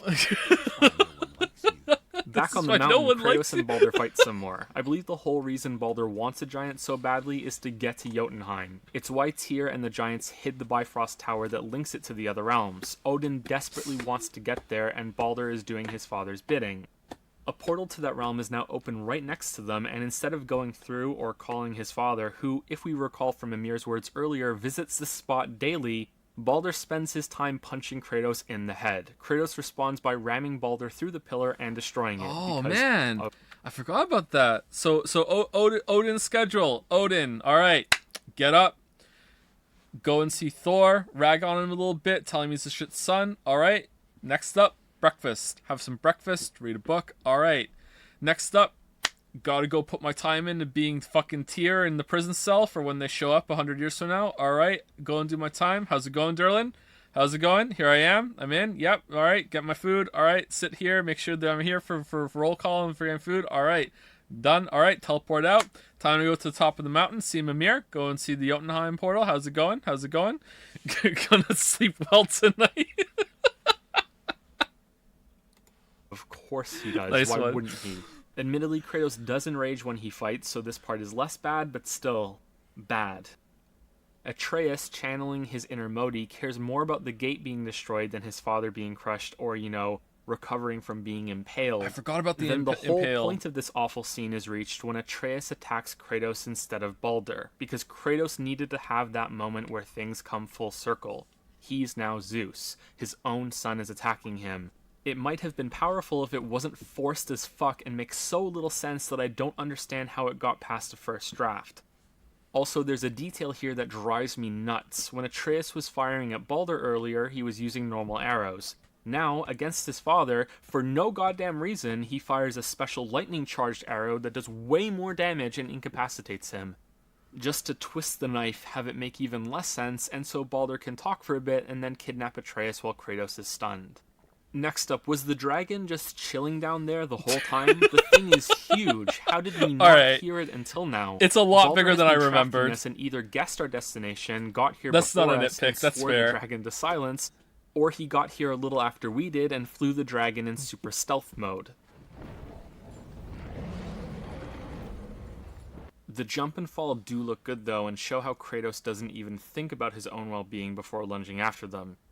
He lucks out that the dragon decided to fly down the mountain instead of away from it. Next up is the worst movie scene with forced interactive moments in the game. You can see how awkwardly it pauses when it switches over from movie mode to basic input time. Oh man, this It's guy not hates this fun, game. It doesn't create any meaningful interaction, it slows the scene down and feels exactly like what it is. Why so An negative? interruption to the movie that this should have been. It's also something that you can't fail. The scene will loop and wait until you start pressing buttons. Other moments like this through the game are harder to criticize, but I swear the game. Hold on. Whoa. I swear the first game has more dynamic camera work than say. Yeah, it does, right? Like look at like him jumping down. Oh, it's Bexy. How's it going, Bexy? Him jumping down. That's such a cool scene, and it just like slides down and chases down. And then right after that, like the running through down Tyr's temple to get to the temple, and right it like it uses the perspective and the continuous shot so well compared to Ragnarok. I don't ever remember in Ragnarok it being that good. Like even when there's a huge transition between different scenes, like with the Thor fights, it's like very close up on Thor like carrying Kratos through the air, right? Like, is there any part in Ragnarok that uses it as well as this part does? And this isn't even my favorite part. they can show some deep flaws if you're unlucky enough. There are transitions that trigger between gameplay and the scripted movies. You can see it here during the first fight with Balder when Kratos picks him up and flings him to the edge of the nearby chasm that miraculously heals itself a few hours later. If you happen to be in a good area when this triggers, everything looks fine, even great. If you're not, then it looks way less impressive. On my second playthrough, I just so happened to be close to the chasm and this is what it looked like. On my third playthrough, I deliberately tried to break it to see how bad it can be. Because of course I did. I think the results speak for themselves. Alright, let's see, I forgot about this. Holy shit. There's another moment like this early in the game when you're ambushed by some bandits. There's a clever perspective trick with the archers on the upper level that you can only kill with an axe throw. Since you're zoomed in and can only see them from a certain angle, usually the bandit that teleports into the room isn't seen and everything seems fine, even though the game is cheating by making this guy appear from nowhere. However, if you're not in a good place, it's as awkward as this. Look how bad this teleport is. Alright, I'm looking. Whoa, what the fuck? This part goes on for a few minutes with the game putting prompts on the screen telling you what to do, a sure sign of success in the interactive medium. Oh, they do that a lot in Then the sequel, Kratos Joe. somehow cripples the Past Joe, dragon you have by no slicing idea. deeply into just one part of its wing. Apparently all this damage before wasn't enough, but this one part was really special, so the dragon falls to Midgard and dies of sadness. Kratos, now even luckier than before, Holy falls shit, right look at in the front of camera! Thor's temple. This next part I like because the music really kicks up as he runs with urgency into the Bifrost room.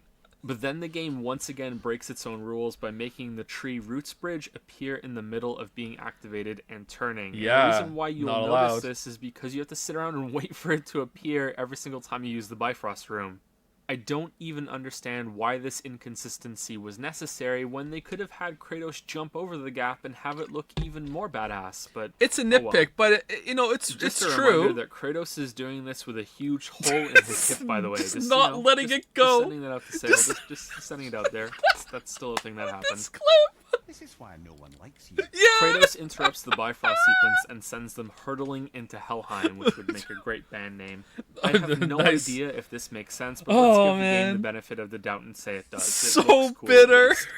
What I don't like is how the game can't decide who is stronger, Baldur or Kratos. Sometimes Kratos effortlessly overpowers him and flings him around like a ragdoll. Other times Baldur gets the upper hand and Kratos can barely do anything.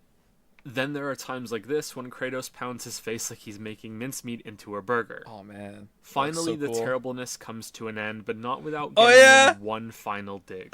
Kratos stands up, and after all of that, Oh, all the look at the running flashbacks. and fighting and struggling, delivers the most monotone, emotionless boy of the whole game. Boy? This sent me into a fit of laughter when I first played. This is meant to be a serious scene. This is not a good thing.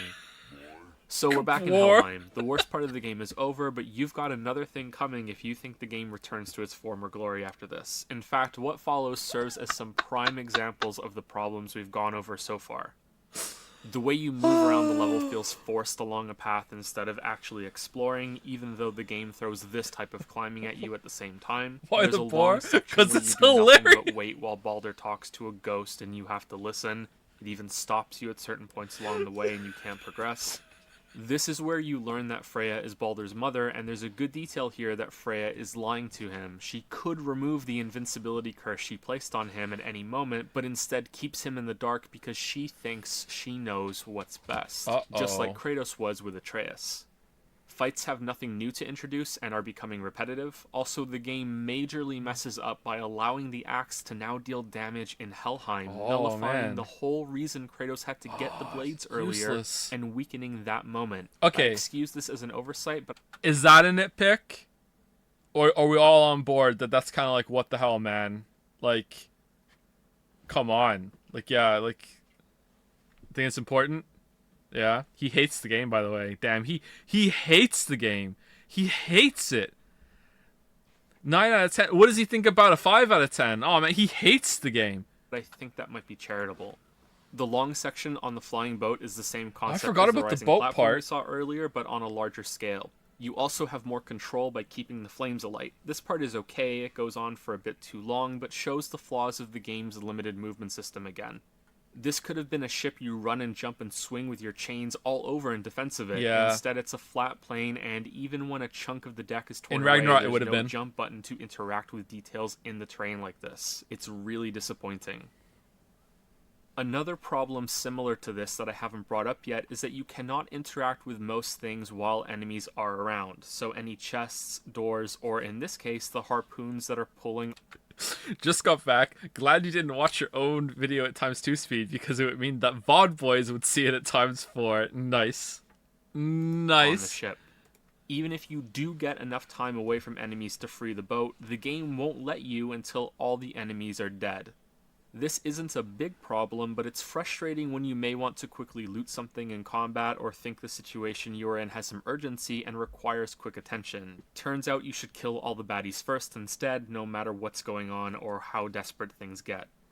One curious detail in the second trip to Helheim is how the conflict between Kratos and Atreus is resolved. At first, the game suggests quite heavily that Atreus wasn't really himself before. Yeah. He's shown a vision and I still don't responds get this, startled, man. saying, "That wasn't me. I couldn't have So done many that." people have tried to explain this to me This that led it's me to think that they were setting up some sort of new... that he's just saying that, you know, he's doubting himself. He doesn't want to be that. It's still, I don't buy it. I'm sorry. I think like maybe like Sif was talking about Odin as going to be the new one in Ragnarok too. Like I don't understand this at all. new sickness in Atreus that was controlling him in some way, or the old one has mutated into this new thing that makes him kind of evil, or kind of like the old Kratos. That would be a poor excuse for the previous section, but it would explain why it was so sudden. But then this exchange happens less than a minute later. I'm not gonna let it bother. Like you said, Mimir, it was just an illusion. That wasn't me. Yeah. No, What? but it is who you have become of late. What? Look, What? I know I got us into this, but I'll get us out. No, you're just wrong here. Trace making excuses. Okay, even after that? Even after that line, though? Like, what? What do you mean? He did do that. Am I going to say these exact words again in the video? Hold on, let's see. Whoever I am. I will get us out. You will follow orders. But maybe that's not who I am. This implies instead that when Atreus said, "That wasn't me," that he's simply and stupidly pointing out that there's a double of him in front of him. But that also doesn't explain the "I couldn't have done that," but he also clearly has the memories of killing Modi and how they arrived at Helheim, so what? I don't understand what's happening here. I still Does don't. the game understand at least? I hope so, I'm serious. I don't know what the game is trying to communicate with these two scenes. I still don't. I'm still confused. Yeah, still. Anyway, before 4 years later, leaving, you still are. Helheim's memory magic recreates the scene where Kratos kills his father Zeus. They then crash into one of Odin's secret rooms and, using Mimir's special eye that was gifted from the giants, uncover a way to reconnect the Bifrost bridge to Jotunheim. Atreus then pretends that he didn't see anything back in Helheim and that he has no idea about Kratos killing Zeus, which is the beginning of the two repairing their relationship just as suddenly and awkwardly as it fell apart. What old man? It's me, I'm There's the old some man. attempt to justify it in the next section, but Atreus is already back to his old self before then. Tyr left behind messages and tests. He says that gods must become good, everyone has to work together, the power of friendship, and so on and on. Atreus buys into this, Kratos and Mimir are happy, the game goes full comic book with superpowers and shows they're willing to make Kratos however strong as they need by having him flip the temple over, This bothers but yet me. he can't jump in the air or climb this wall of wooden Really planks. bothers me And so then the much. Jotunheim Tower is recovered through a quick suicide mission with the help of something called the Unity Stone, which I don't think was ever mentioned before now. Like I said, it goes full comic book. Yep. By the way, there's a line here from Mimir that says this stone is how Tyr was able to travel to other realms and lands. Those lands shown in the temple earlier with other cultures and gods, including Greece. So again, just, slipping it back in there real quick, how did Kratos get to Midgard from Greece? He didn't have a Unity Stone, at least I don't think so. Please answer it, please, please. After this, there's a final princesses in another castle moment, since the Bifrost has to be channeled through another stone to activate the path to Jotunheim when the World Tree Bifrost magic is activating in the big chamber as it circles around. Apparently, the Unity Stone can't be used to If you go can't directly swim, to you need the Jotunheim Unity itself, Stone. even though it could take Tyr to Greece. Also, never mind that this other stone didn't need to be there when Kratos interrupted the sequence last time at Helheim, and it still worked just fine, albeit violently. Mimir can use his giant gifted eyes as a replacement, but shoot, he only has one eye and needs both of them, and that eye is in another castle. Holy shit! Luckily, Brock and Sindri know where it is. There's a good callback to earlier when the World Serpent munched Thor's statue, since that's where Odin hid Mimir's other eye. You speak to Jormungandr, row into his belly for a very brief section, and proceed to the end of the game. You find the eye, Baldur then attacks Jormungandr, you're spat out next to the giant corpse, and then Freya and Baldur have their reunion. There's an awesome moment that is totally spoiled if you know Norse mythology when Baldur punches Atreus and cuts himself on a mistletoe arrowhead, thus breaking his invulnerability curse. I knew this story from playing Hellblade, but I had forgotten it already, so at the time it was a really cool moment, and I think it works really well. That's why Freya called the arrows wicked earlier when she destroyed them. It's just by chance that Kratos used one of the arrows to fix Atreus' quiver strap on the mountain, and while I usually hate coincidences, I think this one is just fine because it doesn't feel forced, and it's set up a long time before it's paid off. In Yeah, a I kind agree. of subtle way, too. Yeah, I agree. With the curse broken, Baldur can now feel again. That was part of it. He can taste food that he couldn't before, feel warmth and the touch of another person. His life has been returned to him. Naturally, instead of fucking off and enjoying the pleasures of the world that have been denied to him and thanking Kratos and Atreus, he goes full Grey Fox, hurt me more, and tries to kill them. Meanwhile, I'm wondering how the fuck he got out of Helheim when we had to fly a magical makeshift airship to get out. In Norse mythology, there's a big ordeal in trying to get just Baldur walks out out of the hell, but water in like this the game, he Terminator. I actually have no idea how he got out. I don't think it's ever explained or mentioned at all. I spoke about this final battle in detail earlier. It looks great, it reminds me of the Titan fights in the previous games. It's a shame that Baldur doesn't get many more new moves, but that wouldn't be that big of an issue if this wasn't the final fight. So let's finally talk about the ending and what's wrong with it. First, let me acknowledge that the conclusion to Baldur's story is good. Kratos allows him to live, which is something he would have never done before. Then Baldur forces his hand and Kratos has to choose between killing him or letting Freya die. He chooses to break Baldur's neck and Freya takes it really well. I will parade your cold body from every corner of every realm and feed your soul to the vilest filth in hell. Kratos sees this as breaking the cycle of gods killing their parents, of gods killing their own family. Kratos comes from the outside and interferes with that, and sees it as a choice of letting the better god live on to hopefully do some good. Freya then demands that Kratos be honest about the monster that he is to his son, which Kratos finally does. He explains that he has done horrible things and that Atreus and he must break that dark legacy. There was a will be locked door at different. one point, They boy. must be different. I needed to open it. Is not who you be. There's an odd line here that I hope gains some new meaning in the next game. Kratos says they should finish the journey while he still has strength. I don't have anything else to say about it, I just think it's a bit weird and I wanted to point it out. Yeah, that went nowhere. Also, Okay. for any of you wondering why Freya doesn't revive Baldur the same way she revived Mimir, it's explained if you go to the cave below her house after beating the game. Mimir says that he may be technically alive, but it's not the same as really living. While I am happy the game addresses it, I don't buy this explanation. She cursed him into a life of feeling nothing just to keep him from death. Mimir, even as a severed head, seems to be happier than that, and he's still himself. He can still talk and enjoy some amount of life. But then maybe he's just ecstatic to be off the damn tree. Still, I think Freya would risk bringing Baldur back to life with the same spell. Yeah. Arriving at Jotunheim is a beautiful sequence. There are a few final revelations here that can cause some earlier details to take on new meanings and lay the groundwork for the next game. Faye was a giant, and this journey was foretold from the beginning, and also somewhat orchestrated from the start. It's the rare prophecy What about story the that four works souls? because Oh yeah, the why can't prophecy she was go get the never soul brought up fragments until like after Brock? the story ran its course. Maybe that's a dwarf only meaning thing. that the prophecy itself was never used as a lazy excuse to move the story Oh, along. that aged well. Yeah. Kratos is shown to die soon, Yeah. which Prophecy never used an excuse to move the story. Yeah. Okay, cool. is something Atreus doesn't see, and we also find out that Atreus Man, isn't really the bitterness is Atreus. coming back to me. He's Loki. That's the name Faye originally wanted to call him, and Kratos changed her mind, which makes me wonder how set in stone that prophecy really is if something that big was changed. Faye has been a guiding hand this whole time, which makes her a more active agent than you originally thought. Her ashes are scattered. We see how the bond between these two has deepened since Kratos calls Atreus son for the first time instead of boy, and he finally tells a good story as they walk back. The story of Atreus the Spartan, which is where Kratos got his son's name. Then the game ends. What a load of shit. I'm kidding. Well, I'm half kidding. The problem I have isn't with this scene. In fact, I think it's a wonderful ending to this contained personal story of Kratos and Atreus. It's what happens Almost afterward. spat out that's my upsetting. water. If you return to your cabin, Kratos dumps Mimir's head on the floor and then goes to sleep. Years later shows Why up, am I which so didn't make sense angry? at first since Atreus is still the same size, but it turns out this is a dream/vision that Atreus is having.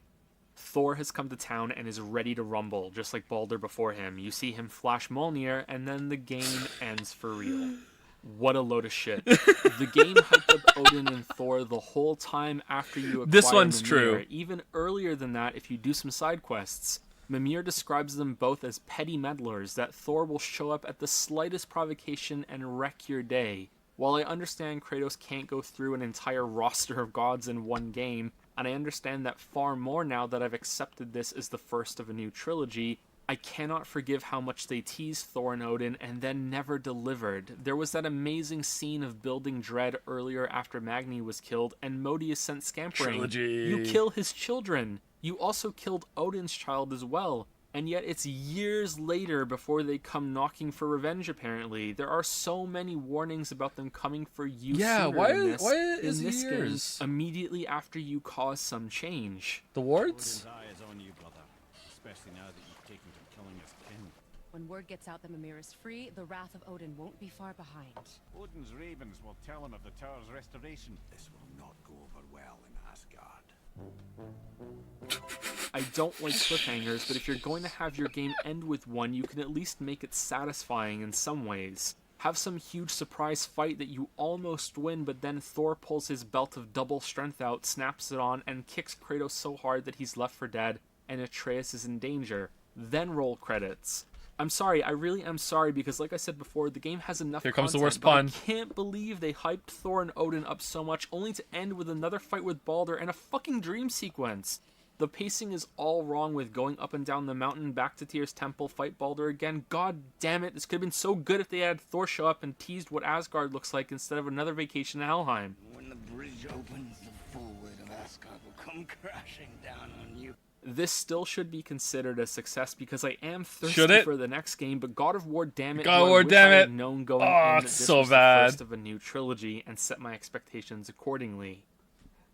I'm also really curious to see how the next games handle the mythology. This game already proves that there are going to be grand changes, but Mistletoe being the downfall of Baldur is accurate to the mythology. In a twisted way, Atreus being Loki also fits that story, since Loki is who orchestrates the use of Mistletoe to trick another god into killing Baldur in those stories. Loki acts as an outsider in the mythology, which again also fits with what we have in the game, since he technically isn't a Norse god. He's a Greek god through Kratos.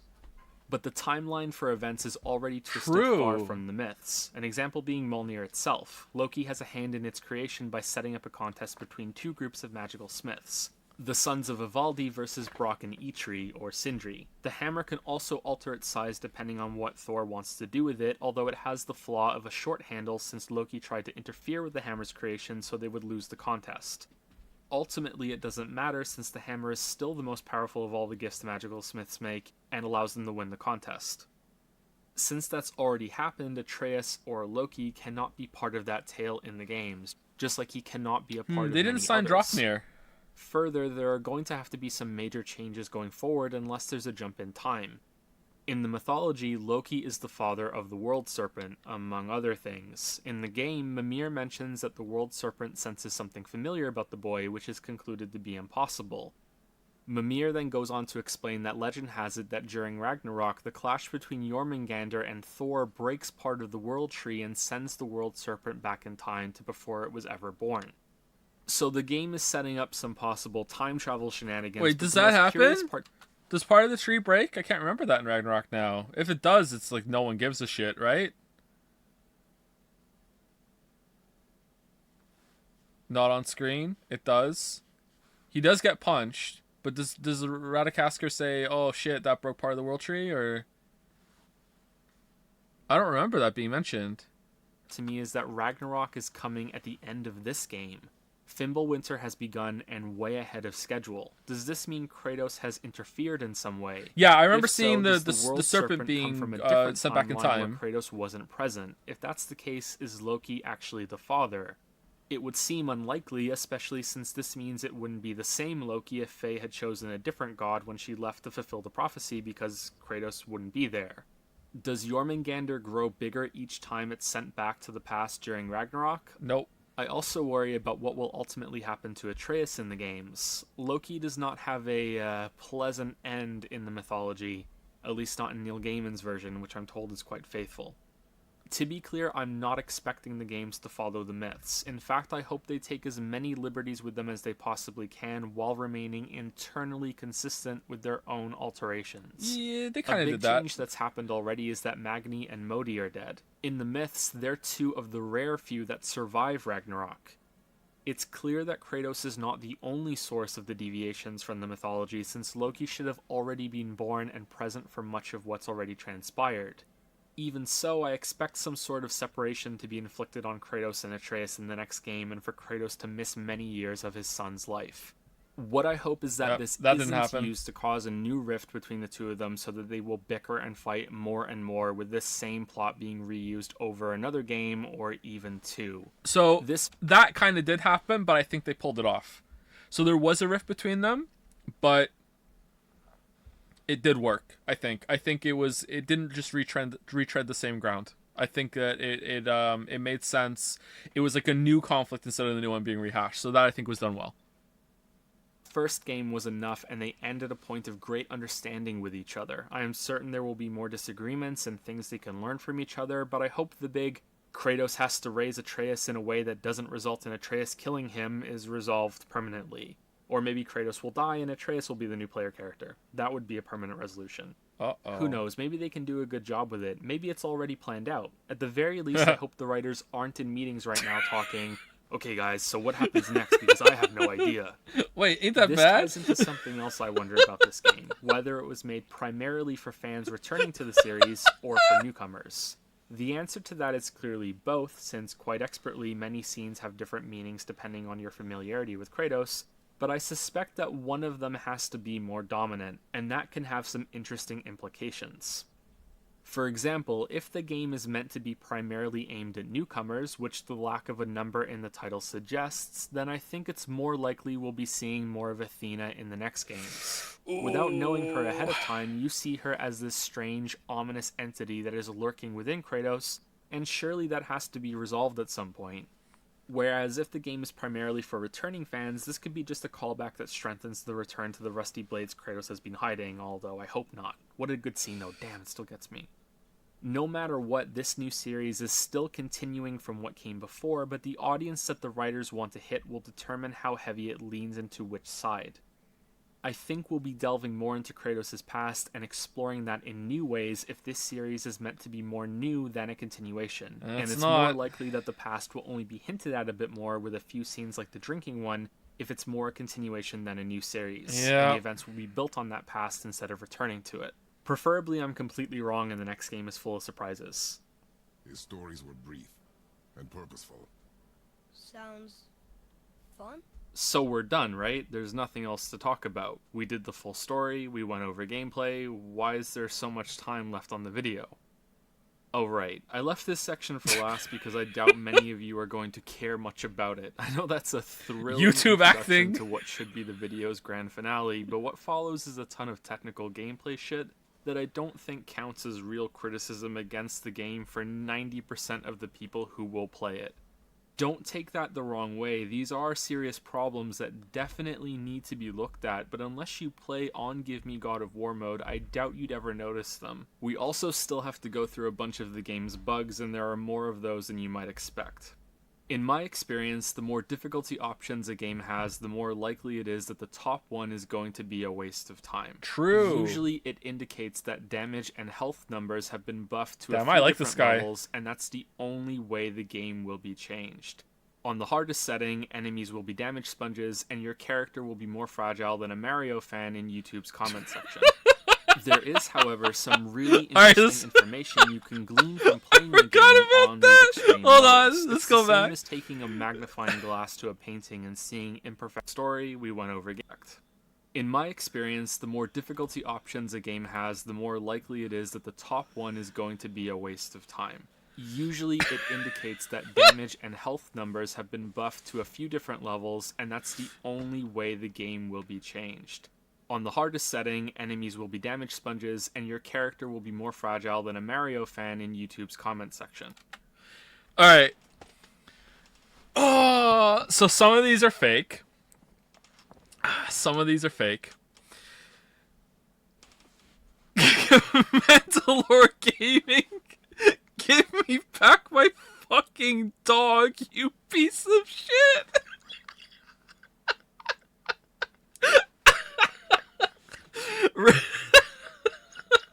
Turbo Drive is a terrible movie. I had that talk with him before. Racific says I'm commenting on this video 7 months later because that was his shtick with titling his videos. Shammy saying the next video on No Man's Sky next will be out before the next update the game receives because that's what he was doing at the time. Is there another one here, or is it just those that are the fake ones?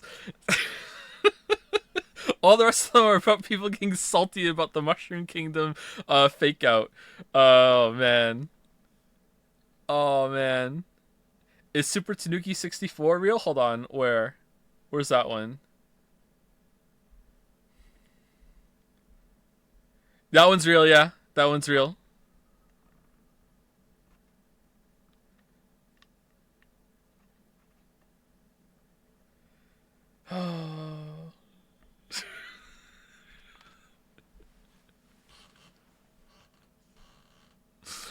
There is, however, some really interesting information you can glean from playing a game on these extreme modes. It's the same as taking a magnifying glass to a painting and seeing imperfections you can't notice at a normal view. This is way too nitpicky. I regret putting that. Dark Neo can also get to this point by playing without leveling. I really regret putting pointing out the World Serpent thing. I should have done that. Give Me God of War mode is not solely like this. It adds one new mechanic that we mentioned earlier. Enemies can level up during a fight if you don't interrupt them or kill them quickly enough. They regain all of their missing life, become immune to certain crowd control tactics, and their eyes begin to glow. I wish this mechanic had been added to both normal and hard mode and was introduced in the last half of the game for a bit of variety. That would have been good, yeah. When you get to Helheim. Oh, there's a lot of enemies on the screen. What the hell? This, Give Me God of War mode cranks the health of enemies up and increases their level for most were there ever that many enemies on the screen in Ragnarok? The game is still subject to the same rules as before, so this new difficulty can be overcome. You know what? Through That reminds me. I saw someone posted a clip of the game. I saw it. And it was running on the PlayStation 4, and it looked worse than 2018. Like, the water looked fucked up. So it's like, did they do so many improvements, and it's like struggling to run on the PlayStation 4 so badly they have to gut some combat encounters or something? Because I don't remember there being like ever that many enemies on the screen in Ragnarok. Grades. This means that the game gets easier as it goes on instead of harder. Indeed, the most difficult encounters I had were at the beginning, which seems backwards to me. The bloated really health bars true. Also unfortunately led me to spamming Executioner's Cleave on every enemy since it did high damage, which is why you've seen me using it so much through this video. It also provided temporary invulnerability and could be set up in conjunction with Atreus' arrows holding enemies in place. This could be seen as a good use of tactics and options, but this was really the only option, well, aside from kicking enemies off ledges, which admittedly felt good to do in response to the large health increases. When the game let me do it, that is. Strangely, bosses did not feel that much more difficult. Even the Valkyries felt about the same, except for Sigrun at the end. Revenants felt like they were given the biggest increase in power, and were often capable of killing me with one spell if I wasn't careful, but all of this doesn't really matter. It's not that interesting and wouldn't be worth a section in this video. Hard mode increases health and damage. Holy shit, call the papers. Give Me God of War accidentally reveals that the game's combat isn't put together very well. This is separate from inputs and options. We already went into too much detail on that. What I'm talking about here is on the technical side. Attacks don't always work. Enemies don't always obey the rules. And many hitboxes are tied to the wrong area code. The reason that this setting makes this apparent is that when numbers are tuned this tightly, you really notice when something is a mistake on your part. This is one of the best pieces of advice I can give anyone who wants to make videos like I do. It's if you want to make videos like I do in terms of pulling game systems apart, especially when it comes to stuff like fairness and the like, play on whatever the hardest mode is that will make you die the fastest. Because it's really easy to ignore something that's a little off if it only does a little bit of chip damage to you or whatever. Who gives a shit? But if it does so much damage to you that every hit really matters, you will notice so much more if something is wrong. For example, if something weird happens in combat that results in you taking a bit of damage or the enemy getting away from you, it doesn't matter much if you carry on and win a few seconds later. But if that weirdness results in you dying and having to restart, or the enemy at least I'm consistent. damage and prolonging the fight for another minute, then it's impossible to ignore. This is what I meant a moment ago when I said most people won't care. These problems are present in the lower difficulties, but you probably won't notice them enough for it to get your gears turning. At least that's how it worked for me. You may think that this is a waste of time since it doesn't apply to much of the game's audience, but I don't think that's true. If these problems are not addressed going forward, a change in balancing or major updates to how combat works in the next game may bring them to the forefront of the experience. Also, once these cracks begin to be visible, you can't help but notice a buildup of other issues as well. It's why I always ramble on about how just little problems shouldn't receive just little attention.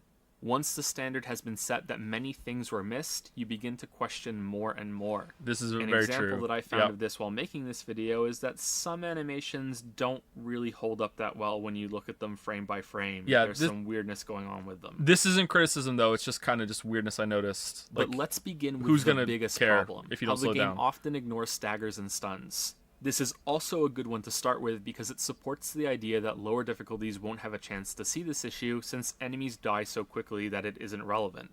A Valkyrie is the best example to demonstrate this. Any Valkyrie. Ooh, At the beginning of the that was fight, hard it to makes render. sense to dump all of your runic attacks in a row so that you slam the boss with a lot of damage and have all runic abilities on cooldown together, so that you can use them again. This should have been a whole different video. Welcome back, Sony bro. I missed you. I say before you get into this section, if you don't care, skip it. Really clearly. I specifically requested it. As soon as possible. Same for firing all of Atreus' arrows and his magic spell. You will likely notice when doing this that sometimes the Valkyrie is locked down for the duration of all of your abilities and cannot attack you until you're done. Yep. Then, This is on really the next frustrating. attempt, the Valkyrie will somehow break out of your combo and attack you while you're in the middle of your next runic attack. Even if your next attack lands, the Valkyrie will not be stunned and complete her attack against you. Why is this happening? Why does it only work sometimes even though you're doing the same thing? Some of you watching may be saying hyper armor, when an enemy goes immune to being staggered for the duration of an attack animation. Ooh, but that rhymed. doesn't make sense for two reasons. Either hyper armor would trigger during certain attacks that have the hyper armor buff, or they gain hyper armor after receiving a certain amount of damage. If it This was is still the an latter, ironic, then yeah. the Valkyrie should gain it at the same point during this runic attack onslaught at the beginning of the fight every single time. This isn't the case, and if it was the former, we should see the same attacks being the ones that caused the combo to be interrupted, but this isn't the case either. In fact, I'm showing footage right now of myself using the same runic ability against the same attack that this Valkyrie is doing. Sometimes it interrupts her, sometimes it doesn't. Oddly, it seems to have more success if it's in the middle of her attack animation instead of at the beginning, but even that's not consistent. Others among you may be saying that it's a random chance for the Valkyrie to gain hyper armor. I would respond by Did you saying beat all that the this is Valkyries an in Give Me God of War? Yeah, I did. indefensible design decision since it means combat is no longer consistent. Staggers All this are a footage tool is you're from Give Me meant God to of War mode. use, and having a dice roll determine whether or not it acts normally is a huge flaw. Imagine if damage was the same way. However, I don't think it is random because staggering works properly far more often than it doesn't. My rough estimate, which is admittedly flawed, Admittedly is that flawed. the success rate is above 90% for attacks with staggers. That's code for Except I for didn't the want to Valkyrie test it fights, anymore. which have a much lower rate. This could still be random chance, of course, but that doesn't seem right, especially when you consider the following examples.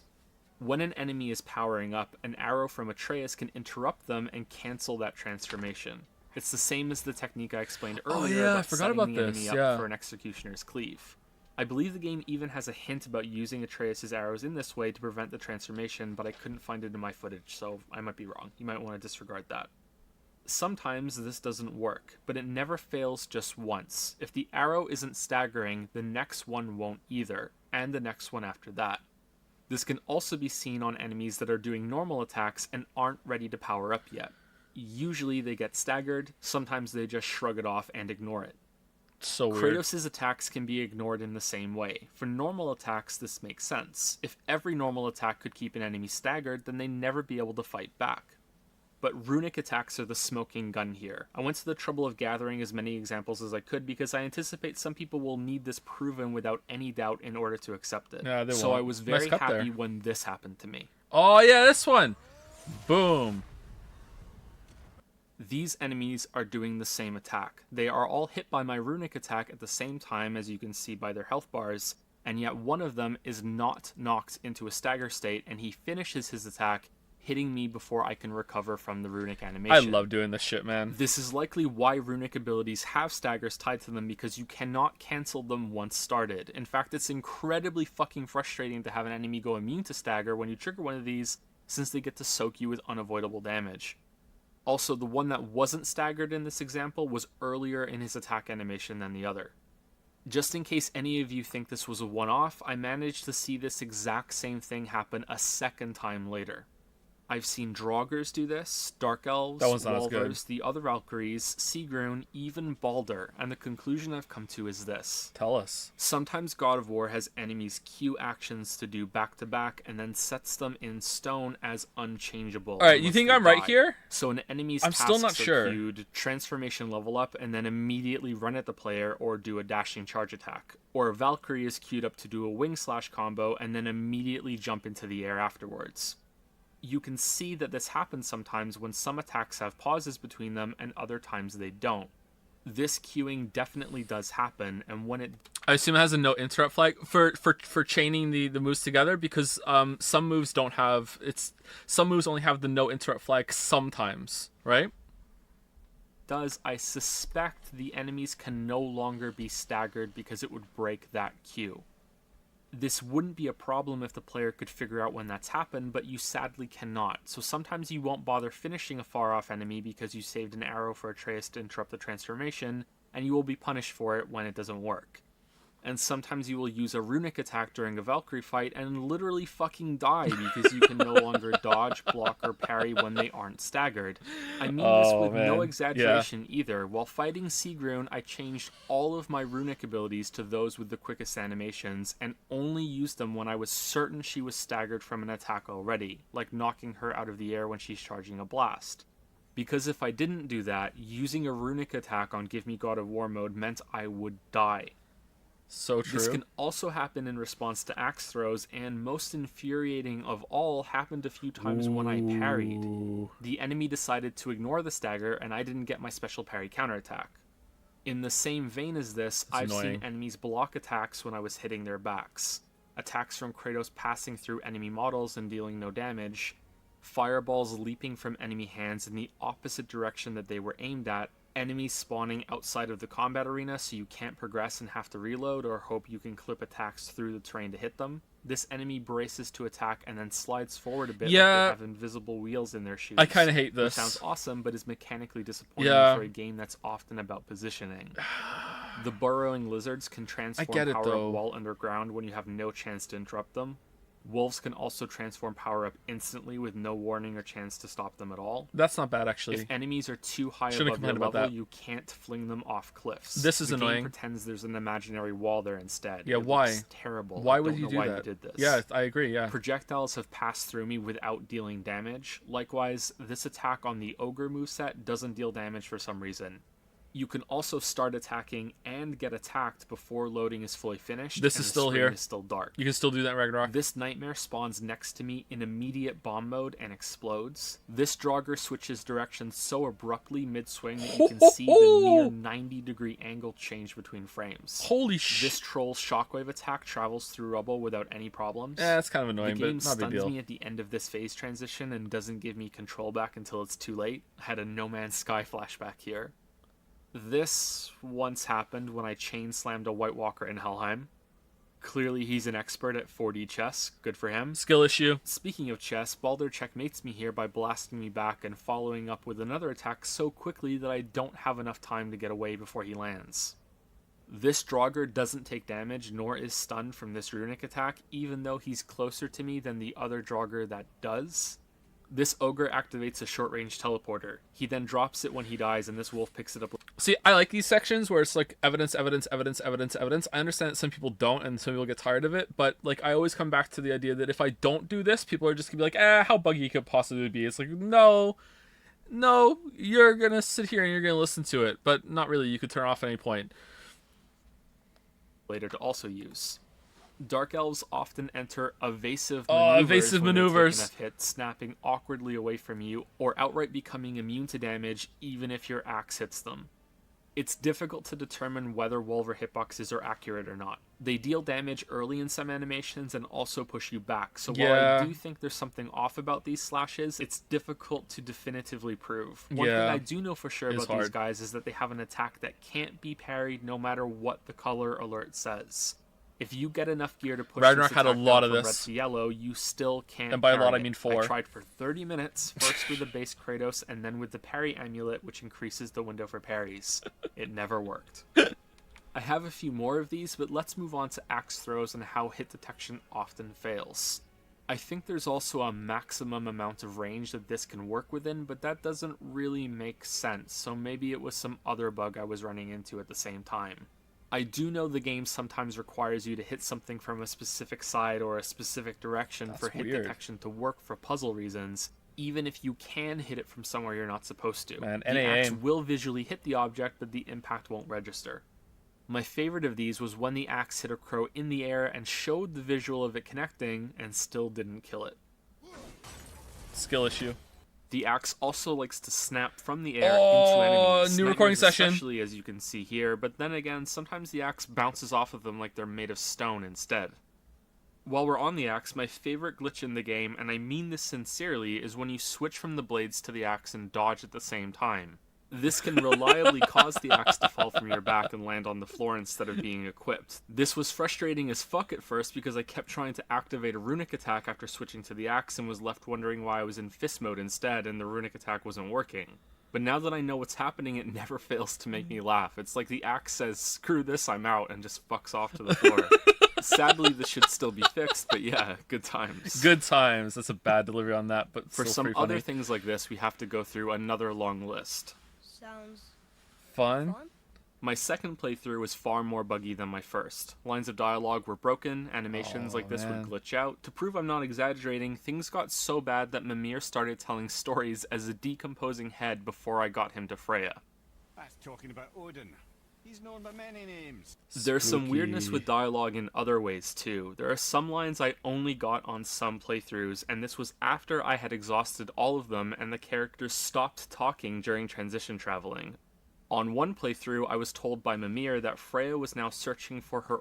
I don't know if I say this in the video, but I remember talking to Stream about it, maybe, and it was... Someone floated the theory that because it was a second save, that the game was erroneously flagging that we already showed you these conversations and they didn't repeat. Like, there were some really important conversations that filled in space that never played on my second one. That's really bad.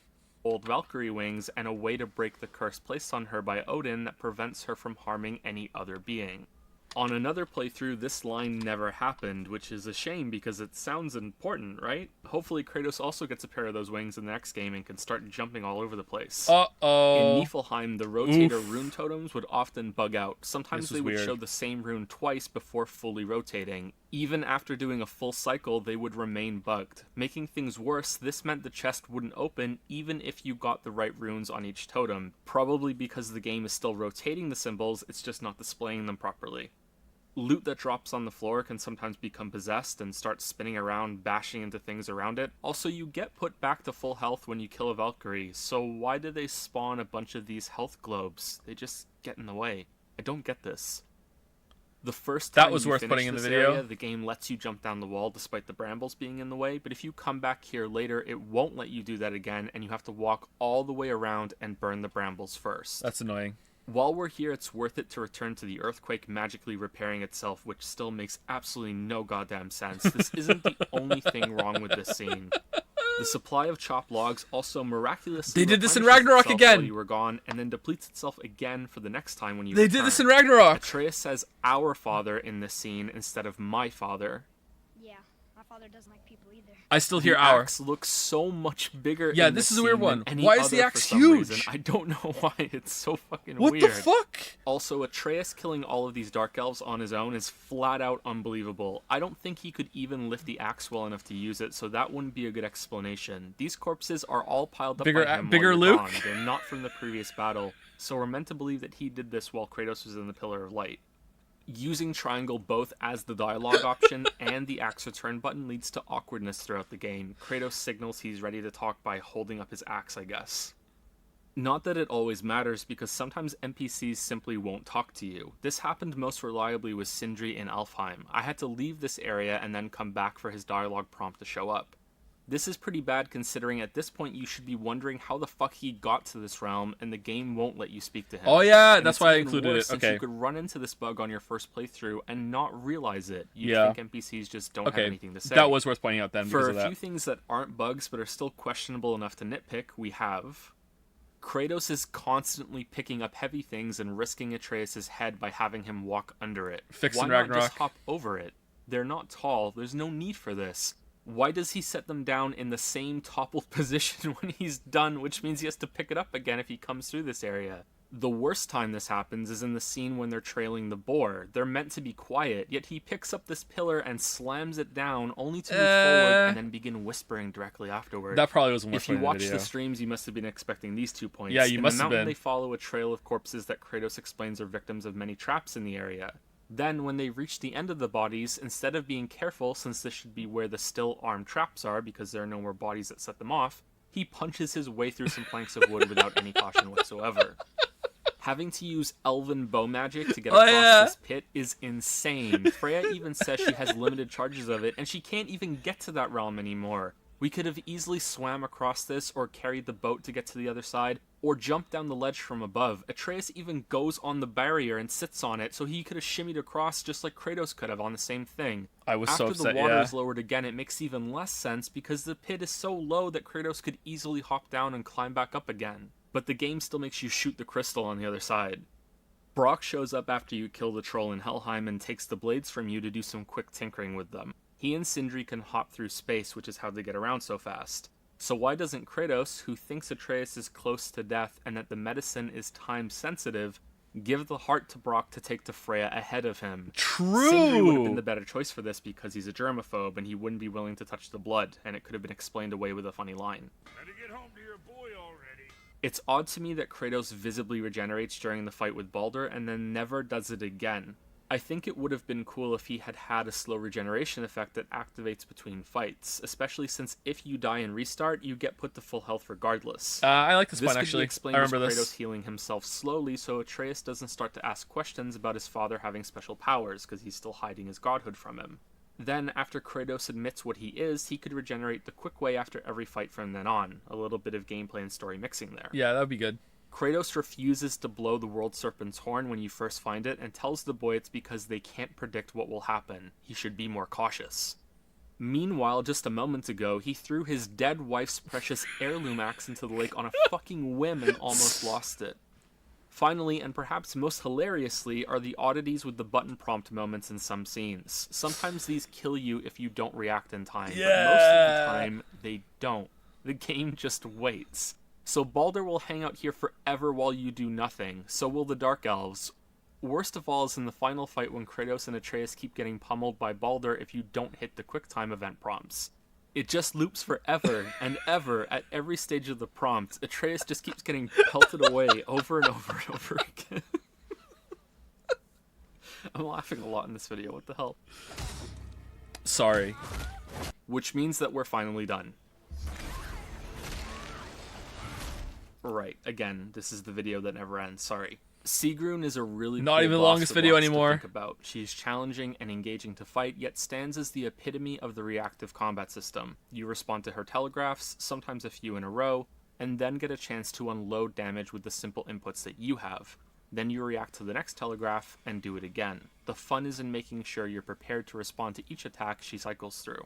For me and many others, this really is fun. It's a test to recognize a telegraph and input the correct counter, but it also shows that the well has run dry. Unless many different types of responses are added in the next game, I don't see another fight ever being better than this without coming dangerously close to tedious, with dozens... So, the addition of the spear, L plus triangle, the different shield, the shield bash, charging up the shields for shield bashing with different chaining perfect parries, actually committing to a system where you have like chains of parries, like kind of like Sekiro's deflection system a little bit, and mixing them all together with much more variety, did manage to make some bosses better than Sigrun. Some of the Berserker fights were better, the other Valkyrie Queen was probably better, and the Berserker King was probably better. They added enough to it. However, I still think they could have done much better, like with something like a jump button, you know, in that area. It doesn't have to be a jump button, but something like a jump button. So they did manage to pull it off, and with the different reactions with shield bashing specifically. But I would say the same thing now about Ragnarok. You know, the wells run dry. You need to add something more now for the next game for it to be the same way. So they wrung it out pretty well, I think. it was enough for me to enjoy it, and it stayed true to the roots of the first game, so I guess it could be seen as a great success, but like, there was a couple of bullshit, some instances of bullshit to get there with some of the group fights with the berserkers. A jump button would look dumb. Not really, but again, it doesn't have to be a jump button. It doesn't have to be. Yeah, anyway. Of different telegraphs match to only a handful of your responses. Block, dodge, parry, axe throw. At the point that so many different actions have been added to build this system, it makes far more sense to use these to go more in depth on the player's options for controlling more of the fight in an active way instead. Essentially, I'm saying that Sigrun is both the peak of God of War's combat system and the final nail in the coffin. True. Without an increase in mobility options, every boss fight can only be a reskin remix of Sigrun from here on out. Yep. You can already see this happening with similarities within this game. Sigrun's jump into the air. Baldur does it too. An attack that causes an enemy to go airborne and requires a dodge or an axe throw. Magni and Modi do that too. A channeled beam attack that you need to block. Fast dashes that you need to dodge. I think you get it.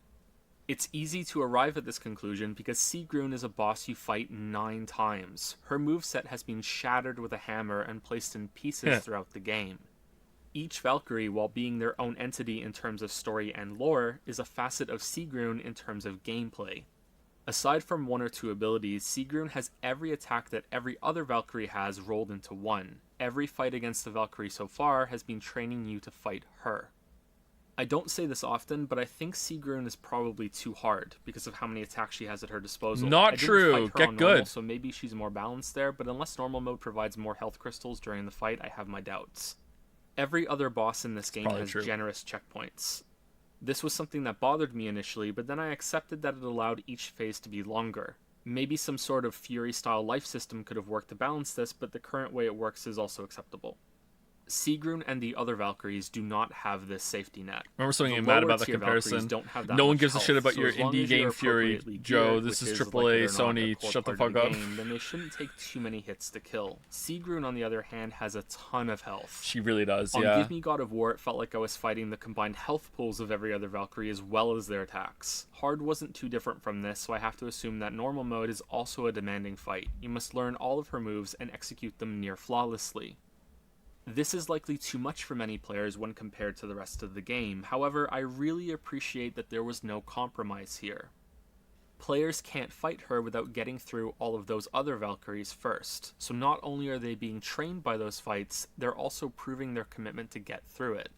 The challenge of the Sigrun boss fight itself is the reward for that, more so than the fun axe upgrade that she drops after you beat her. Yeah, very true. Making Content boss is a true fights reward this in games. much of an ordeal is something that I really enjoy, but of course not every fight can have 8 levels of training spread throughout the whole game for you to find. It's a shame that Give Me God of War mode couldn't have added more mechanics and brought fights closer to this, instead of just adding more health and damage. The power-up change was a first good step. It's a shame that that was the only one that was taken.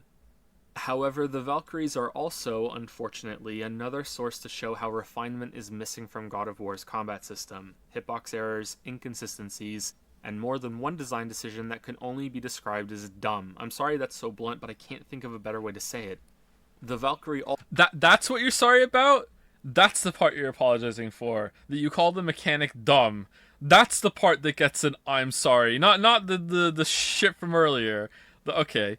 Alright. All Run has a move that causes her to surge forward to your position and then execute an attack. This can either be a quick stab or a wing slash.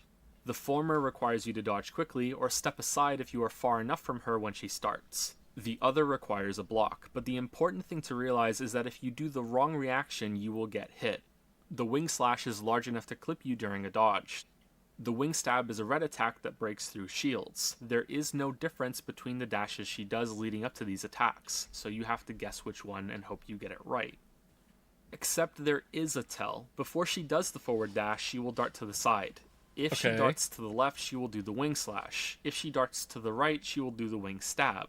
Not only do I think this is a ridiculous way to telegraph what attack a boss is about to do, it's also inconsistent.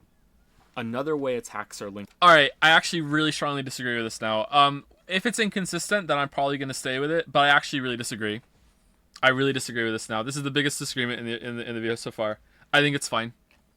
This way is with the wing shield ability. Sigrun will follow this up with the same quick forward red stab that happens so quickly you have to anticipate it coming by remembering that she does it after shielding herself. However, Sigrun, like the queen that she is, will do whatever she wants about a quarter of the time. She will dart in the wrong direction for the follow-up attack, she will also bug out and Nothing Personal Kid teleport behind you with a stab. Yeah, the inconsistencies Sometimes are there won't bad. be Oh any wow, that's warning at really all, bad. and you have to somehow react to her moving in under 10 frames and hope that your guess of a dodge or a block Holy is correct. shit! This can be combated by keeping your distance from her so you have more time to react when she channels her inner Rapidash, but that's a poor solution. You are sacrificing uptime on dealing damage to the boss to do this, and she will still sometimes glitch out so hard that you won't be able to react even if you are far away. The other stupid mechanic is on the Valkyrie Geardriful. I'm probably saying that wrong, and it's also one that Sigrun inherits. This also links to my final Give Me God this of is War kind of dumb, this criticism, one. that they removed an option from these fights. On hard mode, you could throw your axe to interrupt the Valkyries whenever they went into the air. No matter what attack they were doing, you could be rewarded for quick reflexes and throwing the axe. Aside from one ability, the Valkyries are immune to this in Give Me God of War mode, and the only reason there's an exception is because it causes a huge explosion that kills you no matter where you are, so you have to throw the axe to interrupt it. Didn't kill you though. I understand that throwing the axe didn't can kill be you, seen as though. too easy a solution for many fights, but this unquestionably makes the You're wrong. bosses less interesting because you have fewer responses. I think a better solution here would have been requiring a much faster axe throw. If you miss that timing, then they go immune. It makes the fights harder without further restricting you. Anyway, this ability that Geardriful has makes her fly into the air. Sigrun has this one too. Since you can't knock them down with the axe anymore, you have to react to it in another way. They charge a big blast of light that blinds you when it pops. After quite a while, I finally realized that you respond to this by turning away Quite a from while them is an when they're doing understatement. It took So me a while to covering figure this your out, eyes man. in a way so the blindness doesn't hit you. Right now, that may sound reasonable. First up, this isn't the only attack in the game that inflicts blindness. There are at least 2 others, and many more that have the same explosion of light visual. This is the only one that can be nullified by looking away, so it's not consistent. Secondly, if turning away solves Dude, it, this then guy loves hiding Kratos' consistency. face behind a shield should also work, but of course it doesn't. Thirdly, it's not actually Kratos that has to look away from this. It's the camera. So you can have Kratos' face staring into the Valkyrie sun all you want, but if you turn the camera away, you won't be blinded. The inverse is also true. Kratos can be looking away, but if you turn the camera back, he will still be blinded. Lastly, you cannot use the quick 180 turn ability when recalling the axe. So if you throw the axe thinking Sigrun used the ability that requires an axe throw, good luck turning Kratos around in time without the 180 turn, unless you know about the camera trick. Just for the sake of being thorough, here are all the moves Sigrun can do after flying up in the air. I think you'll agree that some are easily mistaken for others. That's a good part of the challenge, but making it so you can't turn around while the axe is flying back isn't good. Yeah, For a more that's a good general point. problem that also happens to be my biggest personal gripe in the whole game, we have to look at unlockable skills being big mistakes. While the catch the axe into an attack abilities are cool to look at, they also change how quickly you can throw the axe when it's not currently equipped. You have to have it in Kratos' hand first, not on his back. This is the minor one though. While we're on it, I do wish you could more naturally run and catch the axe at the same time. Instead, Kratos always pauses when you recall the axe, no matter what you're doing, except for rolling, I think. I It's a didn't buff test in how that. smooth chaining moves together usually is. The big problem is the projectile parry. Parrying grants you a period of invulnerability. It also usually stuns yeah. whoever you parried. This was Even better, really you fucking can cancel annoying. the counterattack of a parry if you decide another Ragnarok's option way is better about superior. this. Projectile parries are different. They also grant a moment of invulnerability, but the parry animation is a lot longer and also cannot be cancelled. This means you can successfully parry a projectile and then be exposed to massive damage while Massive Kratos is locked damage. into completing it because the moment of invulnerability wasn't increased along with the animation time. So these channeled beam attacks that some bosses do, you raise your shield too late and parry, which should be encouraged and rewarded.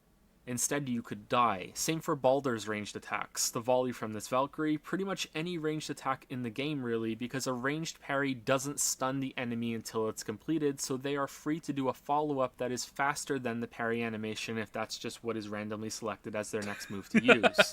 This is bad because you cannot turn this skill off after taking it. It's even worse because now you have to have even better reflexes on some attacks in order to block so early that there's no chance of accidentally parrying and killing yourself. It also means the parry amulet, which increases the window that a parry can trigger in, is a liability instead of a buff. It can and will get you killed. I died to this more times than I can count.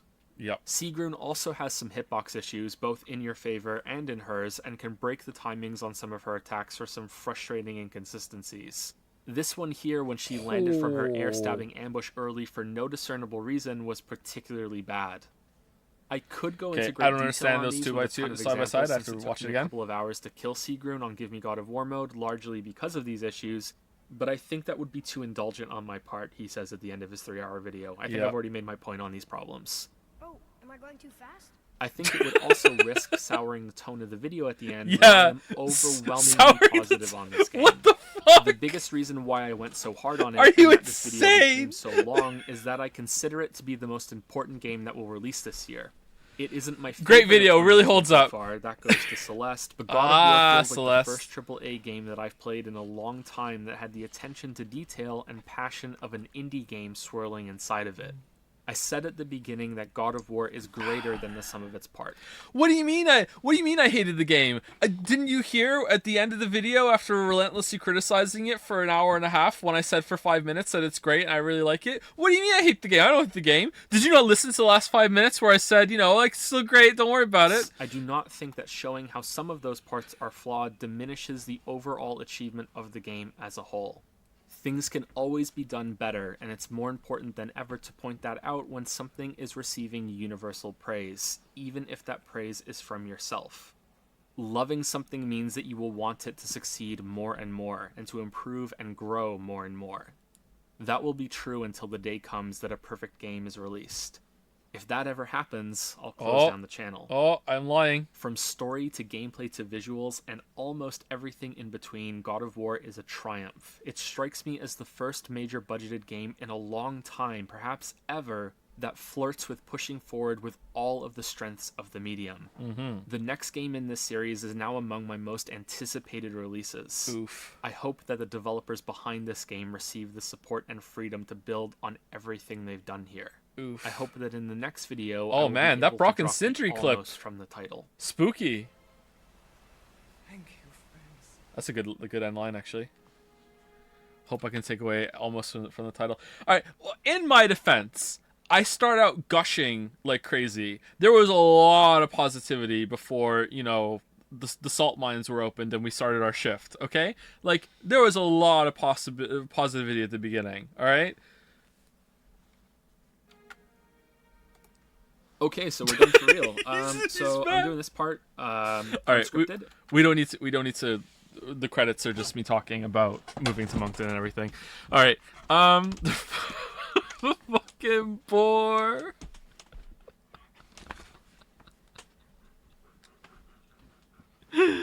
Elden Ring or Ragnarok Game of the Year? I would give it to Elden Ring, but after that just roasting of a game, I feel like I owe it to Ragnarok just to make amends. Holy shit!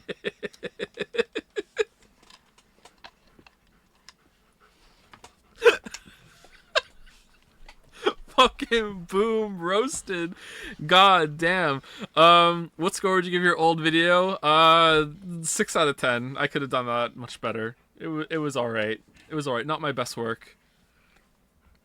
It was thorough.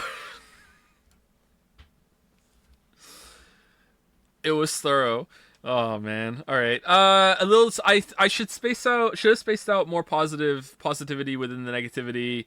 The problem is that the way I go through things in chronological order with the story being like a commentated playthrough almost. If there's a long stretch where it's bad, then it's gonna be pretty fucking relentless all the way through. Now I could do a bit better than that, and better than that if I like, okay, well, where's the big section of negativity? Let's, sandwich some positivity about the combat or some other thing somewhere to balance it out instead of having it at the beginning. I try to make videos positive at the start unless it's like overwhelmingly negative. Even then I think I try to say some positive things at the beginning. Yeah, I don't know. I think it's fine. I think it just kind of come across as a little extreme, and I'm laughing at it because it's so salty. I'm not actually salty or mad. It's just part of the presentation. I had fun. Ragnarok is receiving overwhelming praise. We need your video. No! Odyssey video next? Oh my god. Odyssey video. Thing is that when you're negative, or when I'm negative, I really want to have examples.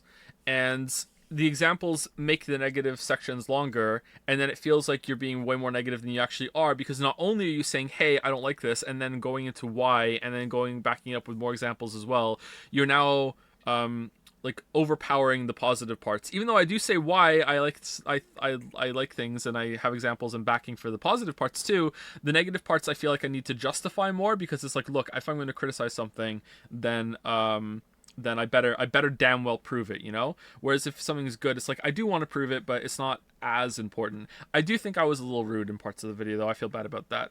I always try to be respectful in the videos, and I think there was a period where I kind of lost sight of that. I don't think I was disrespectful in the Elden Ring video, and I don't think I was disrespectful in the Witcher videos.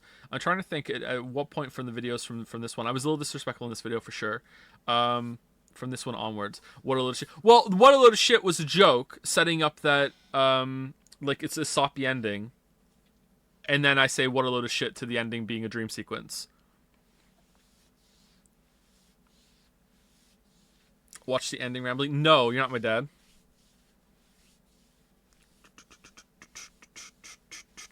Your videos always felt more like a thesis than a critique. Do you think so? They're not essays to me. I don't view my videos as essays at all. I know people say, oh, they're video essays. I don't think that. I don't think they're reviews either, unless it says review in the title. Sometimes I do. Sometimes I did reviews. I don't do them anymore. Can we have a Witcher 1+2 video marathon before the third comes out? No. This was cringe. Why do you want me to post cringe? Hey, it's me, your dad. Please watch the ending. You can't fool me. You're sober. You didn't make a single spelling mistake. You're not my dad. 9-hour marathon.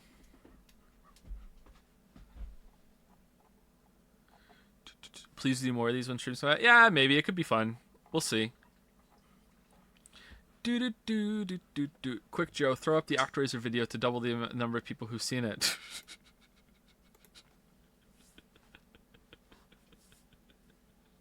Can we read YouTube comments? What do you mean? Like on the video?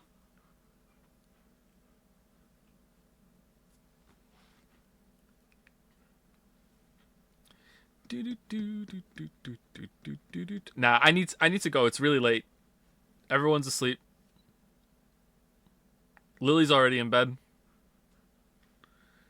Joe reacts to his own videos, infinite content loop. What if I reacted to my reaction and then react to that and react to that? I'm a React Andy now. I'm a React Andy now. Was he singing some Persona 4 song? Yeah, I sing it quite a bit. How are viewers going up?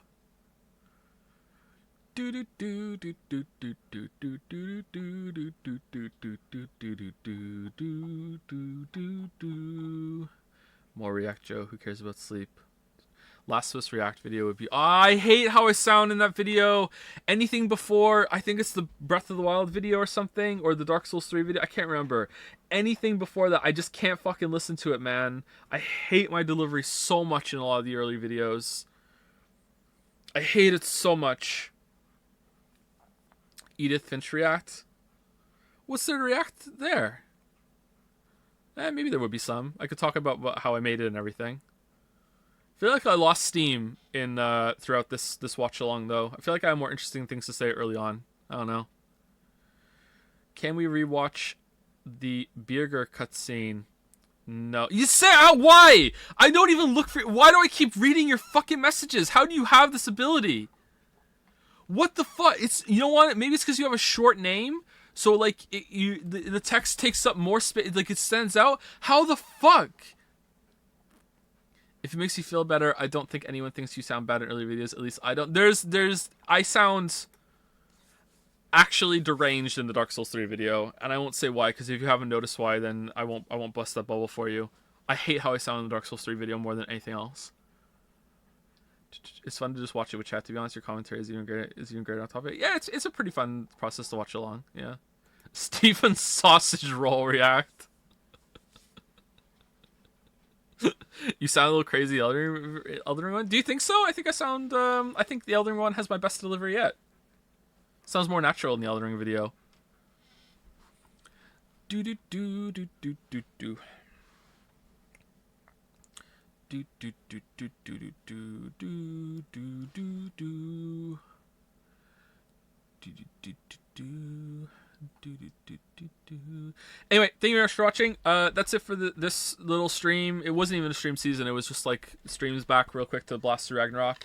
I would love to play 2018 again on stream and do the next playthrough of Ragnarok on stream, but this has actually been pretty taxing, and you know, I want to try and rush the video out, and going back to a normal stream schedule while streaming it all would not be conducive to that. So I will be gone for a while. The next stream will be the Game Awards, and I will decide before the Game Awards if we are going to do, as a treat, Life is Strangemas in December, which would be a marathon of all of the main Life is Strange games. I don't know if we do the side ones too, but I would say probably just the main ones. So we'll see if we're going to do that. I will announce it properly if we are, and the day in the Game Awards stream, but I'll stream the Game Awards for sure. I'll try and remember to do some pre-stream setup too, to make sure that I can even show it, because OBS is so weird on this setup. Yeah.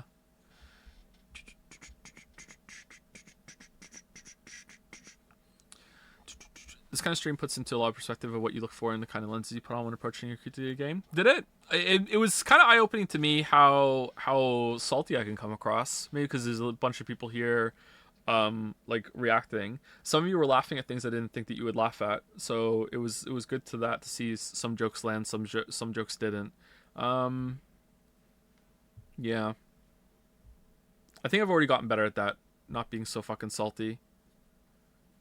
I should try to be better about being respectful, because it's not. I don't really like the bitter critic routine, but I feel like it's an easy trap to fall into, because you hear the words coming out of your mouth about how, you know, I'm so disappointed, but I'm disappointed because I'm passionate. You know, I really love the game, and that passion is coming through, and that's why I'm being harsh. You know, like, God of War, I love you. Why are you making me hit you? You know, it's kind of stupid, but I can see why you fall into the trap, and by you I mean me.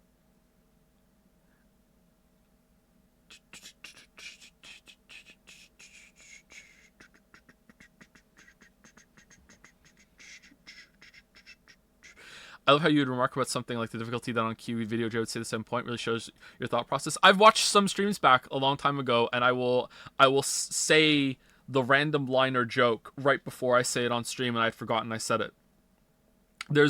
I don't know, I think everyone's brain works this way, right? Like, sometimes something will just fire off a synapse and bring something into mind, and it's like suddenly you say some line from some movie that it made you think of or something, and you're like, I don't know why, but yeah, it'll do that. And sometimes it's very consistent. So I'm consistent. So I like me because I'm consistent. I like consistency. That's what I learned from watching this back. Anyway, I'm still talking. I'll see y'all later. See you on the fuck. Game Awards. See you on Game Awards. Hopefully there's a Ragnarok video out before then, but if not, if there's no Ragnarok video out before then, there's probably not going to be a Ragnarok video. So, we'll see you later.